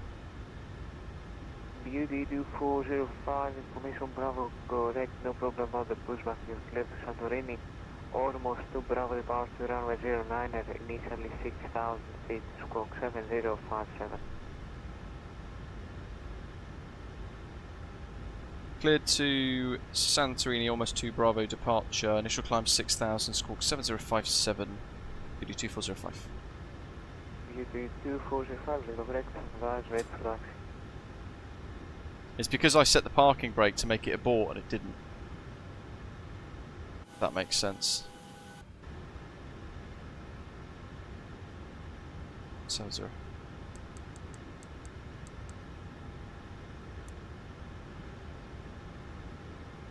I wonder if that'll fix itself. Please set parking brakes. Let's find out. Oops. Let's go one first again. This does worry me somewhat.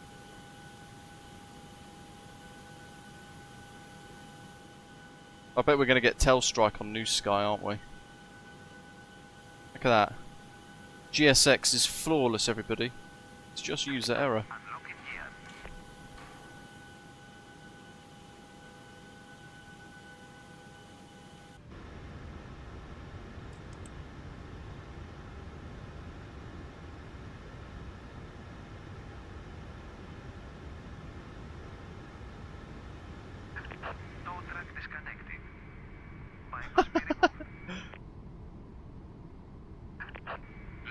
I don't even know how to fix this.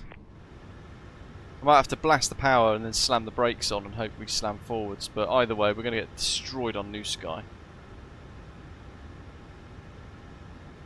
Through no fault of our own. Oh, you know what? Packs. Naughty me.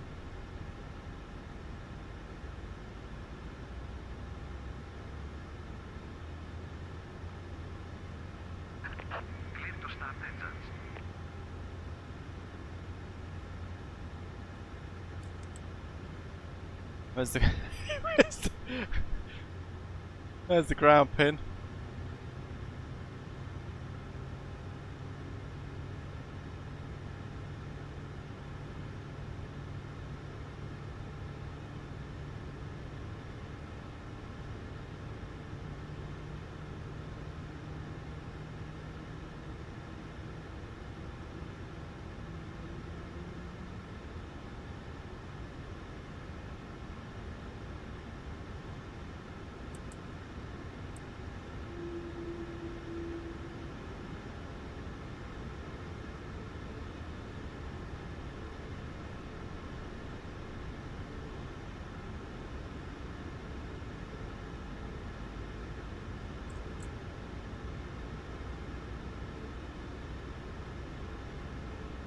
does ruin the screenshots somewhat, doesn't it? The new Samos, very nice.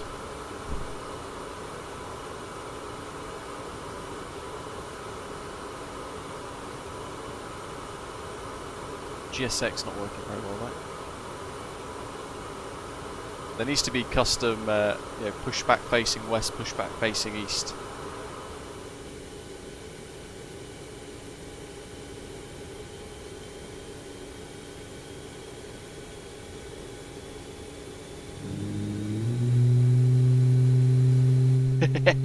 Yeah. That's what you see on GSX, actually. It's probably happened. Love the noise.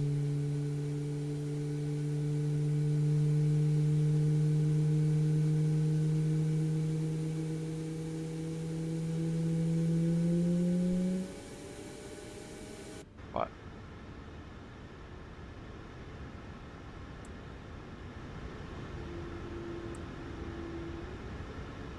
Let's see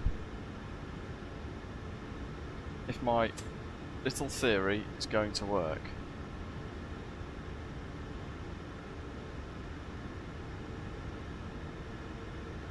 Yes, just using the elevators and a little bit of power just to get the wind blasting. They're like nothing happened. Right, so packs, auto isolation valve, bleeds, anti-ice probes, that's good, APU off. Oops, excuse me. I knew I'd do that at some point.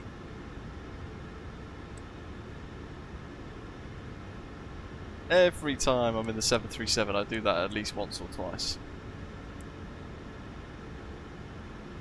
Excuse the language. Oh dear. Right, that's all good.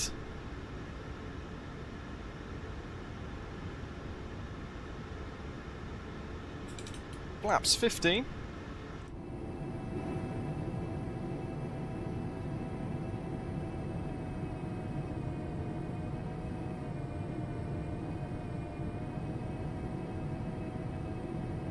Phoenix have never done a decent AI version kind of thing, Justin, so it never shows the gear properly. It's just always how it's been, mate, with Phoenix.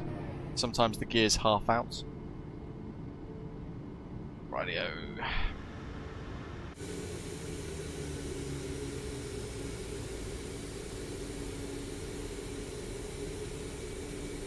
It's a nice little screenshot.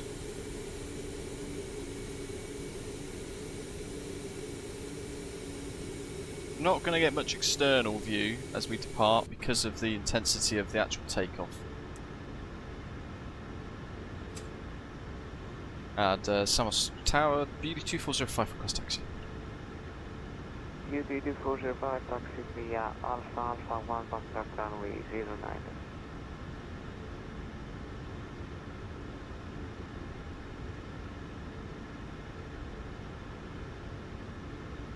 Taxi Alpha 1 backtrack 09, GPD 2405. BD2405, are we able to accept the visual departure to Ornil, correction to Ormuz? Yeah, AFIRM, we're intending to route north towards Umos. Roger, you clarify the visual departure to Ormuz. Roger, clear visual departure, Umos, thanks, BD 2405. Flight controls, that's worrying. Flaps 15, RDO, oops. Might be your damper, there we go, I thought I'd flick that back on again.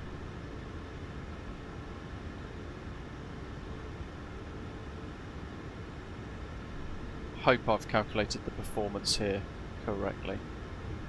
Just do a quick check of that, and a little warning recall to be sure. To be sure. Just going to flick that back across because I want to see where Ormos is.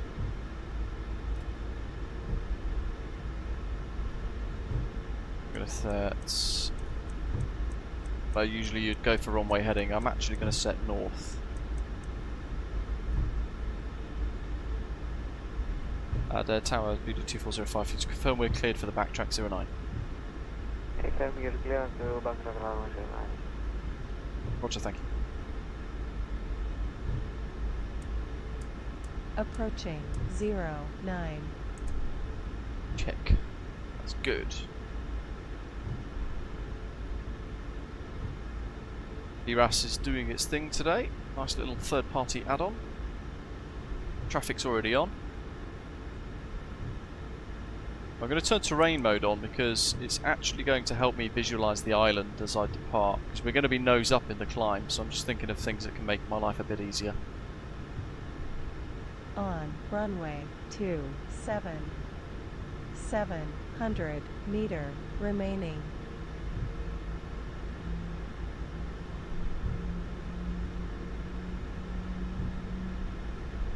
We'll turn flat path vector off.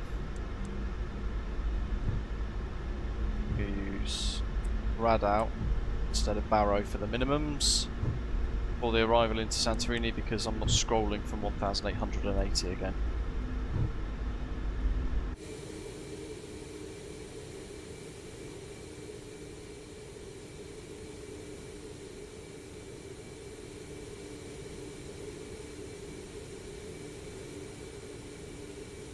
.2,000 metre long runway. I'm hoping flaps 15 will be the right setting for us. Really nice runway textures.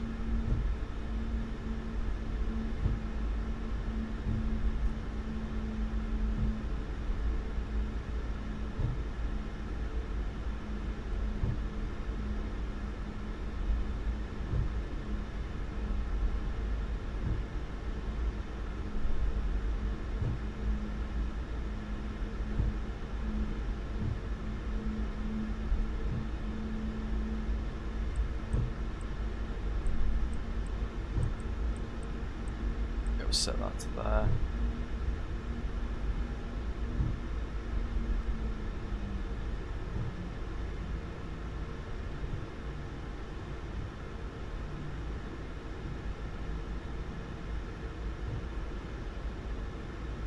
Light signs, APU's off. Could have turned APU on and left that on to kind of dual bleed. 09.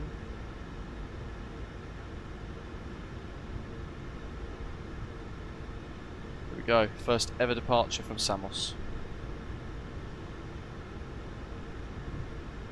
QB2405, runway 09.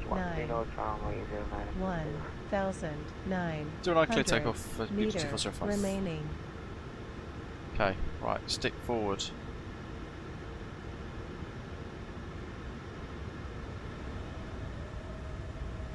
%. Toga, brakes off, bring the power, bring the noise. Power's set. Engines are stable, speed's alive. A little bit of aileron into the crosswind. 100 knots. Rotate, speed 2's coming up. There we go. There's the end of the runway. And there's the crosswind. Positive rate. Gear up.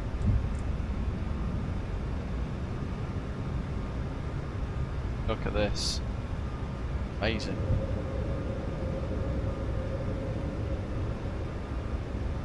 Up we go. Flaps 5. Turkish airspace is right upon us, so we've got to kind of fly this departure very carefully. QB2405, got correction, one advisory, want to disconnect the line. Advisory 1228, thanks to the ATC, have a good night, BT2405, bye. Cheers.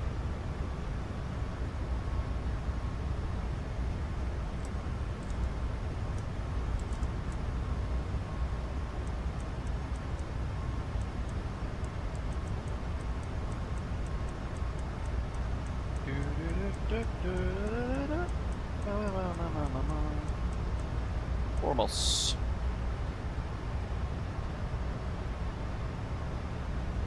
A little town on the top of the ridge there.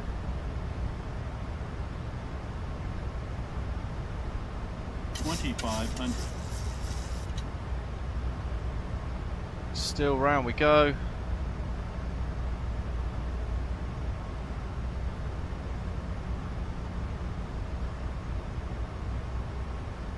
runway turn off, lights off, continuous mission off.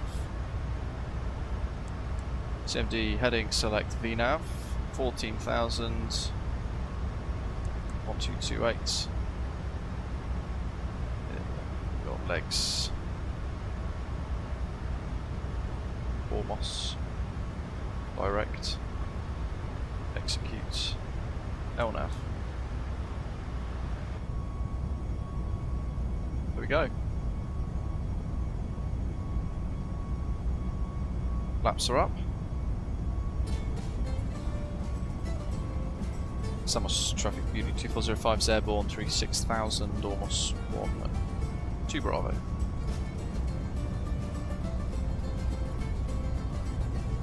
Really nice scenery. There are little wind farms and the ports and all that. You can even kind of pick the reference points from here. So there's that port that we flew in from. There's the building with white shed, quite key on the approach.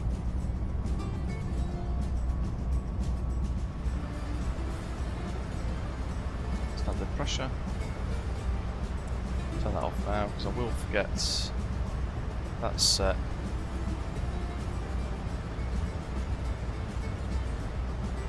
Santorini has a longer runway than Samos, Rab says. Does it? I didn't know that.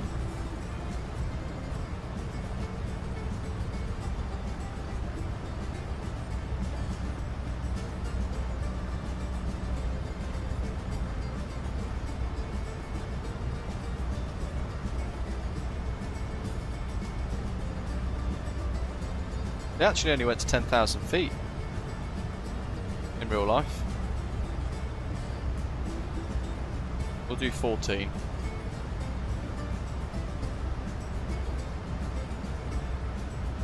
Airport elevation Santorini 123, so 100 will do. And we want 110 for.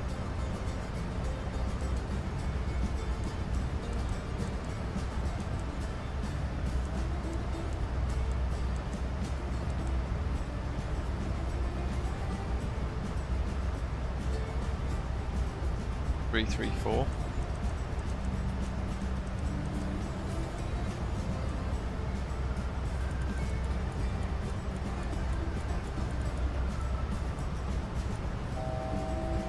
To go.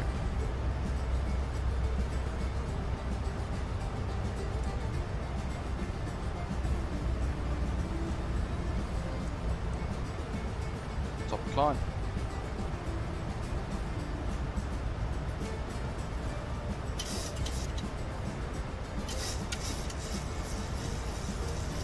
Not sure what approach they did really, because it's not any of the ones that are listed on the charts, bizarrely.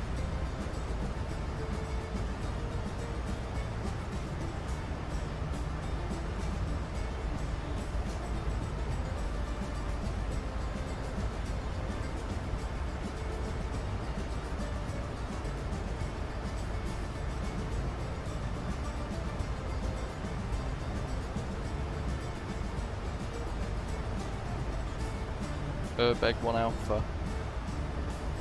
Straight to the Samos VOR. That would be why. So it would be the VOR Alpha.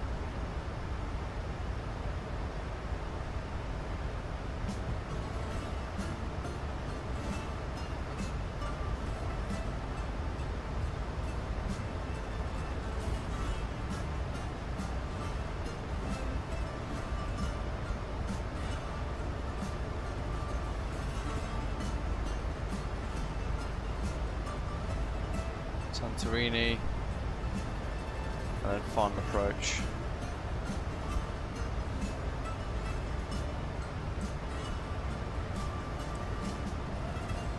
Go for auto brake 2 again. The QNH in Santorini 1008. We've got to start prepping for the arrival already. 008.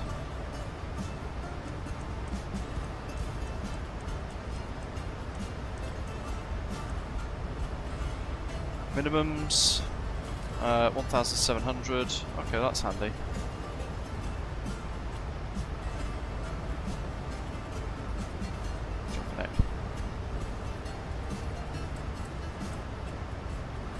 So actually, there's less scrolling than I thought there would have been, so we might as well use Barrow.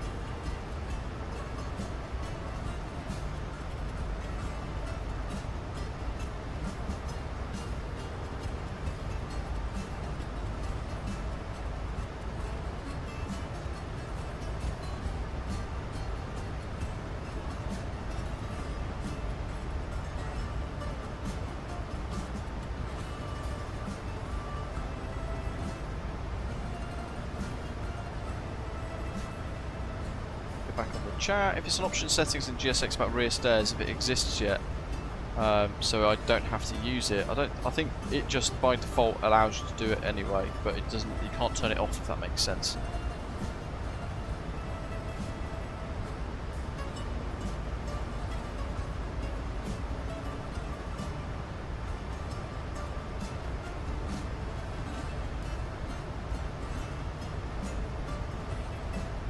Jordan says, when on the jet bridge using GSX, how do I stop the rear stairs being connected?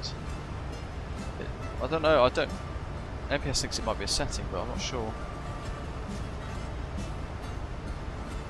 Ah, Jordan, interesting, thank you, mate.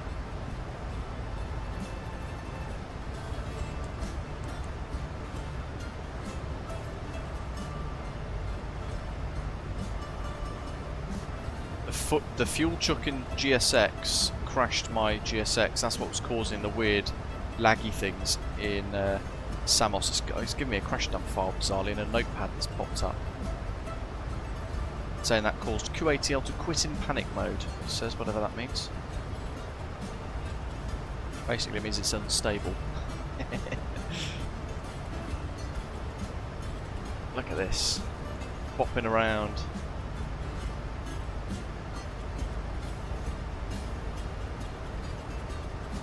At 14,000 feet over Greece. Lovely.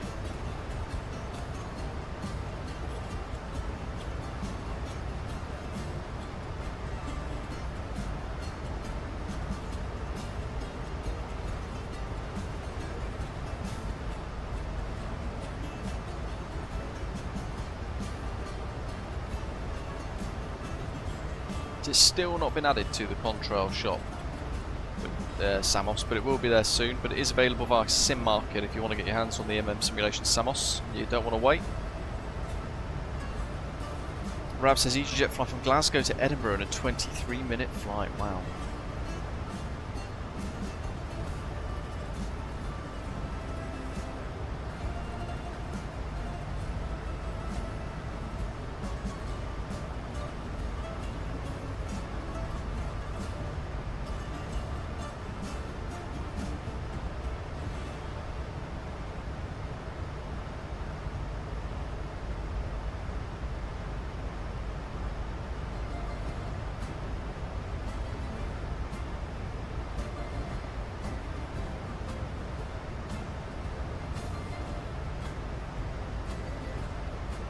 Should have just over there. That's the island of Mykonos. Sent with the screen. I think got that right. I think I pretty have. Sure I have. VNAV on the way into Samos was messy, Ashton, in this iFly Max 8. To be fair, it suddenly started violently pitching up and down and oscillating. So I ended up going in a vertical speed mode. And that was pretty much right after I asked it to change its descent profile speed. It got violent quite quickly.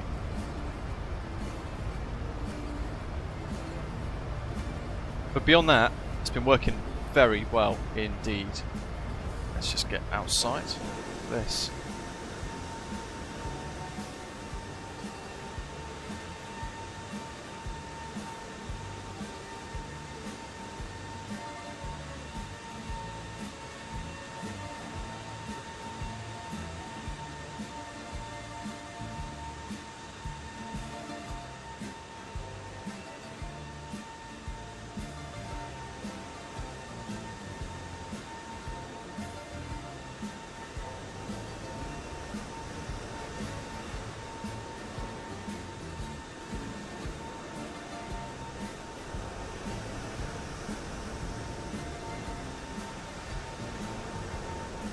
FS Game says he's flown Landvetter to Trollhättan with a hired Malmo Aviation 146, 70 kilometers distance. Basically just take off and then you land again straight away. Basically, cruise of 2,000 feet, fly runway heading, land. Clover Rocks, no. Clover Rocks, no matey, nothing. So far anyway.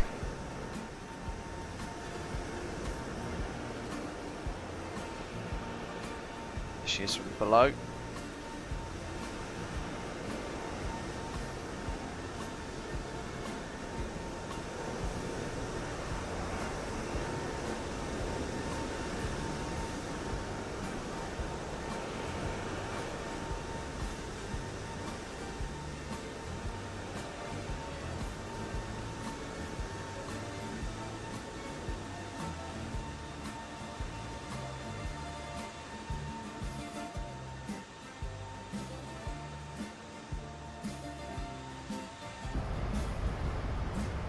Santorini for sundown.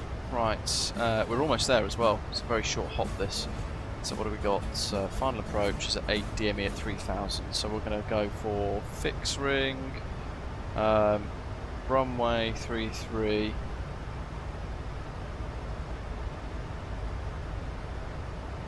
Ooh.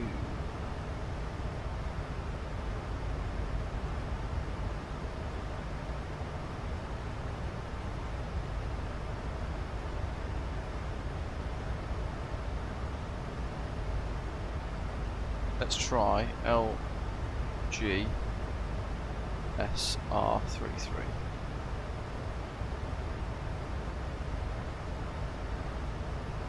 Okay, so we'll do SNI, which is the VOR.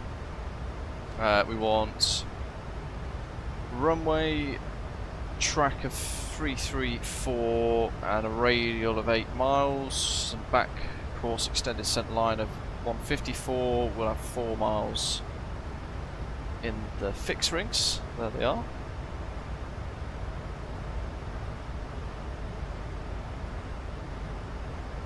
Init ref. I'm going to keep looping that small number of Greek tunes. Hope you don't mind.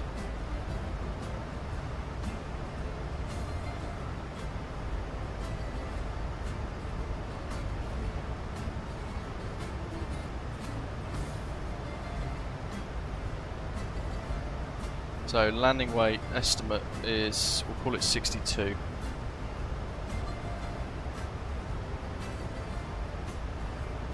Oh, actually no, it's going to be higher than that, isn't it? It's with 6, so it'll be 60, 60, we'll call it 64, 63. We'll go for 63 and then we'll rerun the numbers. We'll go for flaps 40, 135, so that'll be 140.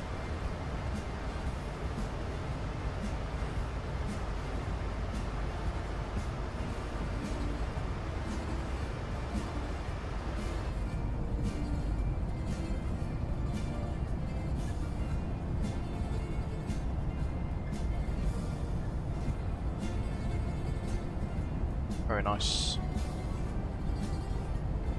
It's Mykonos just below us. And then that bigger one there is Andorros.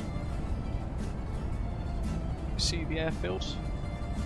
Yes, just there, right in the middle of the screen. You can see the buildings. And a kind of blurry bit of runway. Not the greatest though.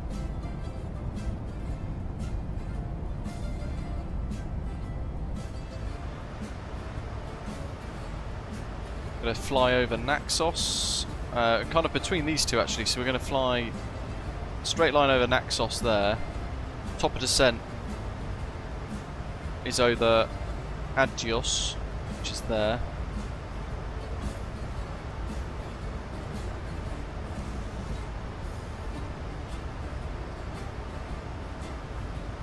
And then we've got the island of Lefkes, which is there as well.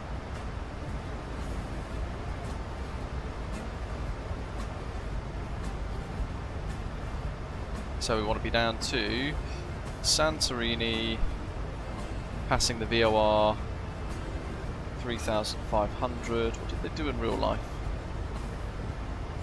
Just going to check.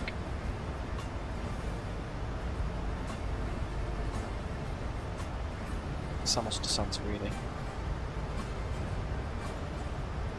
So they were over the VOR at 6,000. Headed out over the caldera.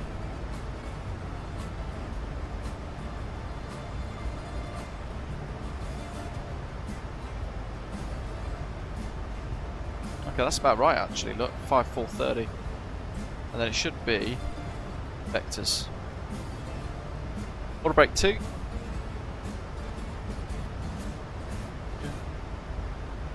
Birdman, when I first went to Greece, Poros with Danae years ago, I thought those black pitted olives on my pizza were Maltesers. Jeez.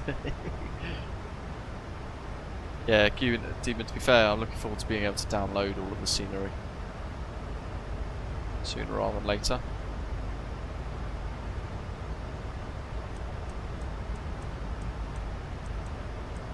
Double set 5,000 on the MCP.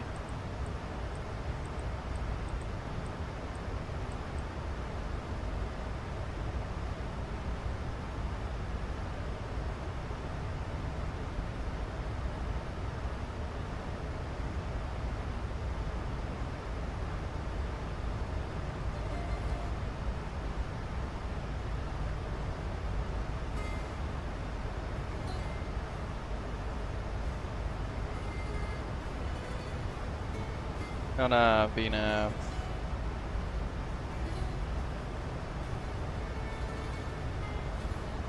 Airbag.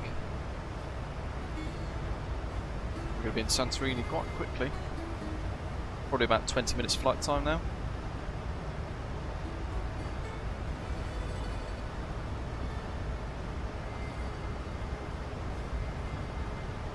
Just give you an idea of what we're going to do. Oops. Just going to show you the charts really quickly. Red pen.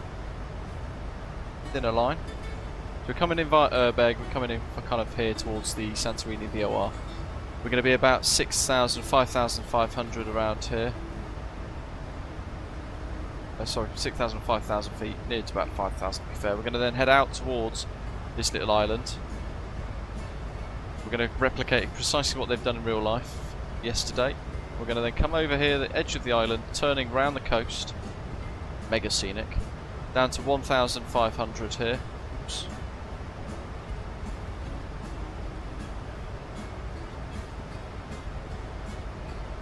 And then coming up round the edge of the mountain, final approach, turning here at 1,000, rather than doing the teardrop, because that's cooler. So we'll keep the pressure on. There'll be quite a bit of hand flying in this bit again. That's good, that's good. Let's do a quick recall. Pressure systems at 100. For the landing elevation, that's looking good. Seatbelt signs on.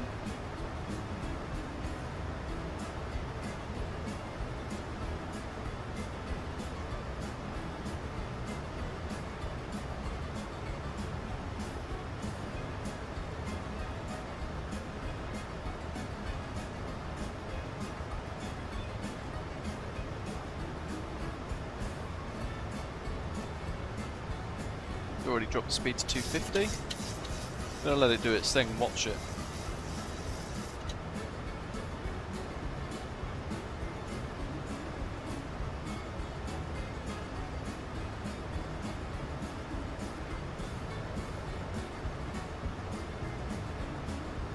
Might do Rab, but I've got all the charts ready.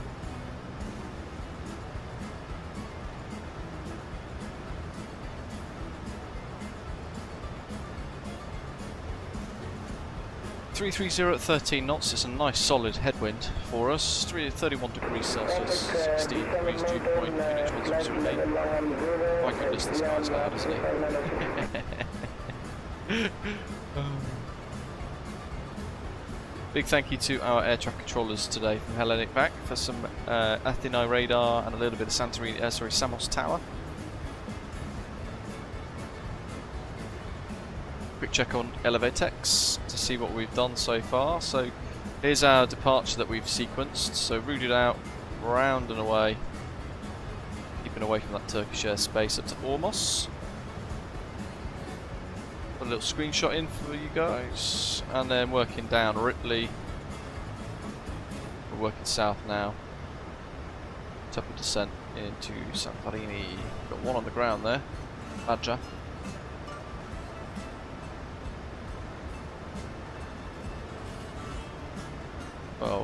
And there is Santorini.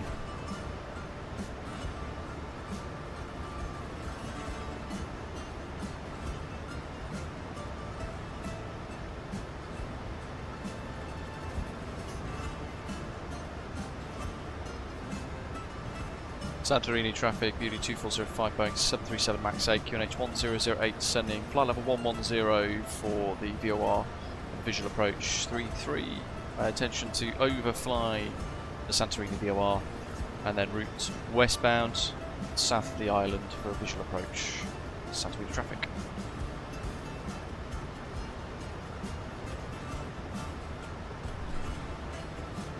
Yeah, that was great FPS gaming, wasn't it?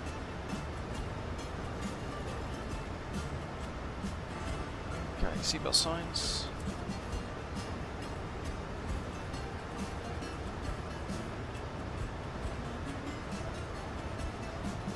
Casify GT, welcome.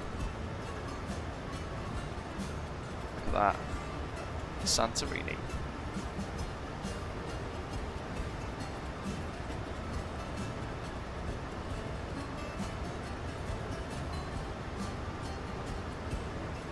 One of the more expensive parts of Greece to fly to in real life. Eye-watering prices.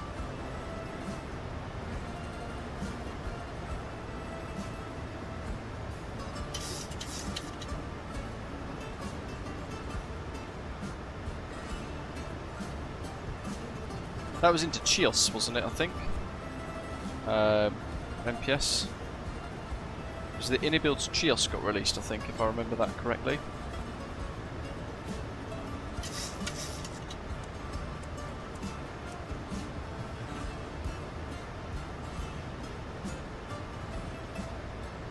I don't envisage needing speed brakes. We're going to arm it.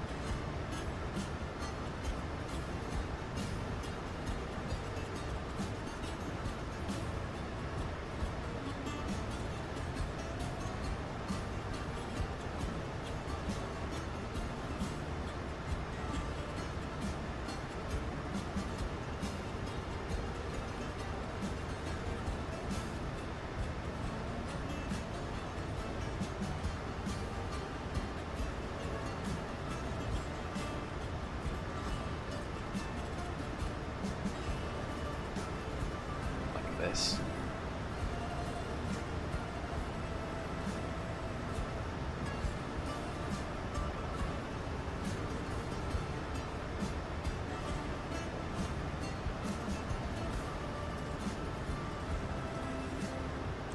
Just going to prep for the turn. It's going to be, say, 240 degrees. Probably about right. Sure I've got my feet and everything ready to go, and we'll pause this music.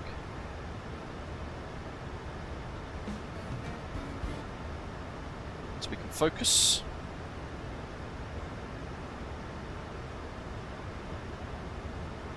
And we'll keep it going down at 2. So I can set vertical speed mode.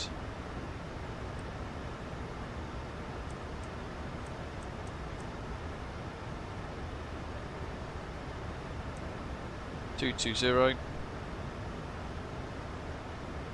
get the tray map on so we can visually see the islands on the display. That'll help. Yeah, that looks about good.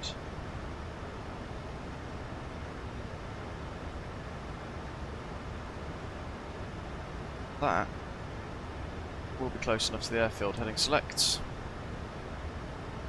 Let the discontinuities begin.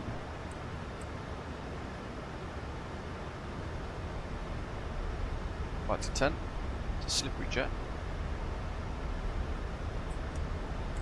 Speed checked. Flat 2. It's going to just help with a bit of drag. Standard pressure, high to low, down you go.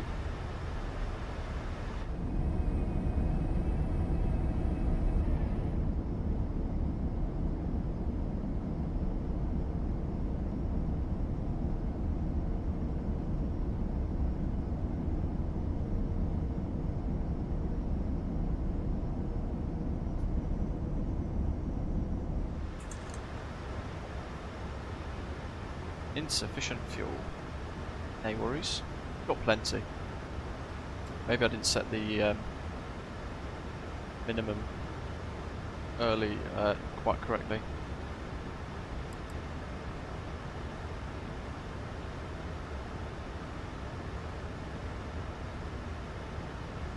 Okay. Autopilot off.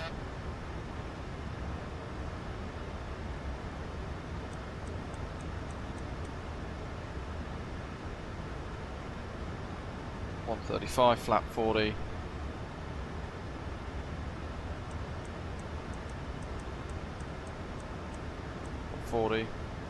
Ignoring level change. Flight path vector.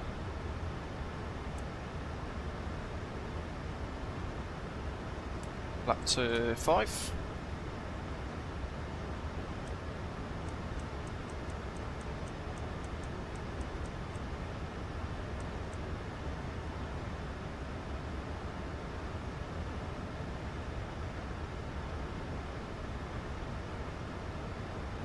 Degrees angle of bank, just being careful of our pitch and speed.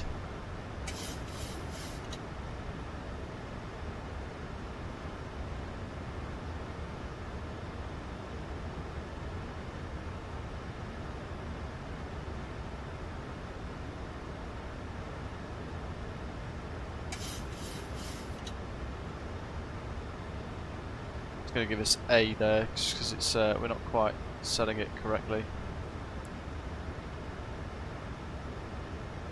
Turn all the throttle off.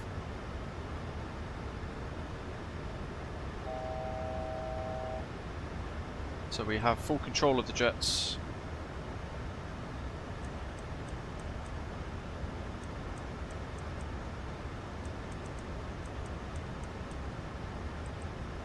$1,000.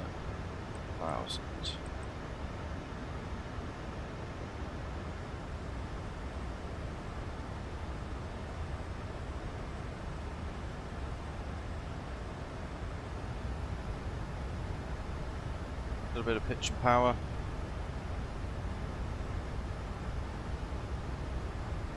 And a little bit of trim. 180. Trimmed nicely.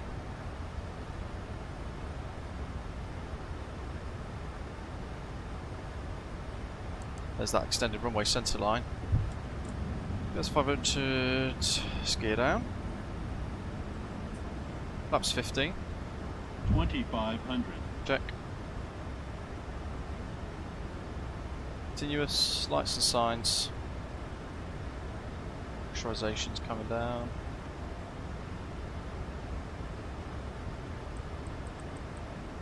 And I'll set 4 for now. 334.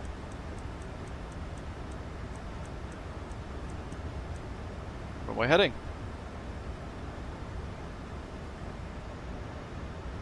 Watch that speed down a bit more.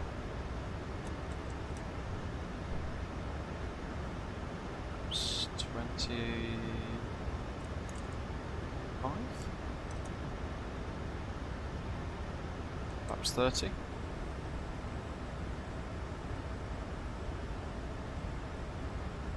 Santorini traffic, Beauty 2405 is turning visual final runway 33 to land.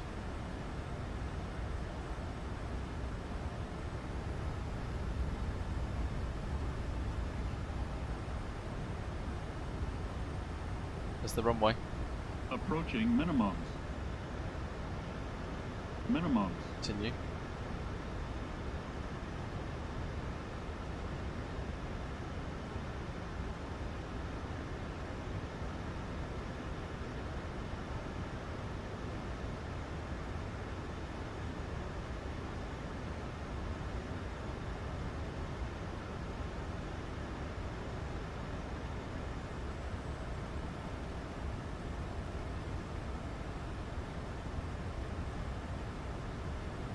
Look at this.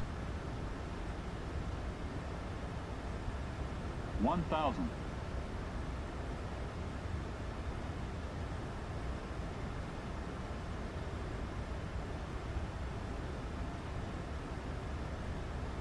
They are, Rab, aren't they? Approaching 3-3. Speed's good. It's down locked. Flaps 40. 140 for approach.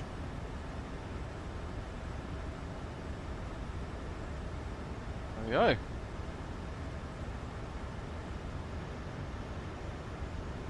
$500. A little bit of pitch and power to keep us nice on the profile.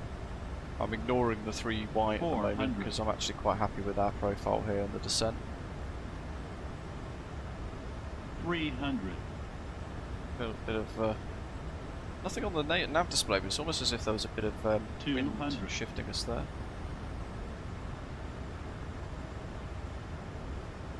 Rightio. Throwing the 100. vision up the runway to the end. 50, 40, 30, 20, 10. Touchdown. Gently down on the nose wheel. And manual brakes.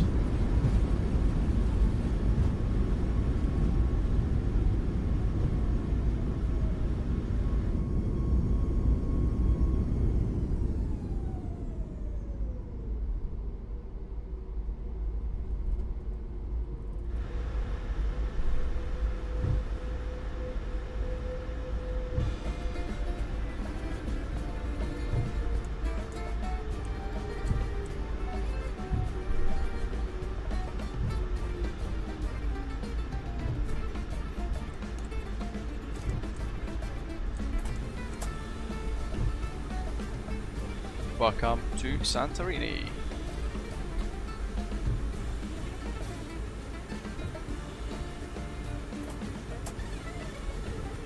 Santorini traffic, Beauty 2405, vacated 33, taxi to the apron. Off. That's off. They're all set. Flaps to 0. They're in transit and almost done. Landing lights off. Runway turn offs. Taxi lights on. Logo lights. Sorry, strobe and steady to strobe. To steady. Strobe.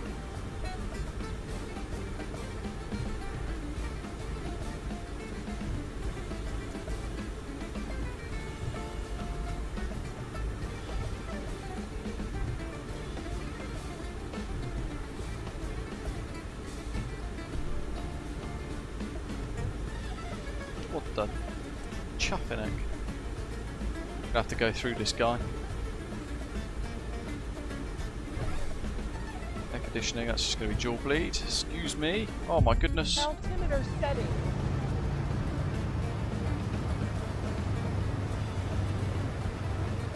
What the? Altimeter setting. What was that? I've never had that before in Microsoft Flight Simulator in my entire life. Flaps. Flaps.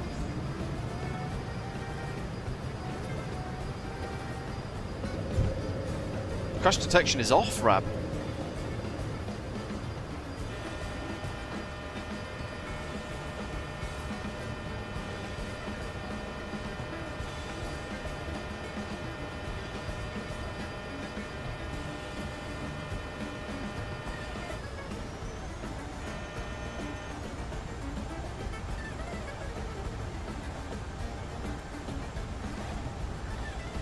Too low. Terrain. Well, that's going to scupper my new Sky score.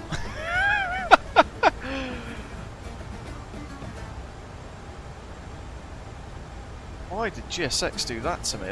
I've never in a million years had anything like that before. That's bizarre.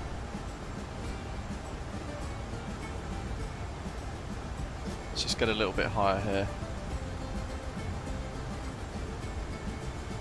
Oh, I guess we're just going to have to buzz on in. 217. Gonna flap 15 and fly the downwind. Yeah, I am actually going to disconnect from VATSIM briefly.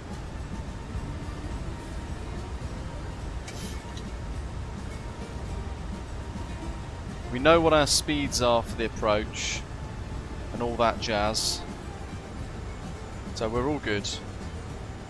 We just got to get her on the ground, but the windows are open.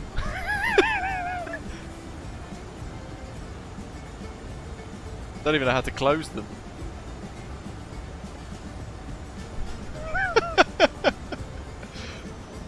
Bloody GSX. Right, let's head on in. Visual approach number 2, unintended. Approaching minimum. Minimum. We'll go for 30 degrees angular bank. Altimeter setting. Let's reset my altimeter to 1008 as well. So 1013.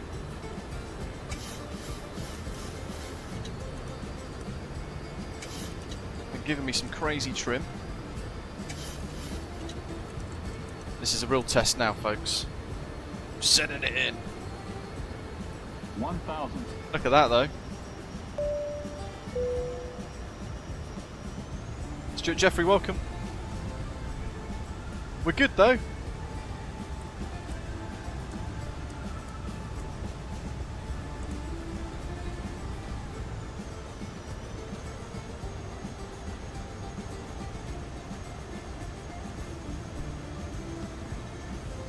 Christ almighty. Master caution. Air conditioning. No. No. Obviously, the windows are open. Everything was going so well, and then GSX bricked it right at the end. Damn you, Umberto. I've got crash detection switched off. We go through them all the time. Anyway, you get to see me hand fly the iFly 737 MAX 8. 400. Under pressure. A proper hand flowing little emergency circuit. 300. No automation. 200. No auto brake either.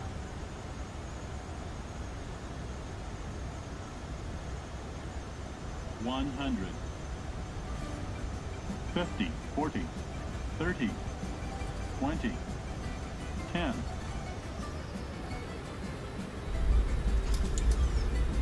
Held it.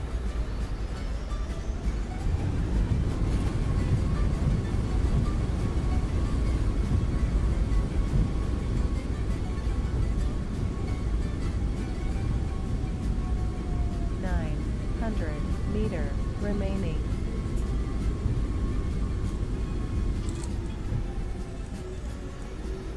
Right.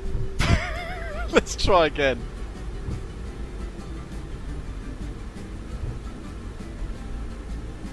That's a first for me. Welcome to Santorini.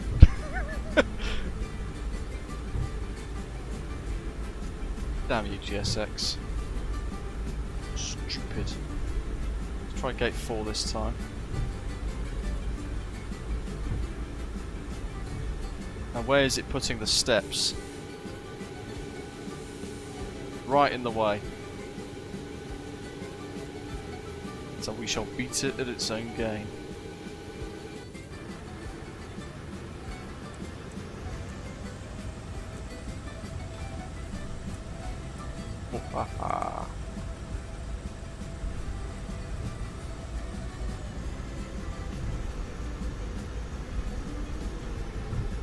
I'm gonna have a fear of steps for the rest of my life, Craig.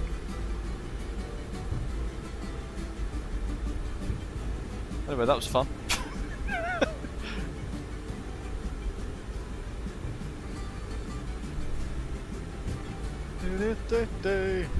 My goodness.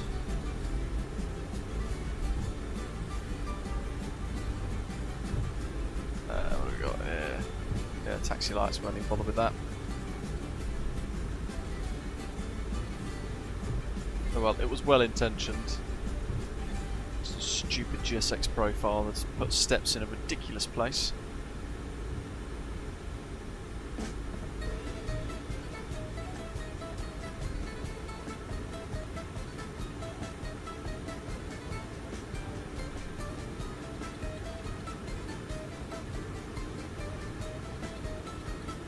I bet we're going to have a score of about 0 on New Sky.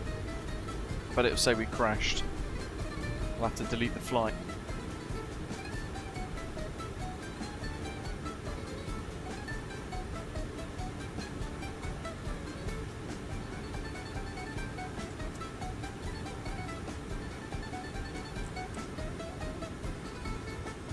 Crikey. Right. Let's see how bad that ends up being for us. Oh. It penalised us for the no strobes after we got bounced into the top of the world. But that doesn't look too bad, it makes it look like a go-around.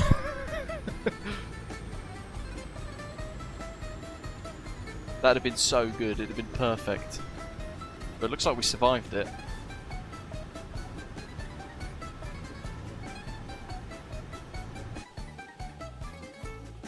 There we go. Brussels to Samos with a broken GSX, it seems, to Santorini.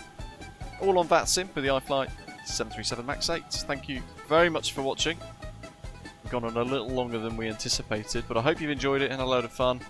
I will see you in a few weeks, or the end of kind of next week, next weekend, after I get back from my residential course. But hit like before you head off, hit subscribe if you've not done so already, naughty you. And I'll see you next time. Take care. Thank you very much for watching.